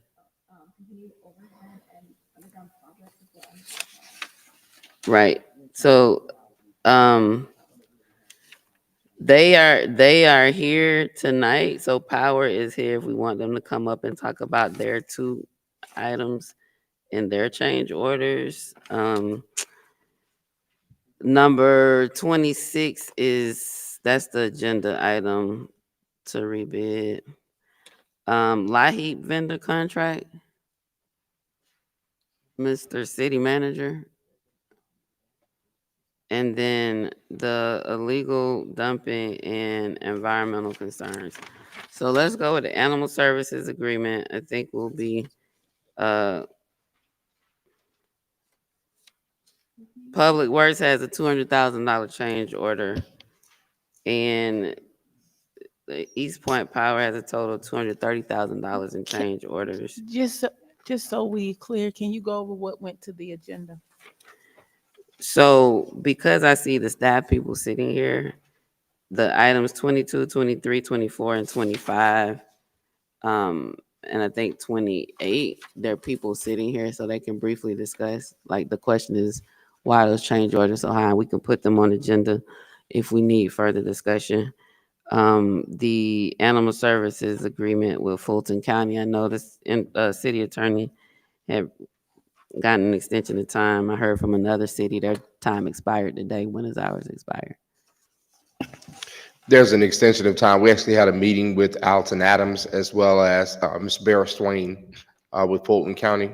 That it did expire, but we asked them to extend the terms of it.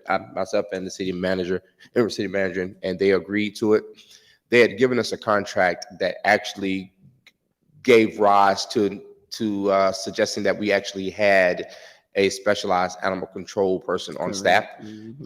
We advised them that we do not have an animal control specialist on our police department. So they had to rework the terms of the contract.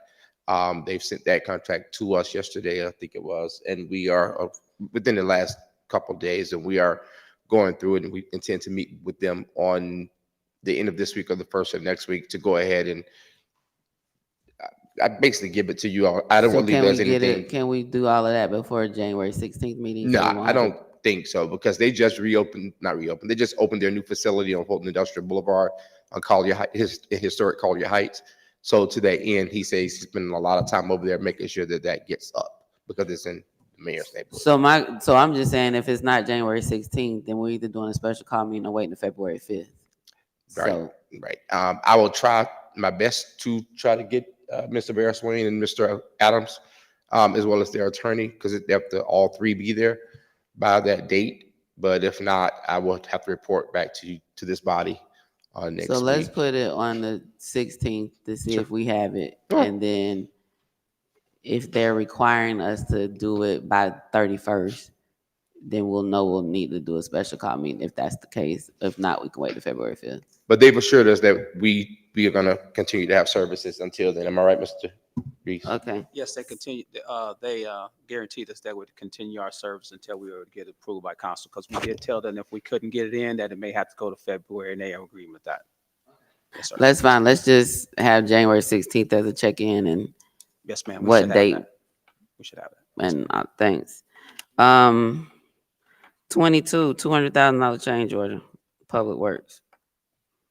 Mayor, Council, Acting Public Works Director, Mr. Cadell Hall will come and present this line item to you, 22. Good evening, Mayor and members of council. My name is Cadell Hall, the interim Public Works Director. The change order is to finalize the construction contract for the Washington Road sidewalk projects. There were some items that were not included in the original scope that we had the contractor do, such as a lot of the retaining wall work that was included on the project, as well as, and the purpose of the retaining walls that we did on the project was to eliminate the acquisition of property from the property owners. A lot of steep properties that would have required a massive amount of right-of-way acquisition if we simply graded it out instead of building the retaining walls. Also, the contractor and our inspectors went back and measured all of our driveways, all of our concrete work, and there was a lot of areas that the quantities were under what was in our original estimates. So the change order is just for the extra items that weren't originally included in the bid. I did see a lot of work on Washington Road, and it looks good. I lost my train. I'm tired. I lost it, May. I'm sorry. Off in our projections, like we didn't think we needed a retaining wall. So originally in the plans, the design was just to grade the properties and not put it in walls, basically going into the yards, grading it to get the correct slope. But to avoid that amount of disturbance to the properties and to avoid having to go through the process of acquisition, we decided to do a design change in the field modification to put in retaining walls instead of grading or affecting all the properties.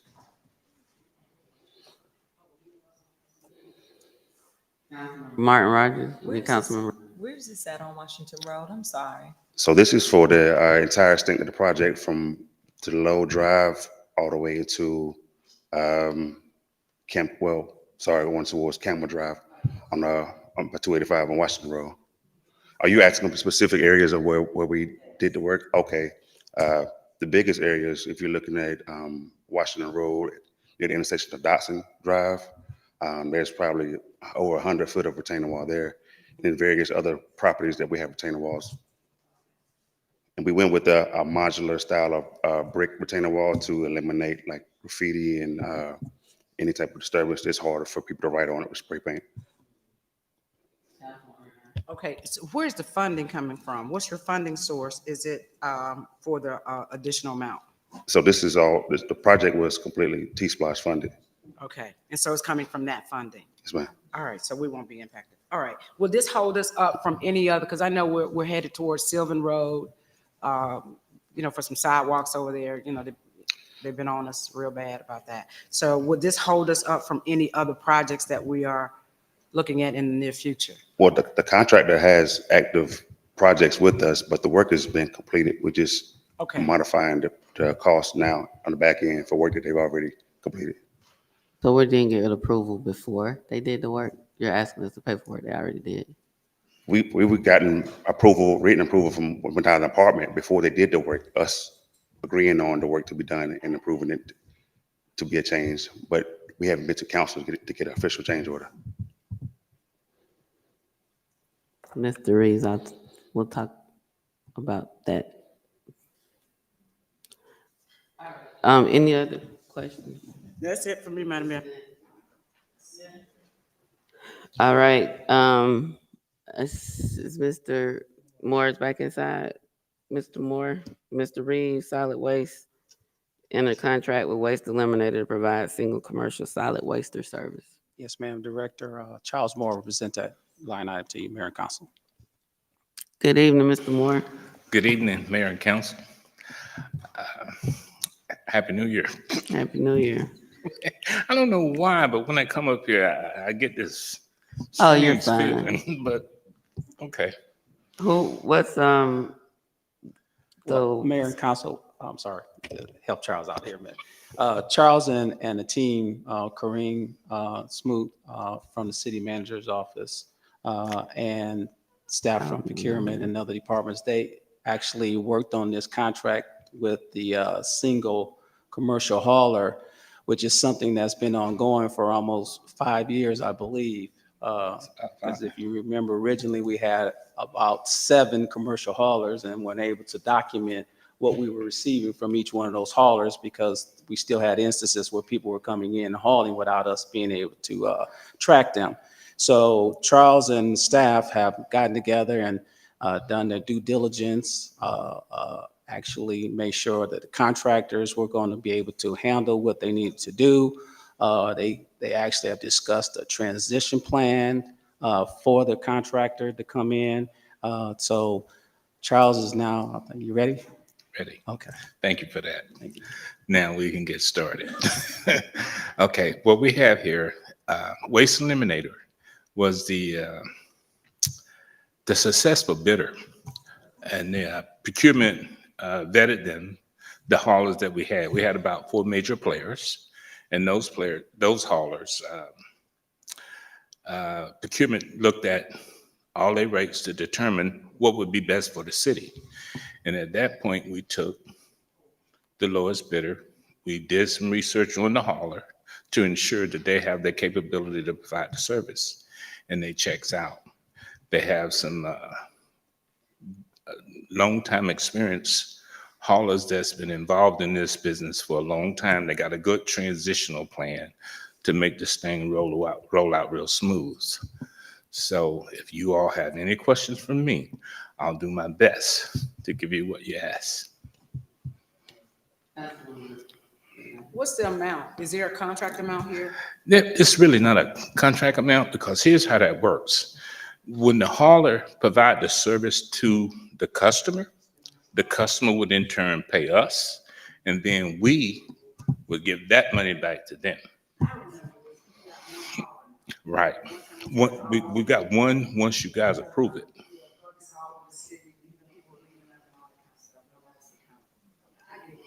Mm-hmm. Yeah, how you doing, Mr. Moore? I just How you got one doing? quick question. Is my understanding that last time we went with one hauler, we did, the same person had the recycling? Yes, portion too? yes. So is that now separated, or is this person gonna do both recycling and? commercial? Recycling went wild on us. What has happened, when we first introduced the recycling program, it was like $2 per household. It's now at $6.32 per household. Therefore, there have been no increases to cover that cost. And what happened when we put the bid out for that commercial hauler, they declined the bid on the recycling along with the commercial side. You got 2 functioning parts. You have the commercial garbage, and we have where you live for recycling. And what has happened, no one would bid for the recycling portion of it. So what we had to do is continue with the same company that's been doing the recycling for the city for the last several years, because there's no bidders for it. And we are running into a situation where there was a time I was trying to get the city to allow the city staff to take over the recycling program, but we can't get a user to process the material. And the company that's currently doing it now, they have an outlet where they can process it. We can't. And then the cost, if we were to take it, the way our recyclables are contaminated, if we should take it in, it would cost us somewhere in the area of $100 and $125 per ton for every ton that go in, because every truckload would be contaminated. And what creates the contamination, maybe not you, but your neighbor could possibly contaminate a whole load. And that's when you take that material there and you dump it off, they find unacceptable stuff in there. And what happens, they contaminate your whole load and they bill you back for it. So it's kind of better for us to leave that where it is right now until some markets open up. Thank you.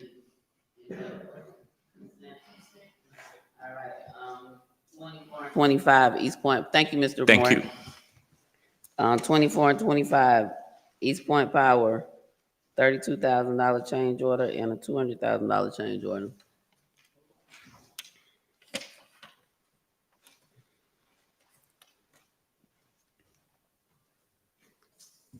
Hi, good night, Mayor and Council. So the $32,000 change order is the lights inside Jefferson Gym.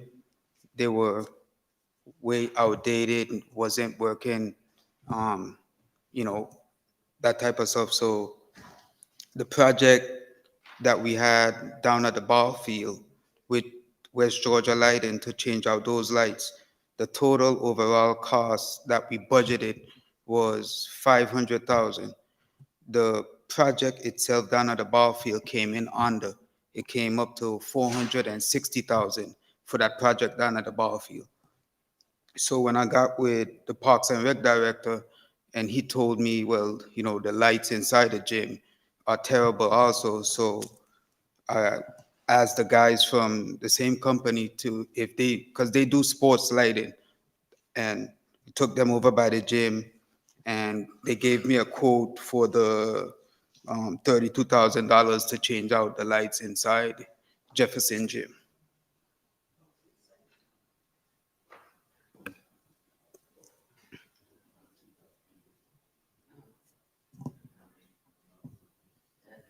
$32,000 on a different project.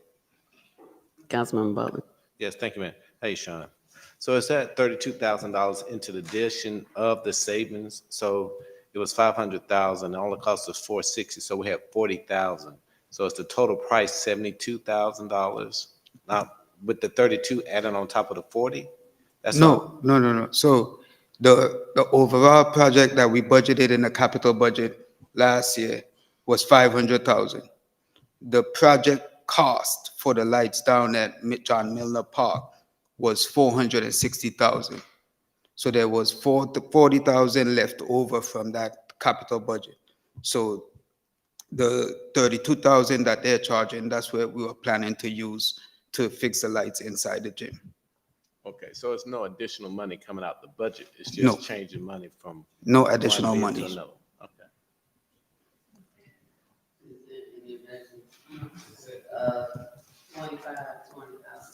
So this is our contractor that works with us on an everyday basis. This year we were behind on a lot of projects, and this contractor helped us to catch up. So we used a lot of funding previously last year. Normally that would take us to the rest of the fiscal year. But the projects were coming in so fast that we couldn't keep up ourselves. So the contractor, they brought in, we asked them to bring in extra crews to help us to catch up. Some contractors were calling us down our throats, wanting their projects to be completed. So we brought in extra crews, and that's the reason for that we, because this project has been approved previously for a not to exceed price of 500,000. So that's where we're asking for 200,000 to take us from now until July. This is about the underground power that we're trying to run, and is this like the power lines that we're trying to run under the city? Is this a part of this? No, this is not. This is literally just everyday stuff. Putting in transformers with new projects, pole change outs, just everyday stuff. So are they on a pre-approved vendor list or something? No, this was we put this out for bid. UTech Electric won this bid, and it was I think it's either a 3 or 4 year contract. Okay, so Councilman Burnett. the only question I have, and thank you for being in front of us, can we add some lights coming into some of our main corridors, like light up the city, like Cleveland Avenue, Sylvan Road? I know you did a great job on Delow, and where's that other one? Right, in Headland. But sometimes in Main Street, coming from the College Park end, you know, like when you drive through there at night, you could tell the difference when you cross over to East Point. But you do have some lights now coming in that corridor on College Park, but we need a few more. But Cleveland Avenue really could use some help in Sylvan Road as well, because they're coming into Atlanta. It looks a little dark. So thank you, and I yield. And maybe this could go to this consent. Yes, so we We actually, because I looked at the council meeting, I wasn't present at the meeting, but I looked at the meeting, the last meeting, and I heard your comment. So we went out there and we took a look. We will be adding some more lights. It's gonna be a little challenging only because our lines are on the left side of the street with all our poles. So there's maybe, I think, like 2 or 3 poles on the right side of the street. So it'll be to run lines across the street to get power to that side. So that's the, so we're looking at going further into some of those side streets to bring power all the way down. But on the right-hand side, if when you get a chance, you could take a look. There's not many poles because all the poles are on the Chick-fil-A side. Like all our lines are on that side. I didn't, you're right. But let me ask you a question. They're making these great lights now that are so illuminating. Is there any way that you could have like a lot of them like on that side, but illuminating on the other side? That would be strong enough to light up that area? So is that possible? You had to been in my meeting today. As we spoke, me and my supervisors, we spoke about trying to put some directional floods to go across. We're gonna test it, but I don't want to go full blast only because you'll have now directional floods pointing at cars as they drive. It's not gonna be shining down, but it'll more so be pointed straight at them. So it's a little challenging, but we're gonna test it out. But we'll get some more lights on that side.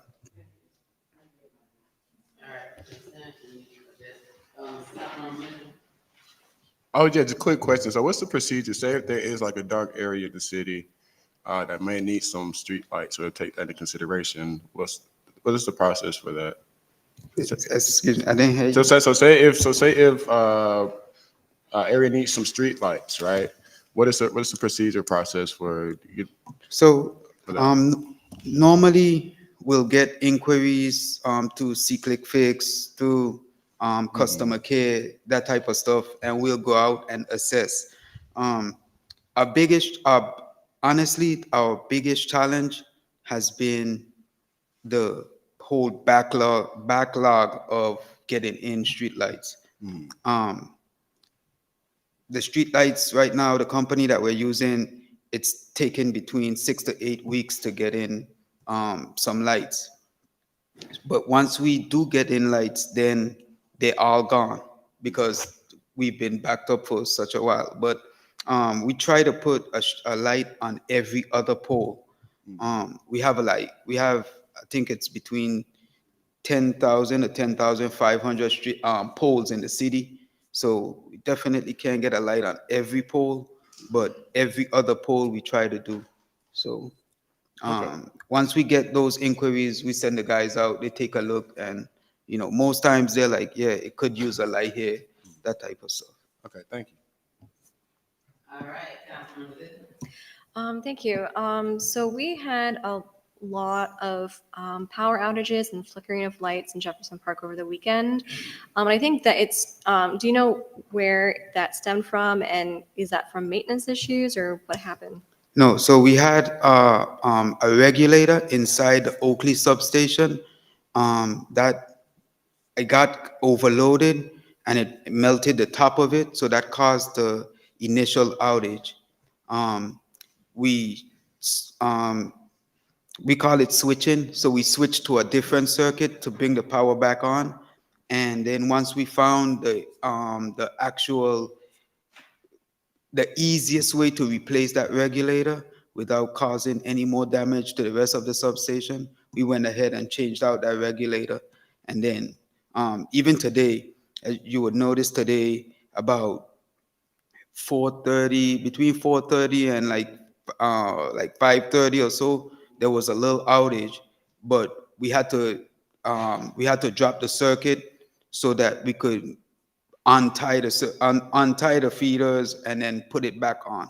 So that was the cause of that issue today. Gotcha. And is there any way that could have been prevented?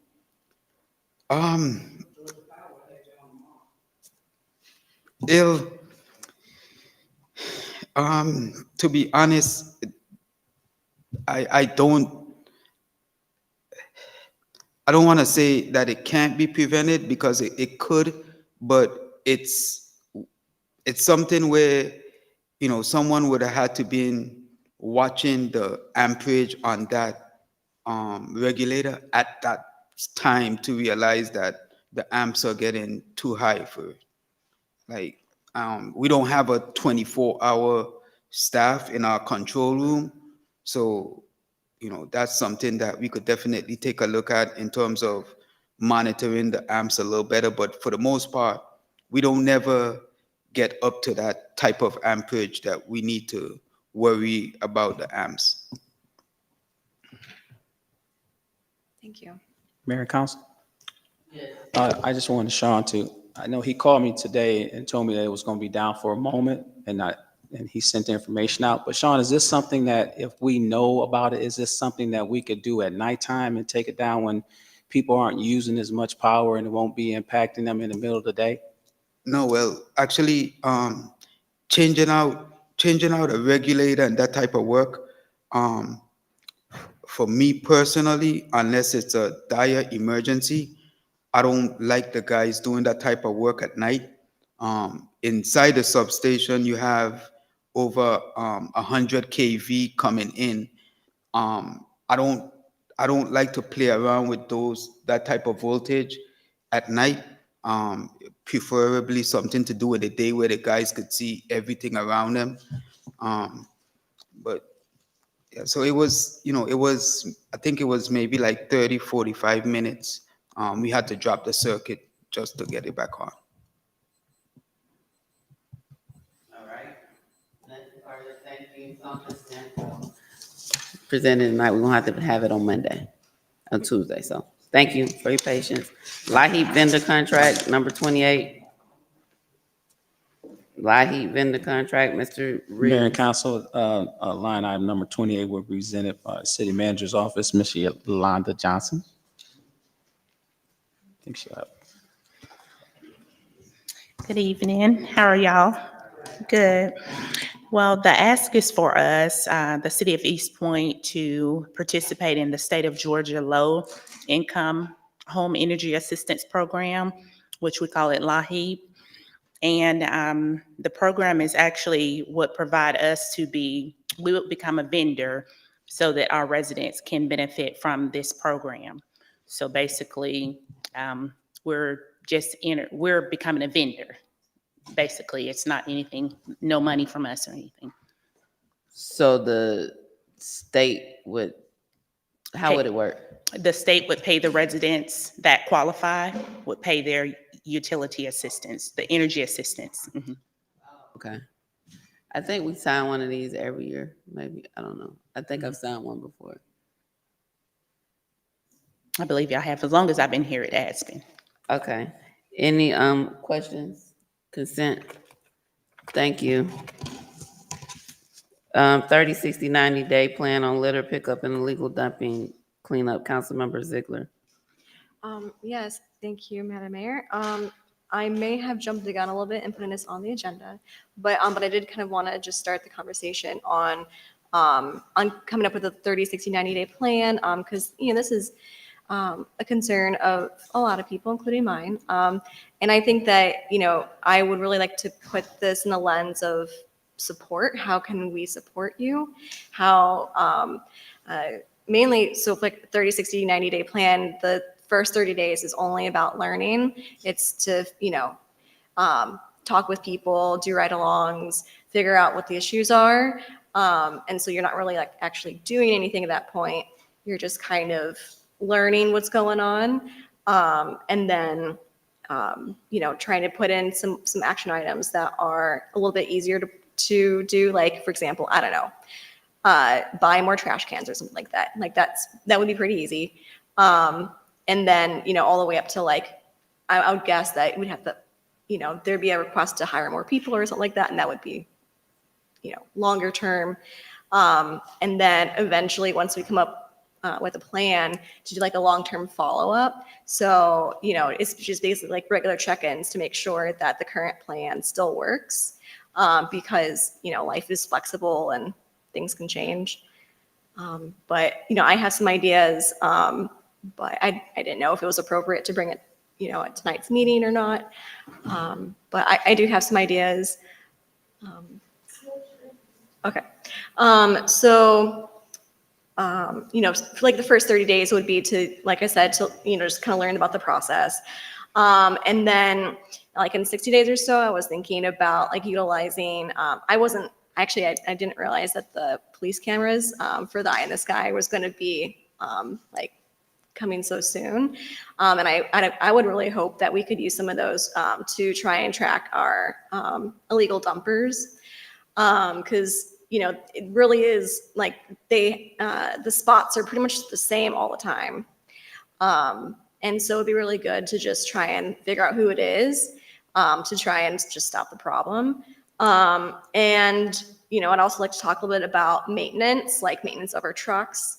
And even if we need to procure, like, let's say, like, I don't know if they make trucks that pick up litter. Like, I don't know if our leaf truck, I know that's kind of like something that breaks down a lot, but sometimes I've seen in other cities where they can use their leaf trucks to like pick up litter. I don't know if that's even a thing or if that's something that we could do.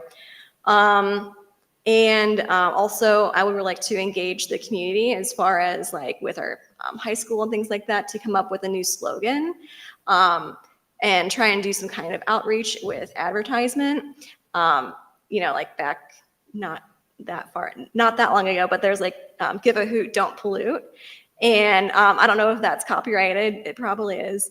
But to come up with something else, it's more creative or something that's just new and fresh. And we could, engage our high school students or youth in the community to try and figure out a new slogan. And, I'm thinking like then getting billboards or some kind of outreach program.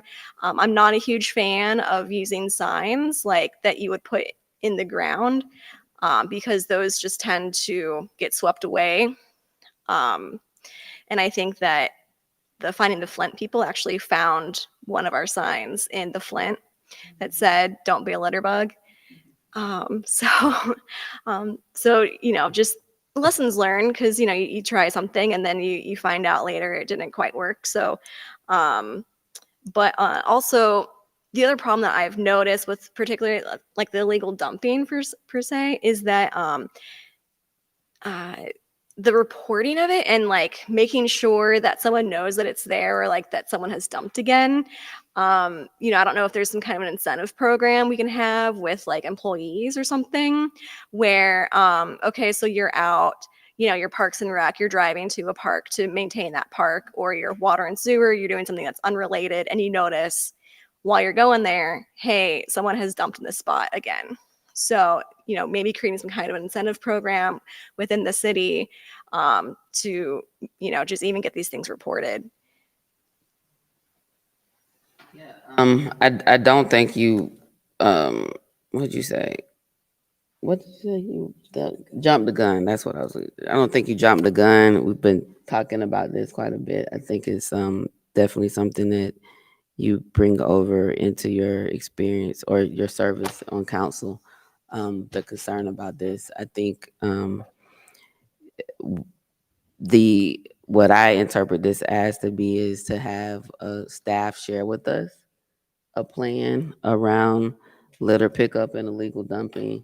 The assessing that you talked about within 30 days, there's been a lot of assessing that I think they can share with us, and then also inform and really kind of help move this forward. I know, I think it was back in July of 2018, set up a meeting with our then Public Works Director, Mr. Reeves, and then City Manager Fred Gardner about what the uncleanliness of the GDOT roadways in our city. Because I was at a meeting and found out about the cities in North Fulton actually get an MOU with GDOT to get supplemental funding to help with cleaning up that. And so there was a meeting and an actual blank MOU shared with staff for us to kind of pursue that, right? So I think it's that there's been discussion about a clean city initiative and keeping our gateways clean, and the collaborative effort from staff around that.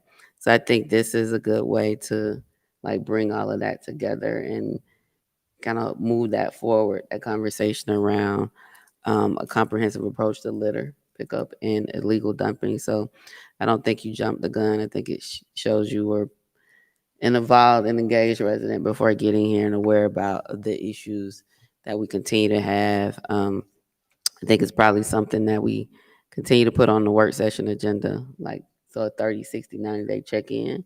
And maybe next month, Mr. Reeves at the work session, the first part of assessing like what are the issues, where do they exist?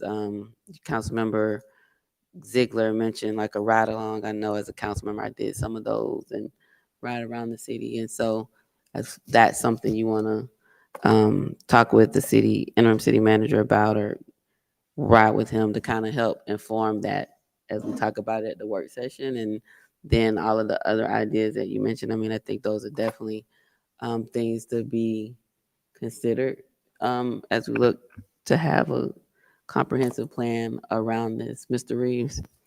Yes, ma'am. And as Councilmember Ziegler mentioned, I thank her for bringing that to the forefront. A lot of items, excuse me, a lot of the items that she had mentioned are some things that we kind of been playing with for the last several years, in and out, with signage and things of that sort, with no littering written in Spanish and English as well. You might see some of them signs around. So we've been talking about that a little bit more in the recent months prior to me coming here. We were talking about that as well, along with our landscape contractor doing some litter patrol, assisting us. So a lot of the things that you're talking about are things that we definitely need to address. And of course, I extended that invitation to you for us to go around and just kind of see a lot of different things around the city, as well as the other new council members as well. Yes. Thank you. I have a question. Can we get some type of timeline? And I know I saw the sanitation out this weekend picking up the leaves, which was good. And I saw the street sweepers also out doing the streets. But one of the problems that I see is a lot of, and I'm gonna give you a good example. If you're going down Stanton Delow Connector and you're getting on 166, you know, there's a lot of hanging trees in the street. And those trees dump a lot of pine straw in the street. And it constantly make the street look unclean. So this would be a twofold. If we can, one, get whoever to cut those limbs back out the street and then get the street clean. And that is some of the problems that I see, such as Ellenwood. If you come down Delow and you make that right on Ellenwood, there's a tree that hangs in the street, and that tree dumps a lot of leaves, which really makes it look very, very not nice. It makes it look nasty. So maybe if we can start cutting back these trees out the street, that would also help keep the streets cleaned as well. And that's the same for Dewberry. So what would be the process for that taking place? That would help keep a lot of streets clean. Some of the processes that you mentioned, especially on Ellenwood, I know I've talked to some residents over there prior to this position I'm in, and our tree division manager has gone through that area and looked at it some. So he and I have talked about it in the past about how can we do things. A lot of times when they do the tree cutting, it has something to do with the impacting of the power lines, and then the trees being on private properties. But here's a case that you're talking about. We would have to probably identify areas around the city, and then identify funding on if we had to get a tree service company to come in and assist us in that manner. but that's definitely something which you mentioned, those areas. I'm familiar with all those areas that you mentioned. So what we would do is we do an overall city evaluation and then come back with a plan. So that's something that we can do as part of this 60, 90 day, 30, 60, 90 day plan. Now, definitely not in 30 days, but a part of this 60, 90 day, 30 day plan. And I think that will help because it makes those particular areas look really, really bad. But in reality, if you just cut the tree limbs back, it won't dump the leaves in the street, which piles up, which can be unsafe because then you are subject to snakes, lizards, and whatever else hiding up under those leaves. And when they get wet, you slip and fall, you hurt yourself. So I think looking at that could really help, especially getting on 166. That's pretty bad as well. But if you could just bring the plan back or how we can do it, and even getting a tree service involved just to cut them back so they are not hanging over in the street, that would help. Yes, ma'am. Okay, thank you.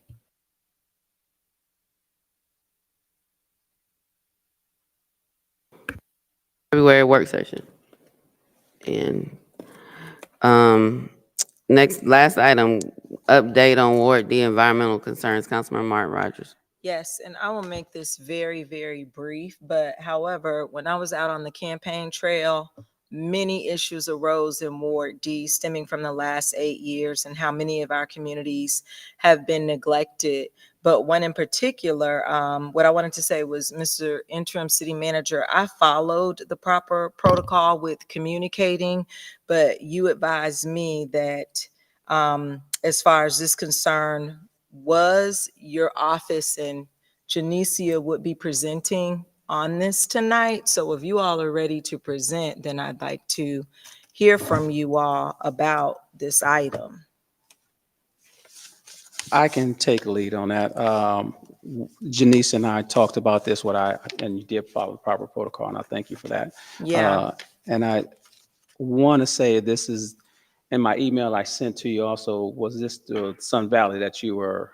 Yes. One of the points. One of the locations. of the Yes, ma'am. communities was And, the Sun Valley community. They are bombarded with traffic, 285, and what the community has requested for quite some time is a privacy wall along the Catalina Circle. It's about 10 or 12, maybe 15 houses that are bombarded with environmental noise from 285.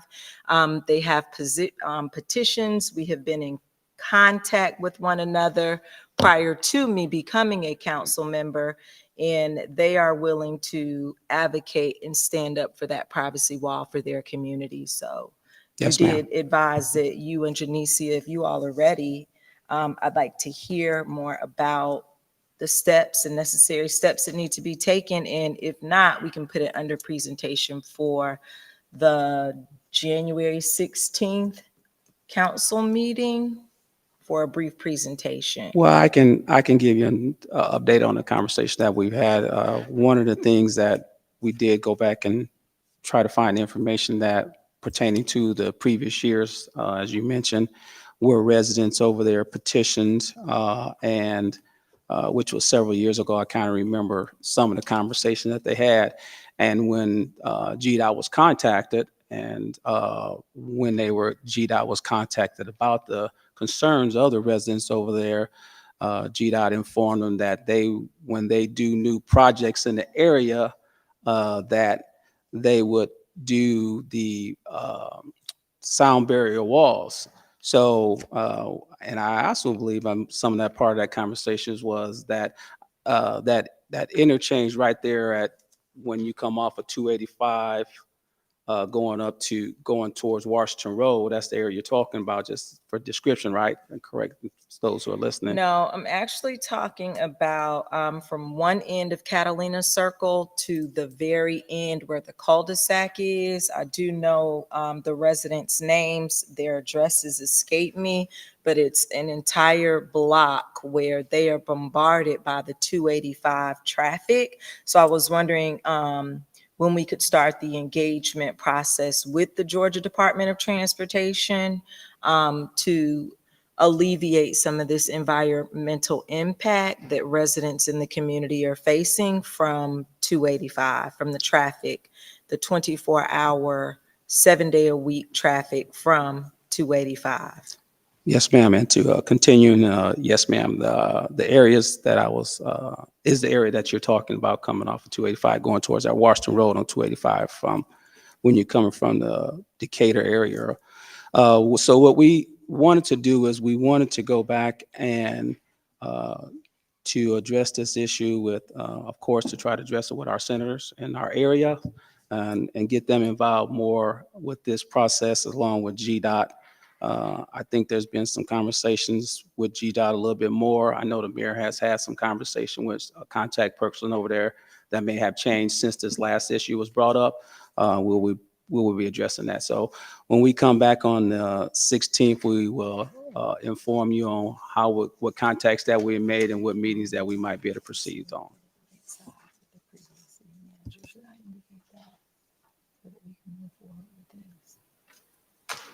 So, anything else, Councilman Mark Rogers, and I'll go to Councilman Butler, and then I have some comments. No, not at this time. I'm going to send a follow-up email on tomorrow, but I think that this is a Georgia Department of Transportation issue. Of course, I would like to engage our council, not our council, but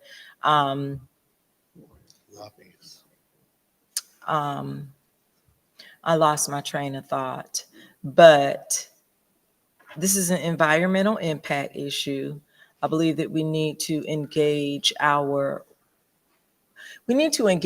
resources that we have right here in this city first.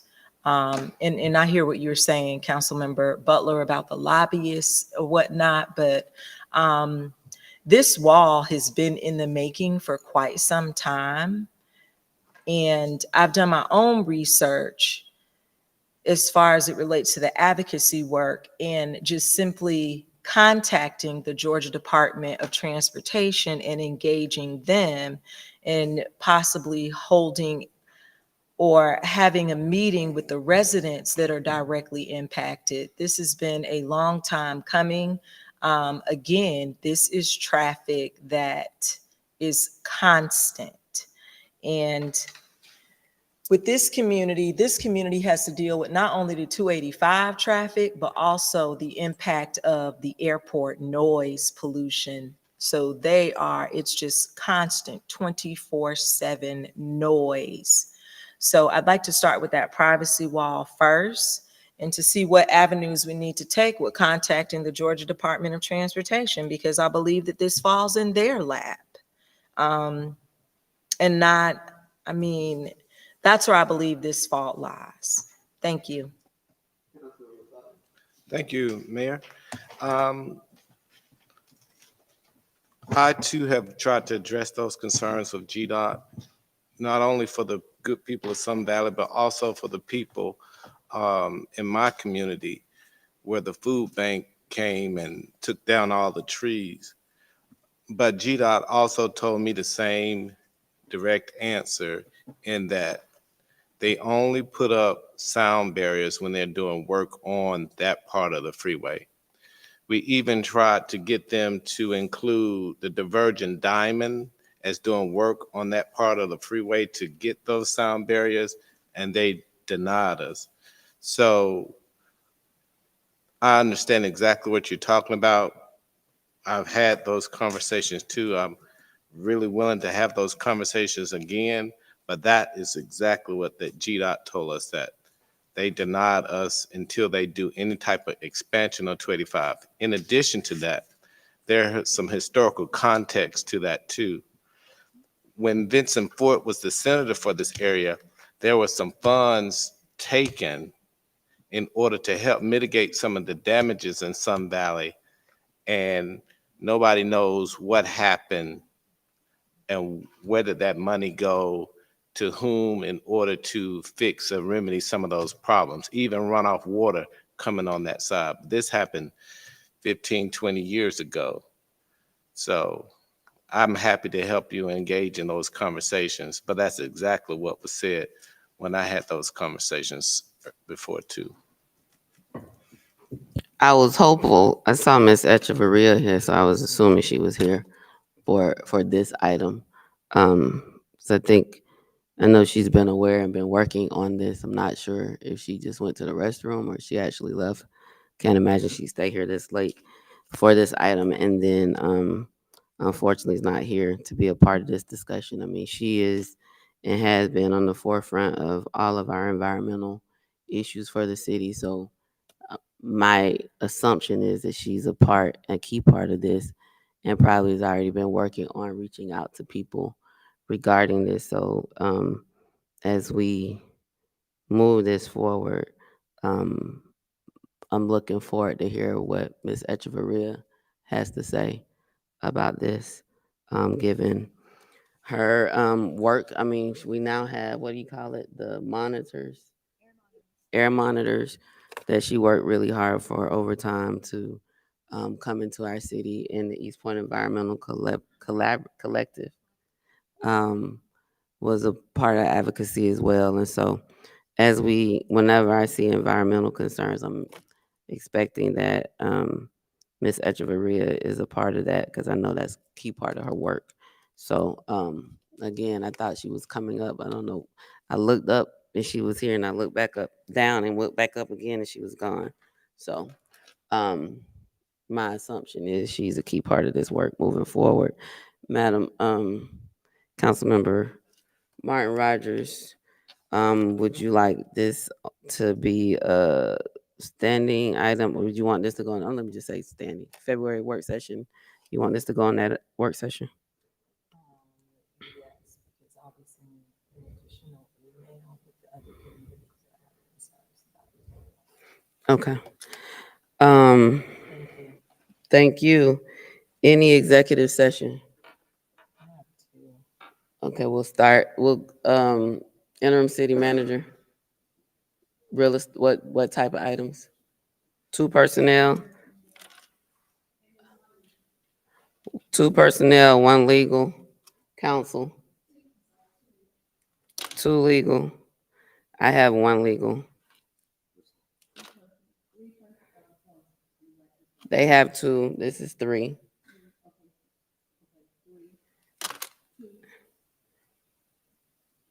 So that's 5 personnel.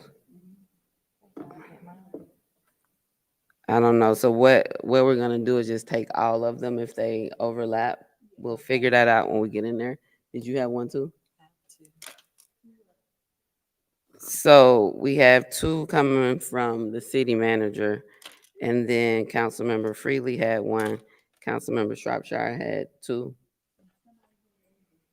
Yeah, and I had a legal, and it was 2 other legal.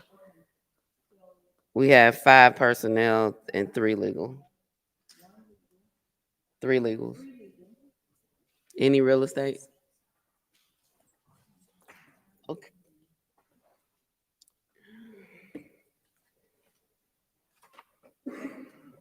Yeah, I had 2 legal as well, but I think we'll be able to get them into 5. Um,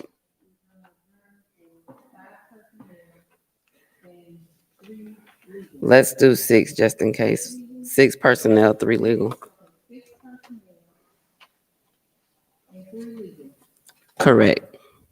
And a motion to recess into executive session. Motion to recess into executive session. It's been moved and properly second that we recess into executive session for 6 personnel, 3 legal. Any discussion on that motion? I said 6 personnel, 3 legal. All those in favor? All those opposed? Motion carries. We're in recess.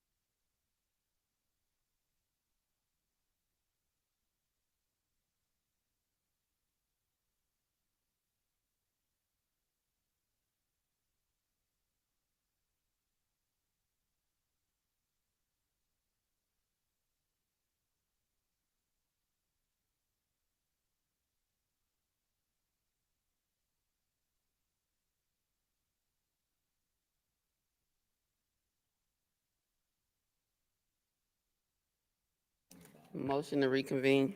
Motion to reconvene. It's been moved and properly seconded. Any discussion? All those in favor? Aye. All those opposed? Motion carries. Are there any motions, Councilwoman Shropshire? Yes.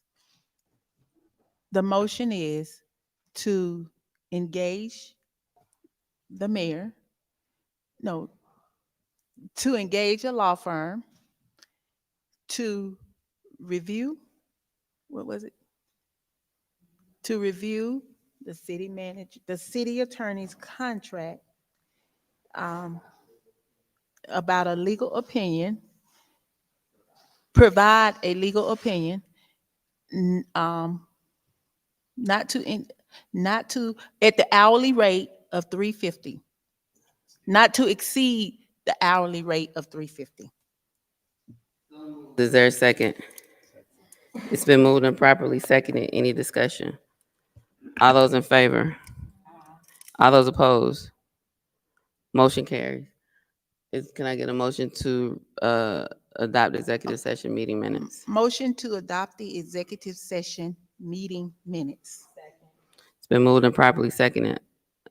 Any discussion? All those in favor? Aye. All those opposed? Motion carries. Motion to adjourn. Motion to adjourn. It's been moved and properly seconded. All those in favor? Aye. All those opposed? Motion carries. Good morning, East Pointers.